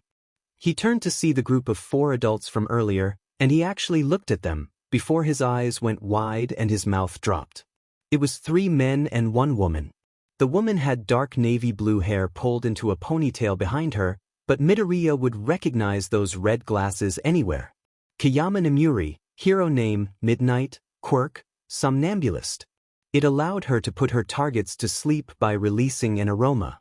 He noticed the other men and blanched. Ida Tensei, hero name, Ingenium, quirk, engine. Yamada Hizashi, hero name, present mic, quirk, voice. And Aizawa Shoyuda, hero name, Eraserhead, quirk, erasure. 2 of which were heroes they were going to meet next week. You looked, Midnight panted, her hand on her hip as she tried to regain her breath. Exactly like Shoyuda when he first used his capture weapon. He did, Ingenium gasped, having the same problem as Midnight. He really did. Shinsu's head whipped up at the sound of the R-rated hero's voice, and his jaw dropped when he realized he just impersonated a hero in front of him and his friends. Shut up, Eraserhead hissed. You did good, little listener. Present Mike said, flashing a thumbs up at Shinso, and he made a sound that could only be described as a fanboy getting pointed out by their favorite hero ever. He jumped to his feet, his face red as he stuttered apologies, and the 3 above-ground heroes laughed. I didn't even know people knew about the mysterious Aizawa Shoda, Namuri laughed. He claims he does so well in staying incognito. Obviously not well enough. The man nodded at Shinso. How'd you learn to use my moves so well? Shinso wordlessly pointed to Midoriya, like the backstabbing traitor he was. 4 pairs of eyes turned to him, and he squeaked. Hi. They had decided that if they ran into the heroes before their scheduled meet-up next week, and they were out of costume, Midoriya would barely be able to talk to them, because Machiavellian had no clue sassing TF out of them. Oh. God. The R-rated hero began squealing and Midoriya squeaked in mock fear. She lunged at him, ignoring the men calling her name, and Midoriya dove onto Shinso, shrieking about his headphones being ripped off as he clutched at the taller boy. As Shinso swung around to keep Namuri away from the smaller boy, Midoriya pressed his head against Shinso's neck and prayed to whatever deity would hear him that his headphones stayed on. Eventually, Ida and Aizawa managed to snatch Namuri away and began chastising her about why lunging at minor boys, or children in general, was wrong. The cashier ignored all of this, while everyone in the store gave them weird looks, but continued shopping, not noticing 3 well-known pro heroes and 2 wanted vigilantes. Are you okay? Yamada asked, approaching the 2 boys still pressed tightly together. Shinsu's head shot up as he made a squeaking sound and dropped Midoriya in his butt. Ow! He cried, kicking Shinso behind the knee so his leg gave out. Jerry. With the 2 of them laying on the ground from different injuries, they couldn't help but laugh. Seriously, are you okay? Yamada asked, and Shinso made another squeaking sound, before trying to lurch to his feet, only to smash his head on the counter behind him. Midoriya was rolling on the ground, choking on his laughter. We're okay, present Mike-san. He managed to wheeze. Toshi's just going to kill himself because you're his favorite hero. The man seemed shocked and in awe. His friends were watching them from behind. Really? He breathed. Even more than All Might? Both boys flinched at the name, both for different reasons, but the action didn't go unnoticed by the heroes. Shinso shifted his weight uneasily and glanced over at Midoriya, the boy's black hair and headphones casing a shadow over his eyes. The boy stood up and looked present Mike in the face, before a smirk tugged at his lips. His eyes were still sad, something that the heroes took notice of, and wondered why someone would not like to mention All Might. He says, "Dear Mike," instead of, "Dear God." "Midori!" Shinso screeched, slapping his hand over the boy's mouth to keep him from spilling anything else. He turned his red face to look at present Mix Odd One, and flushed darker. "That's adorable." Both boys turned to see the other three approaching, Ida being the one who spoke. Nemuri stepped forward with an almost sheepish look. "Sorry about that," she said, before her gaze turned stuck and she liked her lips. "Cute things just get me going." Midoriya blinked in shock, his face turning pink, even more so when Shinso suddenly slid one hand around his neck and the other around his waist. But I won't be going down without a fight for this one." His voice became one of puppeteers. "Isn't that right, sweetheart?" Midoriya gave out a full-bodied shiver as his face turned darker than the blood running through his veins, because Midnight was laughing hard. "My God. I like you," she said, her voice wheezy as she smiled at Shinso. "How long have you two been dating?" Instantly, Shinso released Midoriya as if he had been burned, waving his hands in front of him almost violently, as if he could shove all of the truth towards her without saying anything. Midoriya laughed at his misery, before turning to the R-rated heroine. "We're not dating, Midnight-san. We're just extremely close." Midnight blinked. "Really? Could have fooled me. Anyways," Ingenium shoved in. "We heard you were looking for a present mic section." Suddenly, Shinso was listening. "There's one here." He flushed a dark red when Present Mike pressed a hand to his chest and fell back into Eraserhead as if he had been shot. Ida laughed, before nodding. "Yep, but it's in the back, reserved for hero families only." Shinso slumped onto Midoriya as if he himself had been shot, and Midoriya squawked at the unexpected weight. "Whoa!" Ingenium said. "I want a picture with the two of you, and you can come in with me." Instantly, Shinso perked up, and Midoriya had to fix his headphones when the boy shifted them. Taking them off in the middle of a mall was not the ideal situation. "Really?" Shinso said, bouncing on the ball of his feel excitedly. Ingenium nodded. "You two are adorable. I'd love to be able to tease Eraser Mike on their fans." Midoriya and Shinso both paused. "Eraser Mike?" Instantly, all four heroes paled, and Ingenium took a step back with dawning horror when he realized his slip-up. Before any of the heroes could deny anything, Midoriya whirled around to Shinso with a triumph cry. "I told you so!" He shrieked, poking the boy before holding his hand out. "Pay up!" Shinso groaned in defeat, dropping his head and pulling his credit card out of his back pocket, before handing it to Midoriya, who snatched it and held it above him like it was a prized possession, cackling manically. "You're not weirded out?" Nemuri asked, a little shocked over the two boys' reaction. Midoriya turned to her, slipping Shinsu's credit card into his back pocket, and shook his head. "Why would I be weirded out?" "I knew it, but Shinso said that Eraserhead was too emotionless to love someone, so we bet on it, and I won. His credit card is mine for the day." He rubbed his hands together evilly and cackled like a witch. "And if we weren't dating?" Aizawa asked, a little miffed that someone he didn't even know could figure out he was in a relationship. "Then I would have had his credit card for the day." Shinso said, as if it was obvious. "What do your parents think about you betting on your bank accounts?" Ida asked, a little worried that two boys could just toss around money like that. Both boys froze, and Midoriya curled into himself as Shinso glared at the ground. Another part of the act. Meek, affection-seeking orphans, when thought about, wasn't really an act. The heroes fought the urge to take a step back at the sudden mood change. "We're orphans," Midoriya whispered, the pain in his voice gauging a hole into the four adults, and Aizawa could relate. His parents kicked him out when he came out as gay, but Yamada's parents had accepted him like he was one of their own. Which led to a slightly awkward conversation when he and Yamada came out as dating. "Oh," Ida whispered. "I'm sorry." An awkward silence fell over the group, before Shinso looked up. "So, about that picture." Oh my God. What the two boys were expecting when Ingenium said there would be a back room was boxes, huge crates, and an overall unfinished feel to it. It was not like that at all. The entire room was larger than the front shop, and it was cleaner too, with perfectly polished floors, unchipped paint, and a cashier that greeted them when they walked in, waving them in when the heroes showed her their hero license. There was hero merchandise everywhere, from the least known heroes, all the way up to All Might, which both boys avoided looking at. Clothing, to accessories, to knickknacks, to costumes, to support items, you name it, it was there. The two boys were practically trembling with barely suppressed excitement, and Ida chuckled at the sight, such a different way from the way his little brother acted. "Try not to break anything, please," he said, and they nodded vigorously. "Go ahead." They were gone. "Wow," Eraserhead muttered. "That was fast. Do you think they have speed quirks?"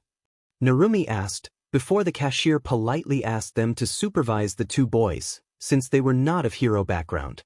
The only reason he let them in was because he got a picture with Midnight, his favorite hero. They began walking to try and find the boys, and every time they were close, the boys would zip away in a blur of colors, and the heroes would be off trying to find them again. "I don't think so," Yamada hummed. The black-haired one was wearing heavy-duty sound-canceling headphones, so maybe he has a hearing quirk? Ida shrugged before taking a step forwards, and a small figure crashed into him. He took a step back as said black-haired boy fell on his bottom, adjusting his headphones before smiling up at the hero sheepishly. "Sorry," he said, pushing himself to his feet. "I just ran into this super freaking cute boy, knocked him over, called him gorgeous, ran away, and now I'm so ready to die." Midnight and Yamada began howling with laughter, while the boy turned around to continue shopping, before Eraserhead's capture weapon shot out and wrapped the boy up around his torso. The boy squeaked and began squirming in the weapon, but Eraserhead just brought him closer. "How are you so fast?" P the underground hero asked, staring at the boy. As if he could will an answer out of him. The boy didn't even glance at him, instead marveling at the capture weapon as if it were for sale itself. "Years of running away from bullies," he said distractedly, turning around when Shinso darted between aisles, slowly becoming more and more stocked with clothing. That shut Midnight and the voice hero up quick, while Eraserhead dropped the boy in shock, and the boy darted away, not a clue of how his answer affected the heroes. "Bullies?" Ida whispered in horror, shifting his weight and staring at the ground. "I thought schools were strictly no bully policy?" "I don't know," Eraserhead whispered back. "But it does explain their freakish speed. If they spent their whole lives running away from harm, they would know exactly how fast to run to keep out of reach."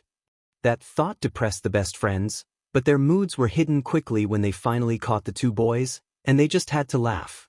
Instead of the blue-haired boy dressing as Eraserhead, he was now dressed as Present Mike, the leather jacket and speaker looking right at place on his shoulders, gloves on hands as he pointed finger guns at the smaller boy, who was dressed as Eraserhead. "I'm buying this," the Present Mike cosplayer said, and the other boy grinned cheekily. "With what money?" "I have your credit card." The boy paused at that, before slumping onto the smaller boy with a loud whine. "Don't do this to me, Midori, my sweetie pie." "Gross." The younger boy shrieked, shoving the taller boy's face away when he made a kissy face. "You're paying for everything." The taller boy instantly pulled away, grumbling under his breath about stupid boys making him broke. Before the pros could even begin to comprehend the boys' friendship status, Endeavor's youngest son walked past their aisle. Upon seeing his dual-toned hair, Midoriya squeaked and shoved Shinso in front of him, clutching at his shirt and cowering behind him like a dog getting scolded. "What was that?" Shinso asked once the boy was out of earshot, turning to the smaller boy with a raised eyebrow. "That was the boy I fell onto and called gorgeous," Midoriya whined, and Shinso threw his head back and laughed, ignoring the way Midoriya tried to shove him to shut him up. "Todoroki?" Midnight asked, shock coloring her tone. Midoriya turned to the heroine. "Is that his name?" Midnight nodded. "Todoroki Shuto, son of Endeavor." Instantly, Midoriya slumped over, and Shinso had to catch him. "Why do all the hot guys have fire quirks?" he whined. "What's wrong with fire quirks?" Eraserhead asked, legitimately confused. The boy was silent before, "A fire quirk is the reason I'm orphaned." "Oh," the hero said, And that was all he could say. Well, I'm ready to buy this store, so let's see how bankrupt Toshi here will become. The tall boy Toshi groaned and began taking off the present Mike costume he was wearing, laying it into a cart the four friends hadn't seen earlier. It was pretty full, from present Mike merchandise, to Ingenium, to 13, to Snipe, to Ectoplasm, to Ms. Joke, but no All Might or Endeavor merchandise anywhere. The heroes decided not to mention it. What? Midnight cried. Where's my merch? The two boys looked like a deer caught in headlights. The taller boy shifted his weight and rubbed the back of his neck, pointedly avoiding eye contact as the smaller boy bit his lip and spoke, eyes to the ground. Midnight-san, your merchandise isn't for younger kids like myself and Hitoshi. Before Namuri could indignantly say anything, Ida slapped a hand over her mouth and nodded, fair enough. A new girl was ringing up the two boys, but she blatantly flirted with Ida, twisting her blue hair on one finger as he shifted awkwardly, not knowing how to tell her he wasn't interested without sounding rude. Shinso snapped his fingers in front of the girl's face, and she blinked back to reality, turning to look at him instead of staring at Ingenium. Ingenium-san is not looking for a one-night stand, or someone who only likes him for his money, Miss Cashier. If you would please stop scanning the same sweatshirt, that would be great. The girl's face flushed red, outlining her dark eye bags and the colors in her large eyes changing quickly, her blue hair starting to shine like a bubble. Shinso tensed, and slowly looked down to her name tag, dreading it, but already knowing it was true. Hi, my name is Shinso. This girl looked to be around his age, but with her last name and Shinso's parents' quirks, he knew she was a few years younger. It hurt to think that his parents would replace him so quickly, to try and rid of his memory by having another child, this time with the perfect quirk. Midoriya realized at the same time he did, and clutched the back of his shirt while Shinso's younger sister continued ringing them up. Should she even be working right now? She's a few years younger than him at least. Are interns allowed to be that young? When the last of their clothing had been bagged, she dropped the bag onto the counter and glared at Shinso. I can see why mommy and daddy gave you up, you monster. Shinso violently flinched, and she glared at her older brother one last time, before turning around and walking away, into the back room for God knows what. Midoriya turned to him, the heroes staring at the girls retreating back in shock. How could she say that to someone she didn't even know? Hitoshi, he whispered as Shinso fought the tears wanting to claw up his throat. Why am I so surprised? His voice cracked and he took a shaky breath. I knew they would replace me, but why does it hurt so much? Midoriya pulled the shaking boy into him and looked at the adults that were now staring at Shinso in shock. I thought you were an orphan? Midnight whispered. Shinso sobbed. I am. TA put me up for adoption when my quirk manifested. He cut himself off, shaking as he tried to stop the tears, because they didn't deserve his pain. They didn't deserve any of his emotions, but deep down, they were still his parents, and even if he didn't want to, he still yearned to have their love. He thought he had gotten rid of any feelings for them, the parents who he couldn't even remember, who had tossed him aside like trash because of something he couldn't control. He thought he had successfully constructed the titanium walls around his heart to make sure nothing would ever hurt him again, but Midoriya and Hatsum had weakened the defenses by a ton, and his parents replacing him sent an iron spear through his marshmallow walls. Hitoshi's quirk is a freak mutation. Midoriya whispered, rubbing his hand comfortably up and down Shinso's back. His mother can control bubbles and his father can manipulate colors. When Hitoshi manifested his quirk, he was immediately tossed into an orphanage, where he don't, Shinso said, but Midoriya ignored him. Was forced to wear a muzzle so he wouldn't use his quirk. Yamada flinched. He remembers wearing the muzzle. His parents hadn't meant any harm by it, just until they could find a place for him to practice his quirk without making everyone deaf again, but that kind of trauma stays. What is your quirk? Yamada asked slowly. Shinso pulled away from Midoriya with one last sniff, and wiped his eyes. It doesn't matter. He turned to the heroes with a broken smile. Thank you so for bringing us back here, I'm extremely grateful, but I think I need to go. He turned and began walking away, wrapping his arms around himself as he stared at the ground, and tried to process that face that his parents replaced him as if he was nothing but a damaged, broken toy.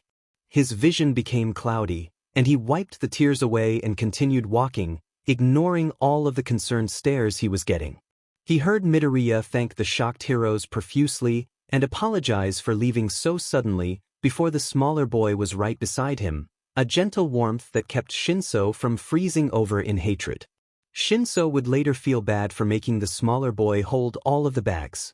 "Thank you," he croaked, his throat scratchy from trying to hold all of his emotions back. Midoriya nodded. "Anytime, Toshi." Watching them walk away, Yamada turned to his high school sweetheart. "Shota, you want to adopt them?" Yamada turned his biggest, pleading puppy dog eyes on, the one his boyfriend was weak to, and heard him sigh. "We can look for their orphanage." Yamada cried out in happiness, crushing his inch-shorter boyfriend to his chest. "And then we can ask them if they want to be adopted." Yamada squealed, pecking his boyfriend on the cheek. "You won't regret this. Shouldn't you two get married before adopting children?" Ida asked, his mother's strict parenting kicking in. Yamada turned to his best friend and stuck his tongue out, before looking back to the crowd to try and find where the boys had disappeared to. In that split second, they had disappeared into thin air. "Are you sure you're ready for another patrol?" Shinso nodded, putting his mask onto his face. He had laughed when Midoriya was being suited up, and that was a good thing. It meant he wasn't that affected by meeting his younger sister anymore, but Midoriya didn't want to risk him losing focus because his parents are assholes. "I promise you, I won't lose focus, okay?" Shinso smiled at Midoriya, before slipping his voice changer on. Midoriya nodded, and Hatsum sent them off. 3 hours later, he was wishing he made the same promise. Shit, Midoriya hissed, running as pain raced up his back every time he took a step. It felt like an iron whip being lashed across his back, white-hot pain making his head spin as his warm blood made his back sticky. He had been patrolling as usual, talking to Shinso on the new comms device in their ears, when he had run into a criminal, tied him up, before his downed friend who was not so downed shot him in the back. Twice. Got him, his back burned. He was suppressing his memories of burning fire, all around him, his legs, explosions on his shoulders, his back, burning. "Izuku? What the hell happened? I heard 2 gunshots and I have Eraserhead here." Shot back twice, he panted, trying to replenish his air supply as the bullet felt like it was skiing the air out of his lungs, and he coughed, choking on his blood. He stumbled and fell, slipping off the side of the building and landing hard on a fire escape. Midoriya felt something snap in his chest, and white-hot pain shot up to his shoulder. His mouth filled with the taste of iron, he had bitten through his lip to keep in his scream of pain. He heard the criminal climb to the top of the roof after him, and he peered around, desperate, before his eyes landed on an open window. Midoriya pulled himself onto the stairs, before throwing himself into the open window, praying it didn't belong to a member of the police force. He landed on something soft. That soft thing shrieked and bucked up, tossing Midoriya onto his back on the floor. Pain made his vision go white, but he pushed through it and rolled onto his stomach, before his chest jabbed pain up to his shoulder and he collapsed, coughing up blood as he tried to look up at the person he landed on. He hoped this wouldn't become a habit, because heterochromia eyes stared back into his. The door banged against the wall. Behind him, and he twisted to see a man with white hair and red flecks standing in the doorway with a baseball bat. "Shudo! What happened?" He cut himself off when he caught sight of Midoriya laying on the floor like a dead fish. "Machiavellian? What are you doing here?" He pushed himself to his feet in one quick motion, biting back a loud cry of pain when his gun wound reminded him that it was still there. "You're bleeding!" The boy with dual-toned hair cried behind him. Midoriya waved him off, stepping forwards towards the door with sluggish movements. Yes, that's usually what happens when you get shot." The man's eyes in front of him blew open wide, and he dropped the baseball bat with a loud clang. Oh fun. They were going to take him out with a metal bat. Manslaughter, anyone? Here, we have a first aid kit, let me just... The man scooped him up in his arms, and Midoriya couldn't find it in himself to yell at him, his vision swirling as his back screamed at him. Hey, I'm still here, it shrieked and bleeding quite a bit. Don't forget about me, his ribs cried. You broke me. When his vision stopped swirling, he was on his stomach, laying on some pillows on the table, and there was a first aid kit beside him. He felt a cold hand remove itself from his bullet wound, and another hand grabbed the edge of his mesh, making to pull it off. That was good. Remove the article of clothing without causing more damage, stop the bleeding, disinfect. He was in uniform. They would have to pull the fake skin up as well. That would expose him as a boy. He shrieked and jerked his hips up, thrashing when the one warm hand and one cold hand tried holding him down. His chest felt like something was tearing into his skin, and his breathing became hard as liquid seeped up his throat. Suddenly, everything was loud, the men's heartbeats, their frantic breaths, their steps that sounded like explosions. Stop! The man said, sounding like he was screaming. We're just trying to help you. Puppeteer! Midoriya sobbed, his female voice scaring a cry out of him, before fruitlessly searching for Shinsu's voice. Puppet, it hurts. Machiavellian, where are you?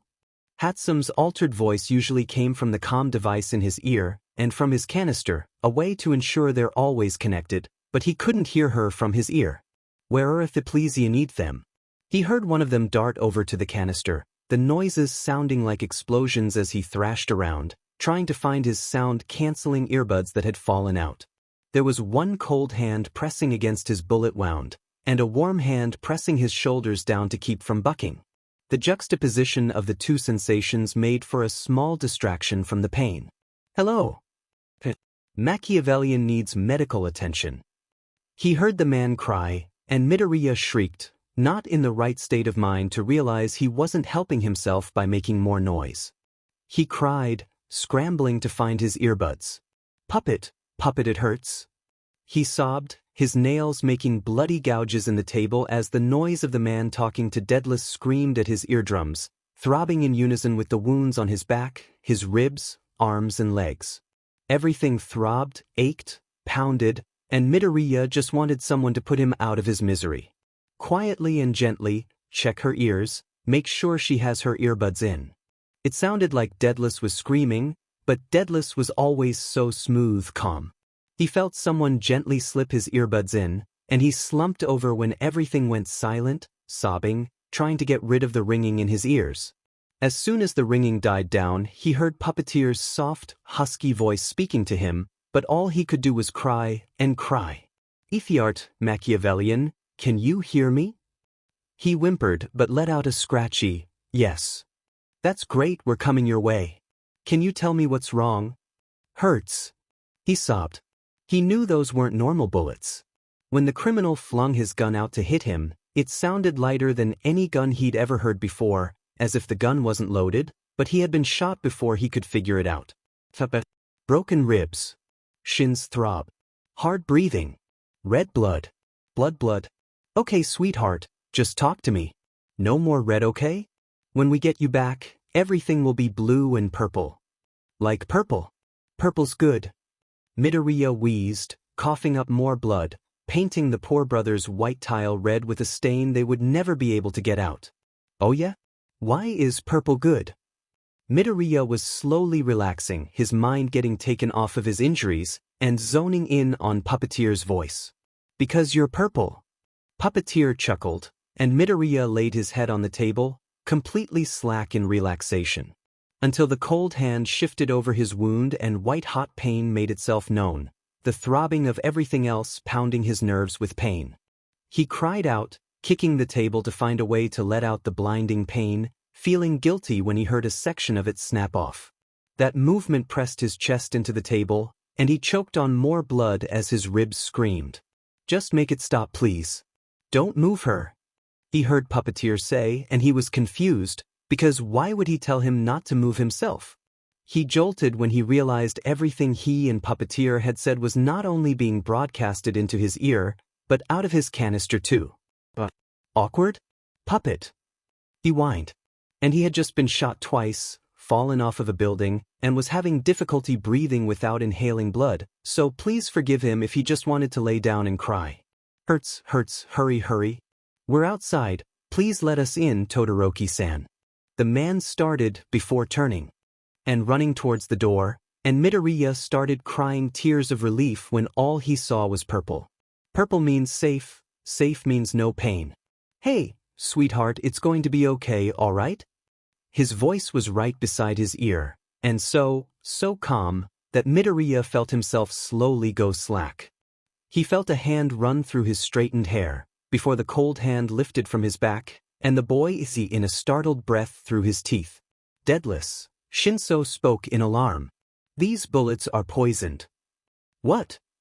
Hatsum said, Midoriya seeing her walk up to him with blurry vision, before her head disappeared over his back. Her voice became very scared.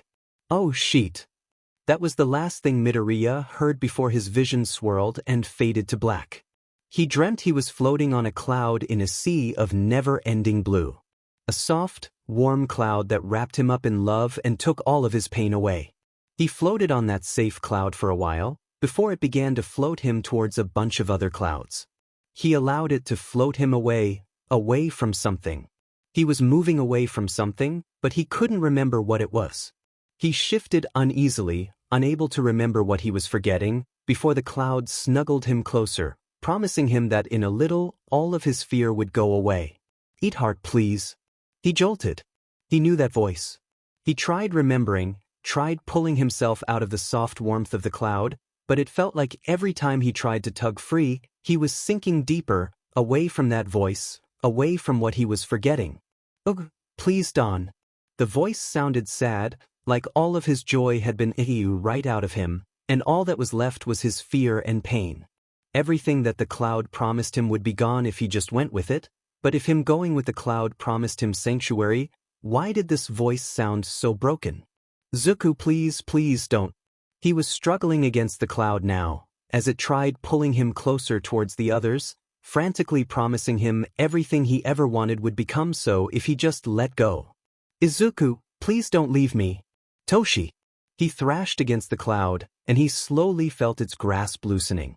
He struggled harder, throwing caution to the wind as he flung his limbs out and thrashed like a man on fire, desperate to escape. The cloud let him go. And he surged up, coughing buckets of blood from his lungs, choking on the liquid as it seeped paused his lips and blocked his airway. He coughed and choked up blood for what seemed like forever, and once the blood finally ceased, he slumped back. He felt like he just ran a marathon with 100-pound weights on his ankles. Someone threw themselves at him, and he coughed harder when the pressure squeezed more blood past his lips, and down the person's back, painting it a dark red. The person was whispering into his ear. Izuku, sweetheart, please don't do that to me, the person said, crying harder than Midoriya thought was safe, his body shuddering as his relief made his limbs jar. You scared me, don't leave me, ever, you can't, I won't let you. I'm sorry, he whispered, throat hoarse from all of the hot blood that scratched against his throat. What happened? You passed out from the poison. Ah, that was who was behind him. And we ran you back to base, because I have a few babies who specialize in health care, and... Her voice trailed off, and Shinso shook harder, pulling Midoriya closer until there was barely any space left.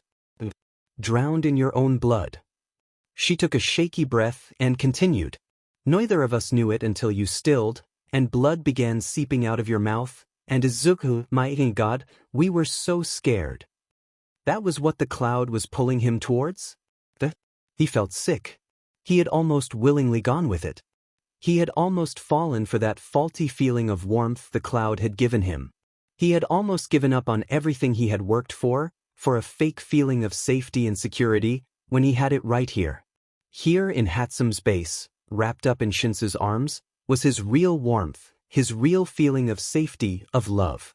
Here, in Hatsum's base and Shinso's arms, he allowed himself to break, just enough for his two best friends to put him back together.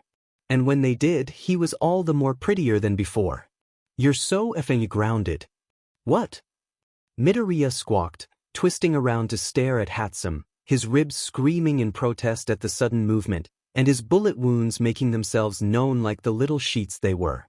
He hissed and twisted right back, allowing himself to breathe, and fixing his headphones that had shifted in the sudden movement. Hatsum sensed his problem and walked around the little couch he was sitting on, something that was moved into the base for his recovery, and crossed her arms, glaring at him. "I said you're grounded." "Yes, I heard that." "Then why'd you ask?" Midoriya dropped his head against the back of the couch, rolling his eyes skywards with a groan, and praying to any deity for patience. Hatsum's voice was soft when she spoke again. "Because you almost died, that's why."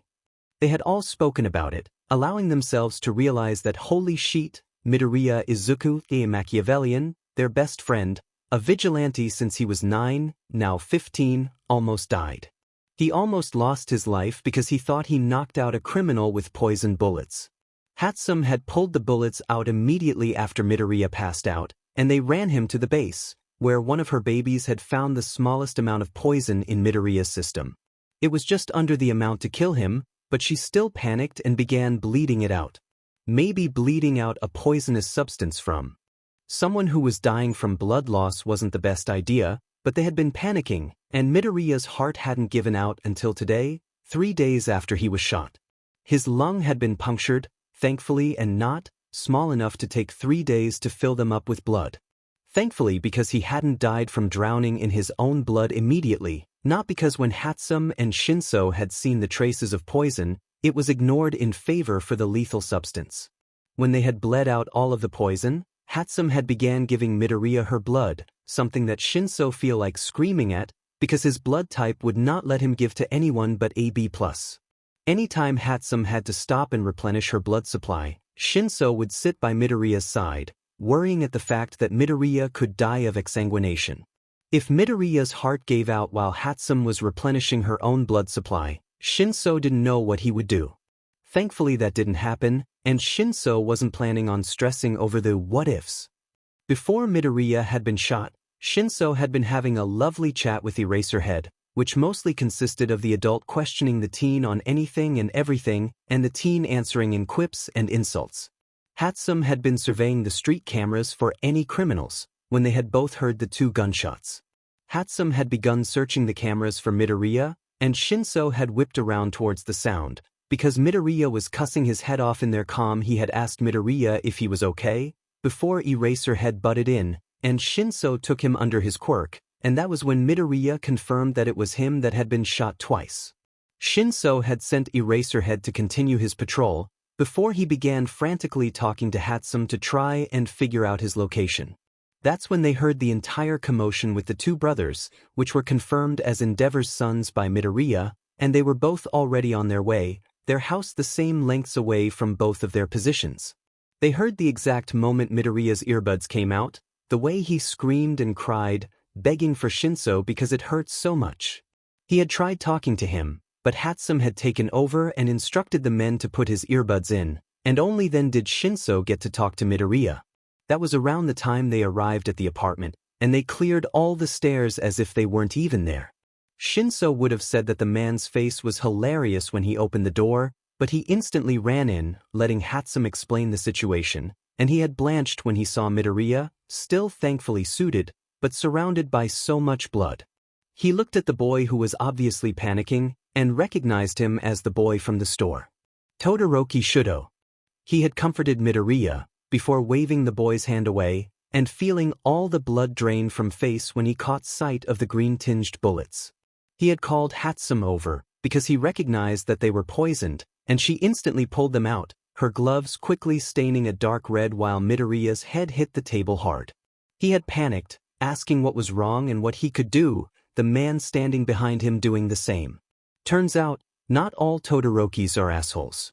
Hatsum had thanked the Todoroki boys profusely for not calling the cops, and told them they would pay for a new table and anything else Midoriya had damaged with his blood. The boys had waved her off, but she didn't bother to argue. Her mind was made and she was going through all of her babies, trying to remember which ones specialized in healing. Shinso had grabbed Midoriya when Hatsum began rambling about her babies, and he nodded to the Todoroki brothers, before they both slipped out of the door and ran to the base like their best friend was going to die. Shinso had quickly stripped Midoriya of his costume while Hatsum got any and all healing babies, and they scanned the unconscious boy. It began telling them he had broken 6 ribs on his left side, and bruised 8 on the other, his shins were fractured from losing the braces, and his lung had minuscule puncture. Before it said that he had a small amount of lethal poison in his system, and they both threw cat-eye to the wind as they scrambled to find a way to get that out. Shinso didn't know how much of said lethal poison could kill someone exactly, but he knew it could either be the size of a grain of salt or rice. Neither amounts were reassuring. Hatsum found a suction baby, and they had placed it over Midoriya's bullet wound, and trained the suction onto anything that didn't belong in his system. It had successfully drained all of the poison, but not without an excess amount of tainted blood. The scanning baby stated that Midoriya had lost 3¼ liters of his blood, and they were both now losing their minds. Someone could die from exsanguination by losing 2½ to 4 liters of their blood. Midoriya's blood loss was also not reassuring. He had been out cold for 3 days. They had been sitting by the mini-bed he was laying on, talking to Midoriya about their day, and the Todoroki's reaction to their filled bank accounts, before the scanner baby very calmly stated that in 7.3 seconds, Midoriya would suffocate from blood in his lungs. They had enough time to think, wait, what? Before Midoriya began choking, blood seeping past his lips as his body convulsed, and they rolled him onto his side before Googling what the F they were supposed to do, and following the instructions step by step.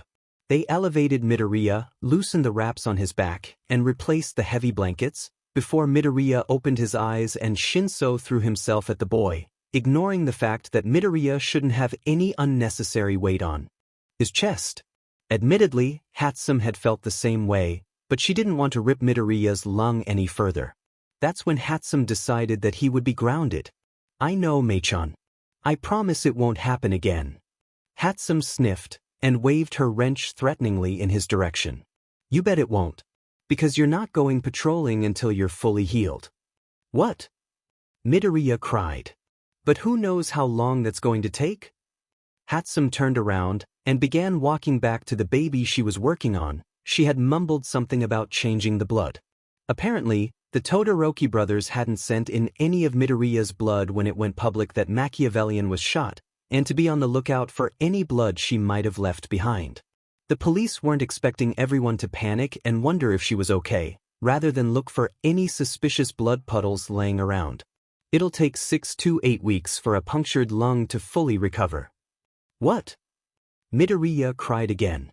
But that's like, I won't be able to take the entrance exam. You wouldn't take it anyways, you idiot. Shinso muttered, his shoulders sagging in relief when he re-entered the room and saw that Midoriya was still awake, not drowning in his own body fluids. Midoriya groaned, because 6 to 8 weeks was a long time. Hatsum ignored him, muttering under her breath about one thing or another, and Midoriya was touched by the amount of care they had for him. He honestly didn't know what he would do without them. He struck by a sudden question. When are we meeting the heroes? His 2 best friends froze, before slowly looking at each other. Sheet, they said in unison.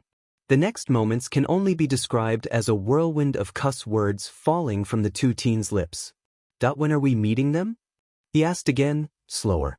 Tonight, Hatsum said distractedly, sketching something into her clothing book. Midoriya blinked. Already? You were unconscious, you've lost some time. Shinso said, lamenting over his own outfit since it was stained red. Ha! Hatsum cried. We'll just go in civilian clothes. We'll have our masks and stuff, but if they question it, we'll say it's to hide our weapons if they try to harm Machiavellian, since it's public knowledge that she was injured. Since it's been 3 days since the masked trio was spotted, the media is in a frenzy. Shinso nodded. That'll work. But how will we get Zuzu's female parts if he's not in uniform? Hatsum's eyes glinted. Fake BRST and butt padding, along with a push-up bra. The boys blanched. Those things exist? Oh boys, she said, shaking her head amusedly before telling them she was off to the store. I want to go home. Shinsu's head whipped over to the younger boy, leveling him with a glare. Midoriya didn't back down. No, he said firmly. Tashi-ai, Midoriya whined. No. But, no. You're not even letting. No, Izuku. It's too dangerous walking with high-alert civilians on the lookout for you. Technically they're looking for Machiavellian, not me. He muttered, waving away Shinsu's glare. Fine, fine you party pooper. We'll stay here and wait for Mei-chan to get back. Shinso nodded, and Midoriya must have fallen asleep, because when he opened his eyes again, Hatsum was standing at the table, displaying everything she bought for the three of them. He slowly pushed himself up, wary of any pain he could cause himself. When he was successfully standing, Shinso noticed him and gently led him over to the table. He closed his eyes and breathed in deeply through his nose. Why are you showing me these? Hatsum laughed. Because you're wearing it, not me. His eyes flung open, before remembering their conversation and looking back down at the products. The bra looked like it already had BRSTS in it, and there was a hard wire underneath it, confusing Midoriya because his other ones didn't have a wire. It was a dark purple with a pretty blue flower design going up the side. Beside it were weird skin-colored things that must have been more padding, because upon touch, they were squishy.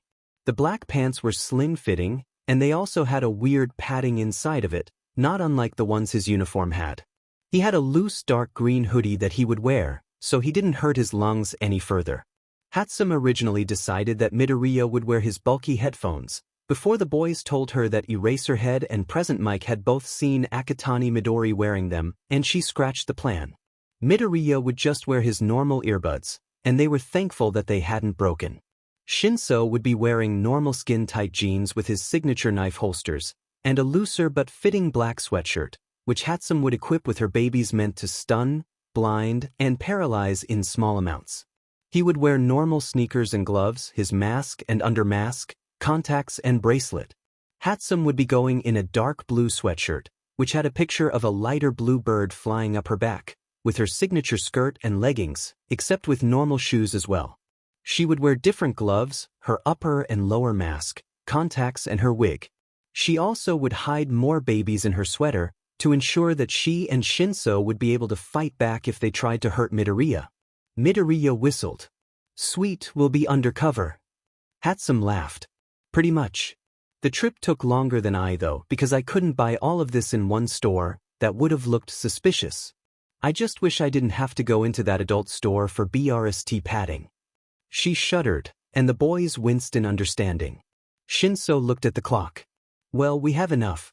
Time to get ready and make our way over there, better to be early than late. Hatsum nodded, handing him his stuff, and telling him to dress in the relic room, as she would take the white room to dress Midoriya. The relic room was just a room with the old spider and puppeteer outfits, displayed like superhero suits, with Hatsum's blueprints on creating their newer costumes. It was pretty cool to walk in there and look at how far they've become, but if you moved anything out of place, your head would have a nice screwdriver dent from Hatsum's love. All right, she said, opening the door to the white room. Let's get you dressed. Honestly, the clip-on bra was so much easier to put on than the sports bra. He had asked Hatsum, since he had never experienced the weird wire pressing against his skin, and she had winced. She told him that if it started hurting, to tell her immediately, and he wondered why the hell something a female was required to wear would hurt her. She was extra careful putting the padding into the bra, and Midoriya marveled at how he now looked like he had melons, even just in the bra. He was impressed. Hatsum turned around while he put on briefs, not used to the difference from his usual boxers. When Hatsum pulled the tight, padded jeans on, he was so glad he had showered, because the way the jeans clung to his skin could become very uncomfortable very quickly. He respected Shinso for wearing something like this every time he went out on patrols. Hatsum laughed, and said leggings were different from jeans. If he knew that, stop laughing Hatsum. There, Hatsum said, finishing straightening his hair. He begged to just drink the vial she usually gave them, but she said she didn't want to risk it with his injuries. So, he had suffered the hell device. She had slipped his contacts in earlier, so he wouldn't mess up his hair with all his thrashing. Yes, more than half a year later, and he still likes giving Hatsum a hard time with the contacts. It doesn't hurt, he just likes messing with her. Hatsum turned him towards a long mirror, and he nodded in approval. Even though his hoodie was loose, he still looked like a girl. His choker successfully hid his Adam's apple, and just made him look like he had a longer neck. It was weird but cool.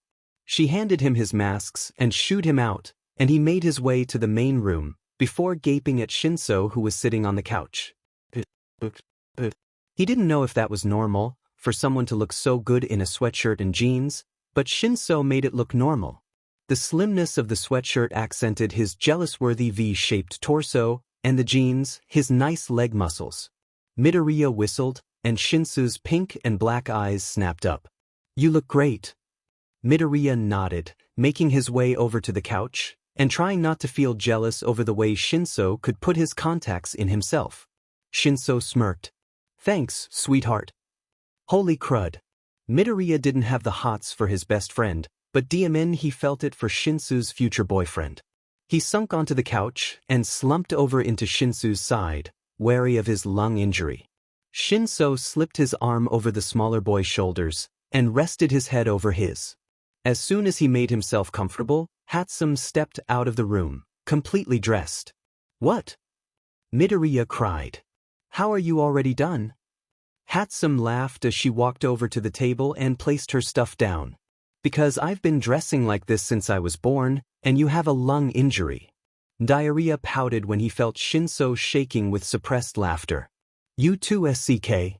I just realized something," Shinso said as they were leaving the base. "I can't call Midoriya sweetheart because I called him that in front of the heroes." Hatsum breathed lightly through her nose. "Well, Timen. Call him babe or something." Midoriya laughed at Shinso's flaming face. "You seriously chose to meet on the roof of a round one?" Hatsum nodded, and they sat in the shadows of a neighboring building. "Yes, because it's high in the sky and no one can see us from down below." "What if we need to run?" Shinso said, before jerking a thumb at Midoriya. "This a-hole can't."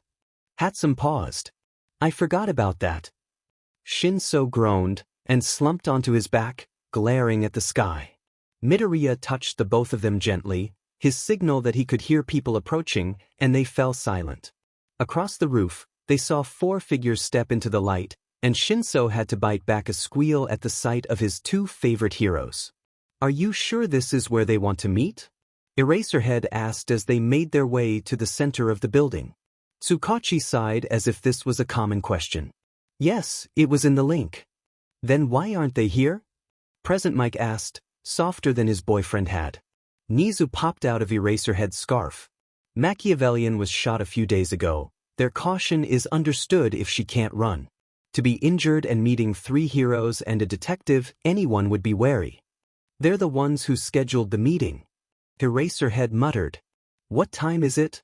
Tsukachi looked at his watch. "About time. For us to show up?" The 4 adults whipped around to see Hatsum and Shinso in the light, standing protectively in front of Midoriya, who was still sitting on the ground. Midoriya's contacts were glowing, illuminating his form in the shadows. Hatsum and Shinso's contacts weren't glowing yet. They decided only to activate them as a warning, like if Midoriya was threatened. The masked trio. Tsukachi nodded at them. "How are you guys doing?" He always asked that question. It was a starter, to see if the people he was questioning would lie to him. Straight off the bat, or if they would be truthful. "We're managing," Shinso said, his deep voice making Present Mix's eyes blow wide. "With one of us down, please excuse our caution." Nizu waved him off. "It is understood. How is Miss Machiavellian doing in her injured state?" "I'm doing pretty good for someone who drowned." Midoriya's voice sounded tired, scratchy. The changer had been ruined a little with all of his screaming, and Hatsum had been worried that it wouldn't change his voice, but all it did was make it scratchy, as if he had an extremely dry throat. The men all looked to Tsukachi, who was staring at the female sitting on the ground in shock. "You drowned?" "In my own blood." "Din, I know that was a serious situation, but that feels so badass to say." "You didn't go to a hospital?" Tsukachi said, anger seeping into his voice. These children had witnessed their friend drown in her own blood, and they didn't get any professionals. "Do you really think that would have helped us?" Shinso asked, his voice darkening with his own anger, border lining a growl as he activated his contacts for intimidation. The pink glow made the detective take a step back. "With you guys telling the world that Machiavellian was shot, if a girl was entered into the hospital because she was shot, do you think they would have helped her or put her in custody?" The men shifted guiltily, unable to believe the fact that they couldn't help their friend because of their own meddling. I apologize. Tsukachi whispered. I didn't even think about that. It's in the past now, Hatsum said, putting her hand on Shinsu's shoulder to calm his angry shaking. Her voice was smooth like silk, something that Midoriya could listen to every day. We're here because we want something from you, and in return, we won't spill the secret you guys are protecting with your lives. You three are entered into Yuuei on rehabilitation. It is your parole. Nizu said, sliding off of Aizawa's shoulders and onto the ground. Wait, what? Shock-colored Hatsum's tone. Do understand, Nizu said, smiling like he was talking about the weather. This was decided before you threatened the police. The vigilantes were shocked into silence. They were staring at the men with wide eyes, their black-colored contacts shining in the light. Really? Midoriya breathed. Nizu nodded. You would just need to tell us who you are. At that, Midoriya said in a startled breath, and his lung twinged painfully, sending him into a coughing fit. Immediately, Shinso whirled around and dropped to his knees, putting his hand on Midoriya's shoulder and began gently rubbing his back. As soon as Midoriya had doubled over, the men had all taken a step forward in unison, but Hatsum had instantly pressed the button on her glove to make her contacts glow, bathing her in a bright red light as she whipped out one of her babies. She was most proud of this baby, mainly because it was fashioned to look like a stereotypical black detective gun. She had 8 rounds, and the first bullet was made of plastic, more for sound than to hit anyone, like a warning. The second and third bullet was a stunner. It would send a small amount of electricity into the person's system, paralyzing them long enough for the body to drop to the ground. The fourth, fifth, and sixth bullets were blinders. If she shot the ground, it would release a bright light that would blind her enemies. Her seventh and eighth bullets were real, and she hoped she would never have to use them. The men froze at the sight of the gun, and Nizu's eyes narrowed, like he didn't believe she would be able to pull the trigger. That was good, he thought it was a real gun. She had Midoriya test it out, making sure it looked like a real gun, looked heavy enough. She clicked the safety off, and pet it, reveling in the way Nizu's eyes blew wide. Good, he knew she was for real. I can't, Midoriya's voice changer cracked, dropping to his normal tone for a split second. I can't do that. I can't. I won't, I won't. Breathe, sweet. Shinso cut himself off, and Hatsum paled when Eraserhead's eyes narrowed. Demend that man, he was too smart for his own good. Breathe, okay? No one's forcing you. What's the matter? Tsukachi asked, confusion and worry written in his tongue and on his face. I can't tell you who I am. It's too dangerous for her. For who? The boy froze as if realizing his slip-up, before coughing, red staining his green mask a horrible brown color. Please, he coughed. Don't make me, he froze. Tsukachi had a lie-detecting quirk. A lie was only detected when the person asked knew they were lying. If they believed what they were saying though, it would not be a lie. He went by Akatani Midori. Akatani was his mother's maiden name, and Midori was a shortened version of Midoriya. If Akatani was his mother's maiden name, then that means it was his name too, if he wanted it to be. Midori was a nickname, meaning it was still his name. Machiavellian? Shinso asked. He looked up into his pink eyes, and was amazed to see his concern through the contacts. I can do that. What? Hatsum hissed, turning her head to look at the boy sitting in the shadows. He stood up slowly, Shinso adjusting himself to carry his weight. What a worrywart. My name is Akatani Midori. Trlui teach. Tsukachi was majorly confused by his quirk, because he had never had that kind of reaction before, but he filed it away for later. He nodded. Nice to meet you, Akatani. Hatsum took notice of the way Eraserhead and Present Mike had gone stiff, and Nizu's eyes were glazed, as if he was off in another. She really hoped he hadn't figured out their secret already. Shinso sighed in defeat. Shinso Hitoshi. Hatsum shifted and lowered her gun. You actually cannot tell my parents. Tsukachi opened his mouth to argue, but Nizu cut him off. That can be arranged. Hatsum nodded in relief. Hatsum may. Nizu clapped his hands together. It's nice to meet you, young ones. It has been quite a thrill to have someone match me in mentality, and I am quite sad to end your vigilantism, but from now on, you'll be hero students attending Yuuei. We have to give up our titles? Shinsu asked, 3 seconds away from brainwashing them. He had all of them from different times they answered, in body language or words. Nizu shook his head. Of course not. You'll be attending Yuuei in your costume. Uniform. Hatsum growled. In your uniforms, excuse me, and you will show the students exactly what the pros have to deal with. Midoriya nodded. That'll work for me. Shinsu nodded. Me too. I don't want to be in heroics. Hatsum warned. You will not be placed into heroics, do not fret. You will be placed into the support course. Then it works for me. Thank you, she said, her shoulders sagging from relief. Tsukachi nodded. I do want to see where you keep everything. The men nodded behind them. Hatsum froze. The reaction raised eyebrows, before Midoriya paled. If they saw the base, they would know he was a boy well sheet. He already told them his name, and by Arasermic's reaction, they were trying to deny it. That's fine, he said, placing his hand on Hatsum's shoulder. Just know that you will question a lot of things you will see. Tsukachi ped his head to the side. Like what? I'm a cross-dresser. Absolute. Fing. Silence. Shinsu busted out laughing, doubling over and clutching his stomach as Hatsum joined him. They laughed for a long time, long enough for tears to begin steaming down their cheeks as they wheezed for breath. You should have seen your faces, Shinsu wheezed, wiping his eyes as Hatsum panted, nodding her head in agreement. So you are, Yamada began. Midoriya cut him off by pulling his voice changer off of his face, the adults wincing at the sight of blood caking his lips. The boys you met at the store, yes. Shinsu instantly stood up, tense, as he placed his hand on Midoriya's lower back, just below his wounds. I apologize for lying to you. Yamada nodded slowly, as if he was still trying to process it, before Nizu spoke. So, are we going to see where you keep your things? The adults winced at the way the 3 teenagers manically grinned, because these men weren't added to the system.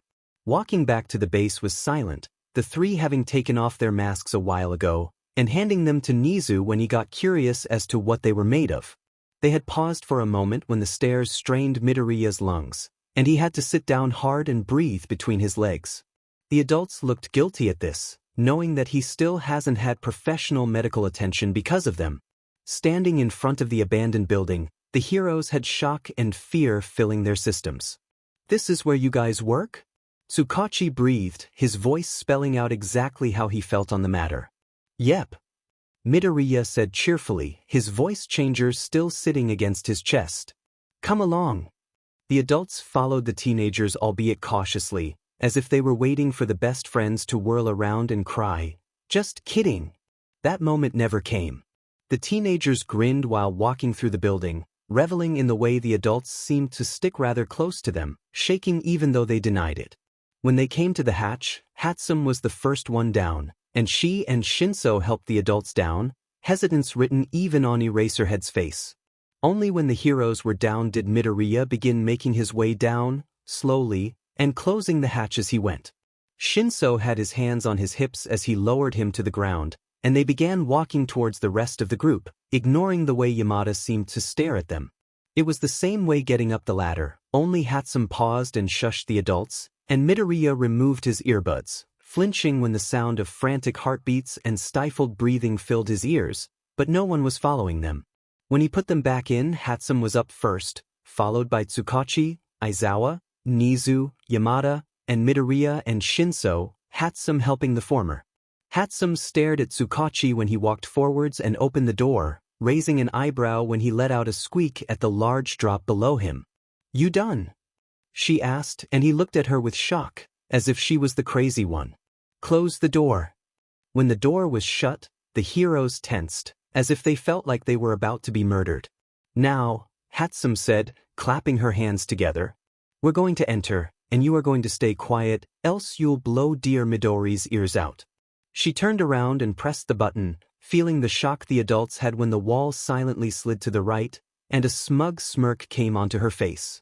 She walked into the opening, the adults very slowly following, before Shinso and Midoriya made it in, and the wall slid shut. Midoriya felt Eraserhead tense beside him, and couldn't help but feel like this man could use a freaking break. When the other wall slid open, the men flinched at the bright light, but the teenagers just walked forwards, not at all fazed by the sudden lighting change. As soon as they were inside their base, Hatsum stood behind, instantly instructing the shocked adults where to walk and not to break anything, or else she'll stab them with a screwdriver. From the way Tsukachi flinched, she was telling the truth, and he warned his comrades of such.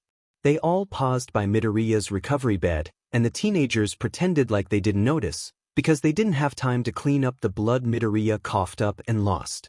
With the bullets sitting in a cup beside the bed, and Midoriya's torn, bloodied uniform tossed into a bin, it looked like they had murdered someone. "Midori," Hatsum called, opening the door to the white room. "Let's get you changed back, yeah?" He nodded and walked over to the room, before turning back to the adults. "Don't touch anything, Hatsum will kill you." Changing back was, of course, quicker than getting changed, and Midoriya was thankful to have his soft leggings back on, with normal basketball shorts over it. His contacts were a pain to get out, but he did his best to stay still. Hatsum still had him wearing crop tops, 1, so he could get used to the feeling of having his midriff exposed, and 2, so they could see the bandages and change them if blood seeps through. He was so glad not all crop tops were skin-tight, or short-sleeved, otherwise he probably would have died. Hatsum changed just as quickly when he was putting his causal clothing away, and when she had put her stuff beside his, Shinso entered after knocking, and put his stuff away. His hair was back to defying gravity, and Midoriya was jealous. Since Hatsum had straightened his hair, it would stay that way for another good hour before going back to its original state. Together, they walked out of the room and met the men standing in different areas of the room, inspecting Hatsum's outfit, which was the least harmed except for her gloves, and Shinsu's outfit, which was sitting in a sink, soaking to get all of the blood out, Hatsum's babies and Midoriya's sketches. He continued his notebooks, writing down his analyzations, but he didn't do it so often, since he could keep what he was writing in his head like a book. "Do you want to see Spider and Puppeteer's old outfits?" Hatsum asked, and Midoriya slumped into a groaning Shinsu's side. The heroes whirled around, probably not used to the way they were so silent. Shinso had joined Hatsum in her game of trying to sneak up on Midoriya and blinked. "You have their original costumes?" Nizu asked, sounding delighted. Hatsum nodded vigorously. "Of course. You'll be shocked by how similar they are." With the men's interest on the costumes, Midoriya slowly trudged over to the couch and Shinso darted over to a cabinet to grab painkillers. He made his way back to the boy and handed them to him, who swallowed them dry. "That's disgusting." Shinso crinkled his nose. "You're just jealous I can swallow dry." Yamada tripped over his own feet and they snickered. Shinso nodded at the room. "Want to see their reactions?" Midoriya groaned again, but allowed Shinso to gently tug him up and towards the room. Seeing the relic room calls for enough shock as it is. Seeing the room and never seeing its contents before then adds for an amusing amount of shock. The men were standing in the doorway, only Nizu was by Hatsum who was pointing out the best friend's old costumes, and they shifted embarrassedly when it got through the pros' heads that these boys had been using sweatshirts and leggings to take down mob bosses and supervillains. They whirled around and stared at the two boys in shocked awe. "That's what you used?" Yamada breathed, and the boys nodded. "Hatsum made me a new outfit after the staged murder," Midoriya said, and Tsukachi flinched. He had been so ashamed to say he was a policeman when that story came out. "I ran into someone from my..." He paused, realizing he actually couldn't say anything else. "Never mind. There's something you're not telling us," Nizu said matter-of-factly, still staring at the blueprints for Midoriya's voice changer. Midoriya cringed, curling into himself. "Please," he whispered brokenly. "Don't make me talk about it." "From your past?" Yamada asked, remembering the way the boy had said a fire quirk had orphaned him. He nodded. "Well," Hatsum said, "I should probably head home. My parents think Midori got sick and I was helping him back to health, but I said I would be back today." She turned to the heroes. "My parents never find out." They nodded. Hatsum hummed in approval, before saying goodbye to the boys, and making her way out. An awkward silence fell upon the group, Nizu oblivious to it all. So, Akatani-kun, is that what you're calling yourself? Midoriya tensed, and Shinso put his hand on the gun baby Hatsum had given him. He still hadn't taken it off. Nizu stood up straight and turned towards the boys, his beady eyes scanning them for weaknesses. I know that is not your name. Midoriya took a step back, fear flooding his face, making him shake, and Shinso pulled out the baby, keeping his finger on the trigger but aiming the barrel at the ground. The men tensed at the sight, but Nizu held a paw out. I'm not going to make you tell us who you really are, because I do not think it is an issue. I will speak to you on the matter later, but for now, I think we're more concerned about your living state. Where are your parents? They're orphaned. Aizawa spoke, staring at the two boys his boyfriend still wanted to adopt. Okay, maybe he did too. Shut up.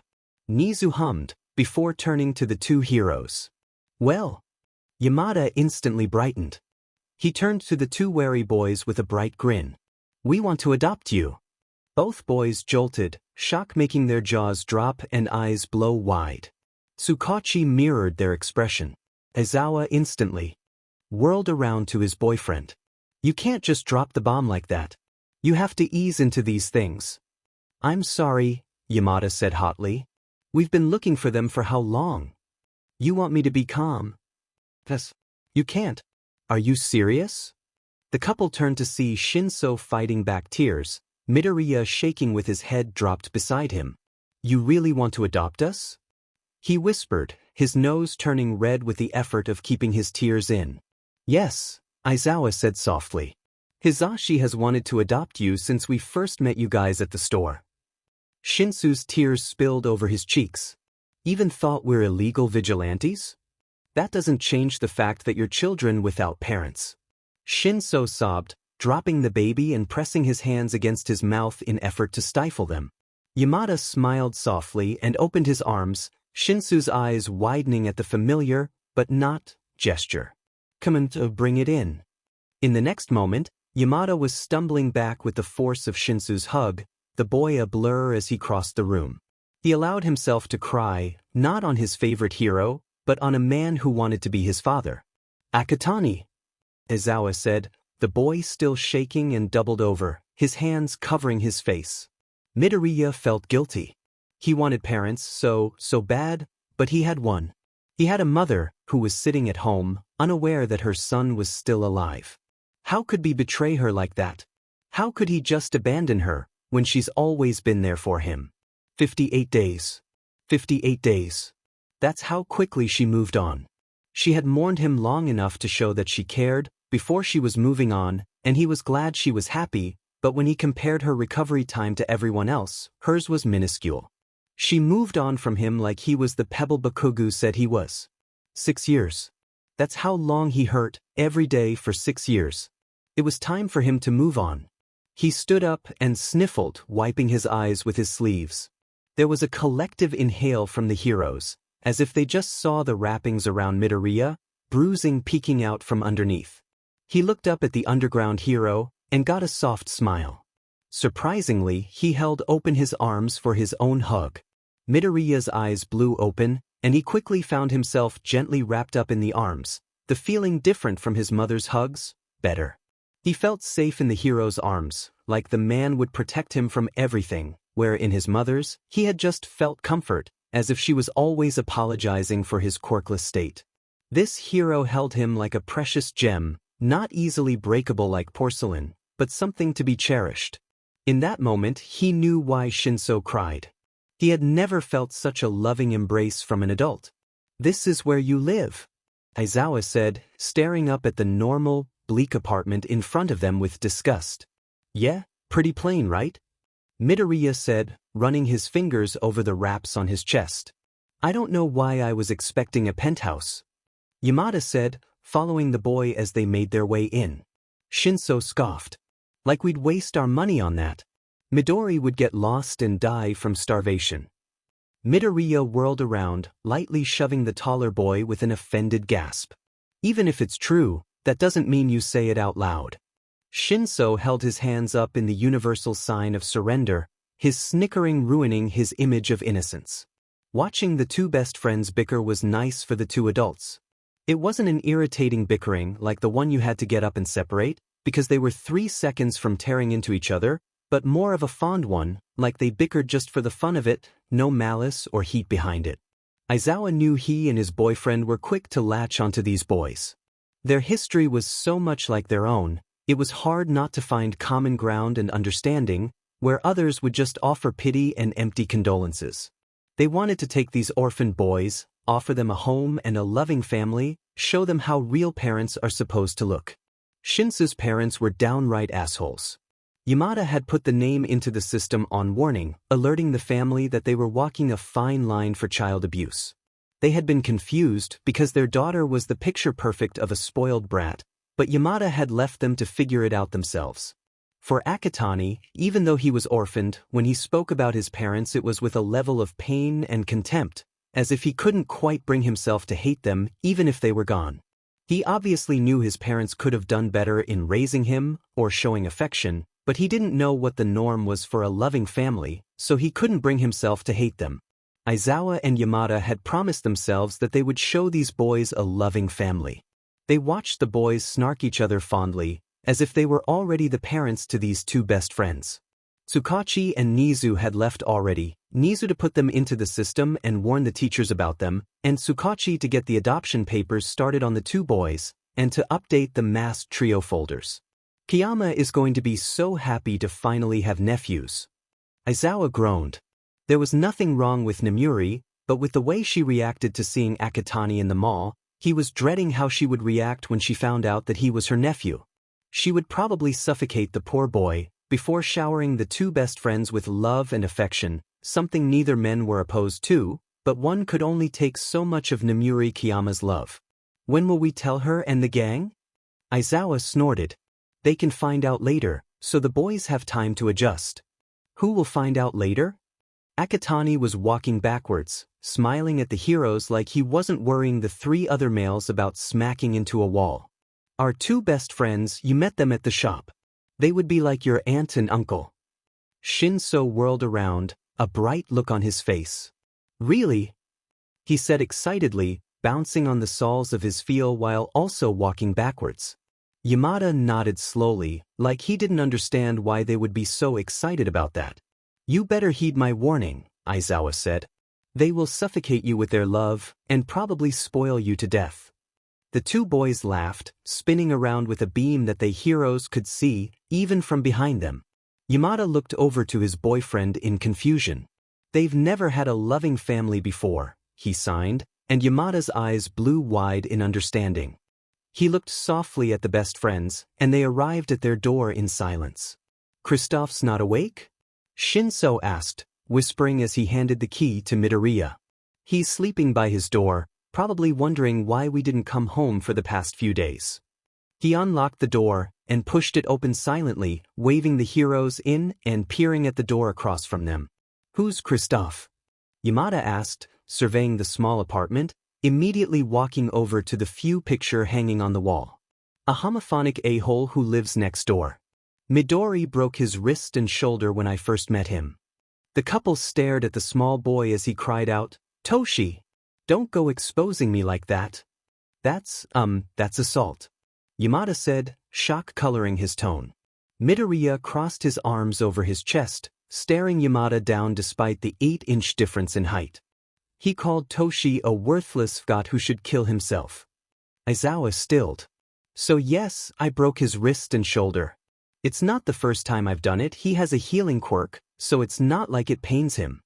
Aizawa shook his head and peered at one of the pictures with Dabi in it. Who's this? It was silent, and he turned to look at the smaller boy as he shuffled guiltily.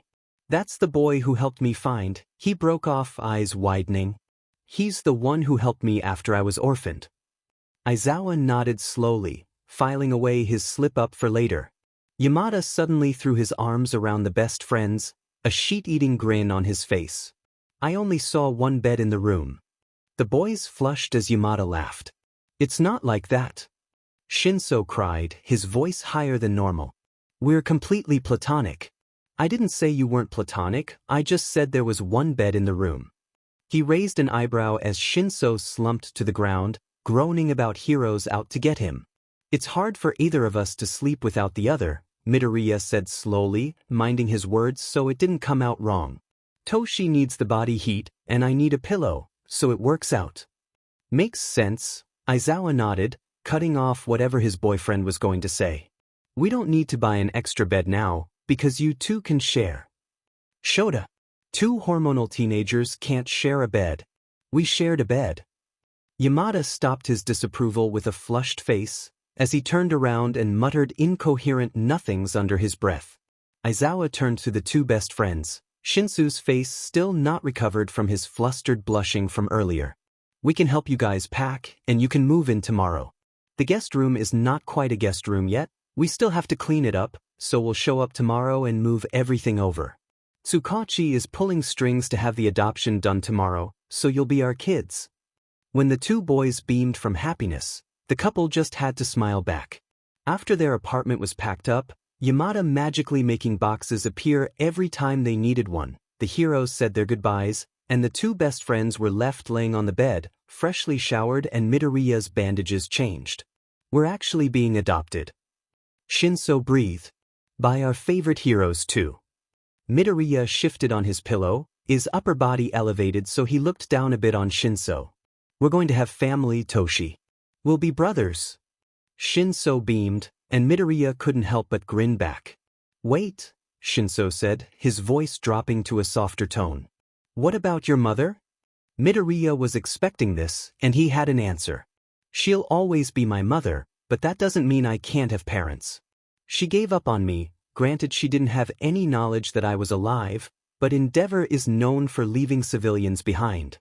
His voice cracked. If she really cared, she would have told him.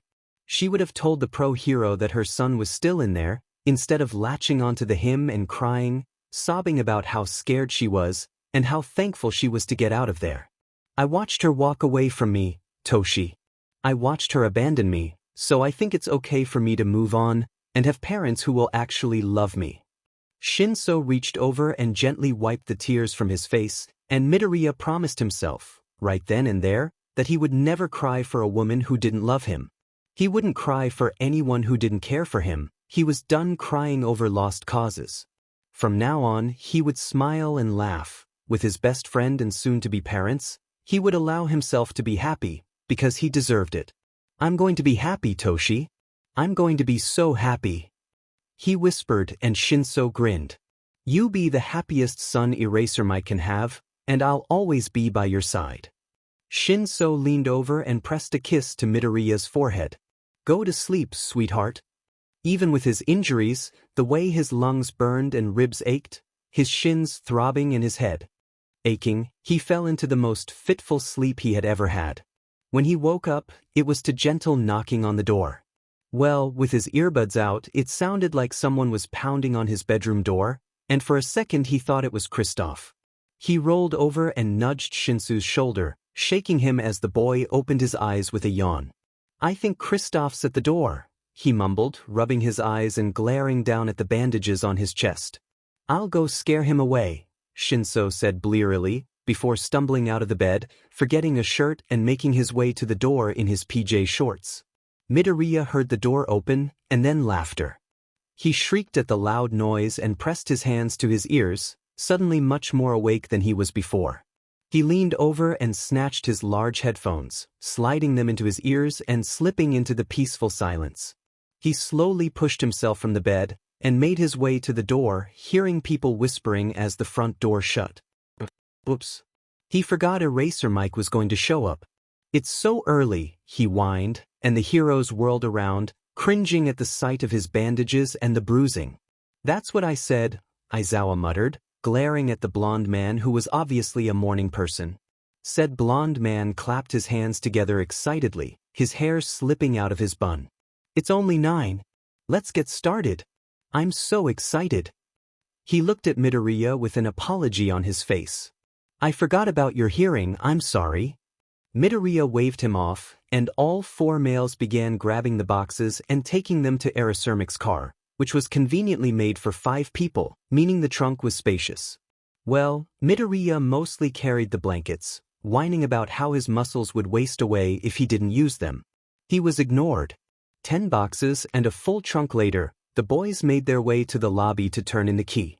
They were not excited to see Kristoff there, and Shinso had half the mind to send Midoriya back out to the car, but one look at his face told him that he wasn't going anywhere.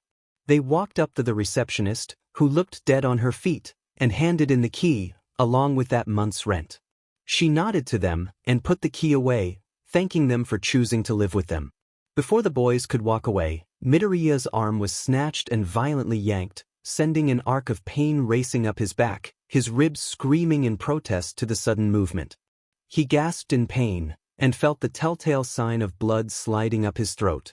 "Where the hell do you think you're goin', wearing ladies' shirts and parrot around with men? Fucking kill yourself, you waste of space." He could barely register what Kristoff was saying, and he felt Shinso grab him, making to pull him away. In the next second, Shinso was on the ground, clutching his face as blood ran from his broken nose. He forgot himself in that instant, as rage spilled his system. All he saw was a red tinge over his vision, and he was moving before he registered it.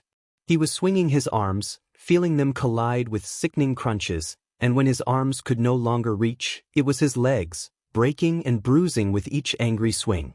He was hissing, the same sound he made at Shinsu's orphanage, a perfect sound for intimidation. He felt arms gently pull him away, and he snarled at Kristoff's broken form, before the door flung open behind them, and Aizawa was by them, asking what was wrong. As soon as he caught sight of Midoriya's angry panting and Shinsu's broken nose, he linked it with the groaning man on the floor, and his eyes flared red, his hair lifting as his quirk activated. He gently ushered the boys to the car, and quickly explained the situation to his boyfriend, before calling Tsukachi to place that man in prison, his paternal instincts making him want to go in there and beat the man himself, but knowing it wasn't worth it. "Call Chio," Yamada said, staring the car and pulling out of the driveway after making sure the boys had their seatbelts on. He felt anger rush through him when he saw Shinso still clutching his nose, but was replaced by fondness at the boy gently rubbing Midoriya's back as the smaller boy panted, clutching at his ribs and making a choking sound, like he was holding back his coughs. Aizawa was already dialing her number, and she answered with an, "Aizawa? What happened now?" "Chio," he rushed. "I'm sorry to bother you, but where are you right now?" She paused at the suddenness of the question. "I'm at Yuuei. I swear, if for one of your injuries. It's not for me, it's for my children, please help them."